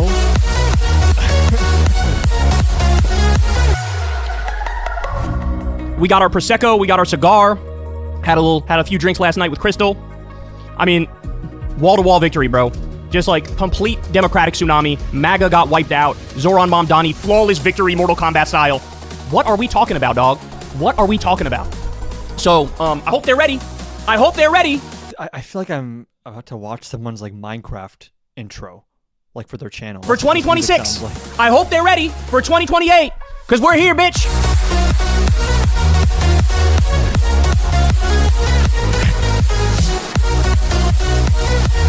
Rest in peace, MAGA bozos. Wrong. Rest in piss, MAGA bozos. That's what I meant to say. Rest in piss. Rest in piss. Woke is back. Woke is back, baby. We're here. We're here. We're not going anywhere. You thought we were done. You thought we were down and out. You thought it was a wrap. You thought you permanently had this country on lockdown. Wrong. You don't. You don't. I am excited for today's show, y'all. I am excited for today's show. Goat. Every day I wake up. Explain how taxing the rich will actually work. On a federal level, you pass probably like a reconciliation bill to raise the top marginal income tax rate, to raise the corporate tax rate, to potentially raise short-term capital gains rates or add more brackets for long-term rates. That's how. It's not that. Wake your ass up. The Breakfast Club. Y'all finished or y'all done? Morning, everybody. It's DJ Envy, just hilarious. Charlamagne the Guy. We are the Breakfast Club. We got a special guest in the building. Yes. He's here to talk about a lot, especially post-election coverage, ladies and gentlemen. Mehdi Hasan, welcome. Great to be back, guys. How are you, man? How do you feel, first of all? I know The y'all actual goat, by the way. The actual. partying all last Yeah, night. you gotta be I tired. wasn't partying. I was doing a live stream, so the voice. It was very Okay. noisy in Brooklyn. Okay. You can imagine there was some noise made at this Absolutely. historic election night event, and the voice took a hit. I'm But yeah, it was. saying, like, British and Australian people are just built different. Every single reporter that I've ever seen or commentator that I've ever seen go like properly hard on Trump and MAGA, it's always someone from the UK or Australia. Like, they just don't tolerate the bullshit the way American media people do. Very historic. We were there all night. We were live all night. I want to ask you a question. First of all, have you seen this? The front page of the New York Post this morning? Let me see. Okay. Oh, wow. It says, How did Trump get the working class to support regressive taxes? Trump didn't get the working class to support regressive taxes. He got the working class to support change from the status quo. Like, that's what they were voting for. I don't think most people were like intimately familiar with Trump's economic agenda and its ramifications. On your marks, get set, Zoe, Socialist Mamdani wins race for mayor, the red apple. What do you think of that? What I think is it didn't work during the election campaign. I can't believe they're still trying this shit. I mean, the New York Post. Okay. Your live is restricted for misinformation?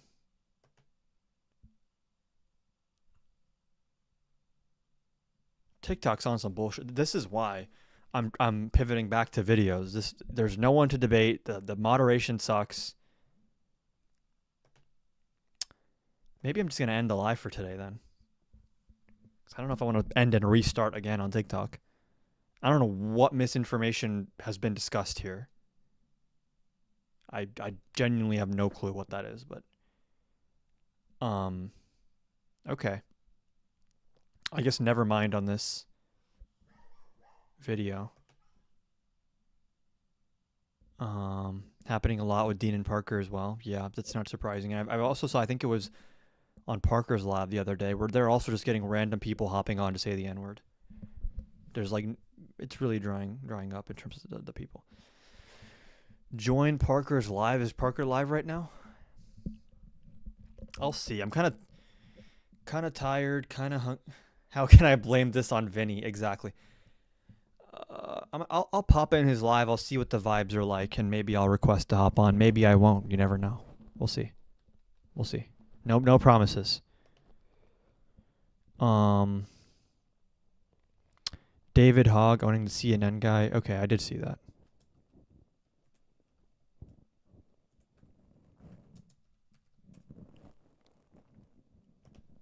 How helpful is this going to be to Andrew Cuomo to have Trump and Musk behind him? To Andrew Cuomo, yeah. I think he's done plenty of work himself to dig the hole deep enough that it's pretty obvious he's not going to win. You know, for Zoran's campaign, my group leaders, we deserve. Why am I not hearing him? Is that just me? Was the largest contributor to the independent expenditure in support of him spending $300,000 in support. And what I think, while there's a lot of debates going on right now in our party about do we go left, I can't hear him. We go to the center.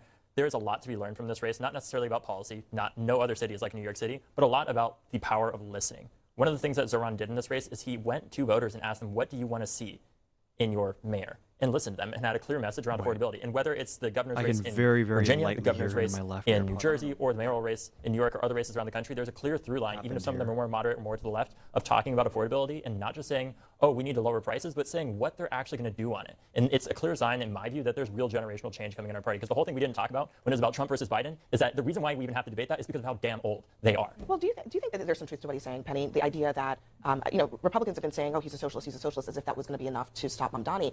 But really what voters are responding to is what Mamdani is saying. Are Republicans misunderstanding what's happening here? Well, I don't know. I mean, I think he is a shiny object. I think he's a good politician, and he is up against a former governor who left on a horrible note because of his behavior, and he has that horrific record of people dying during COVID and what he did in nursing homes. I was just recently with someone whose parents died because of that, and so I don't know why that was the best candidate.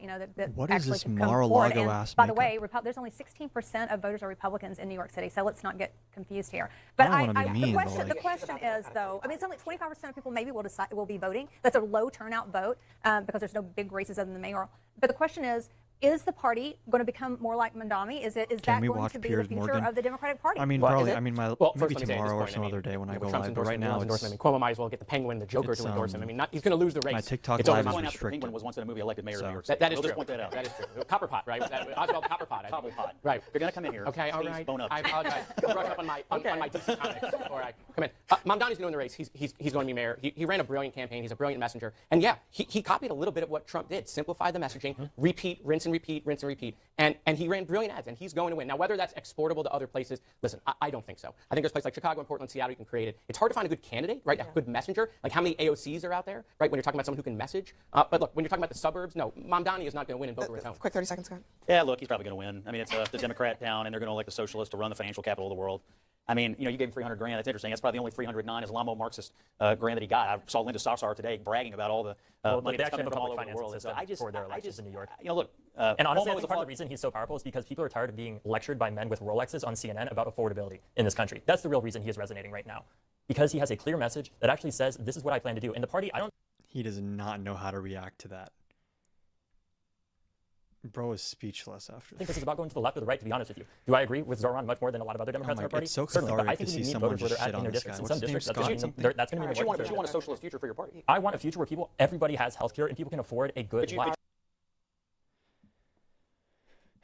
That's probably a good note to end off the stream for tonight. Stay tuned for more videos and less lives. Some of you might prefer that, some of you might not, but okay. Have a good night, y'all. Does anyone have any last minute questions, comments, concerns in the chat? Are you still doing a podcast though? Yeah, I am. This is an issue, is like I'm very perfectionist. So anytime I'm launching something new or like starting a new type of content, I'm like I don't want to say I procrastinate, but it's like I'm always trying to refine it and like change it. So the podcast is coming, but yeah.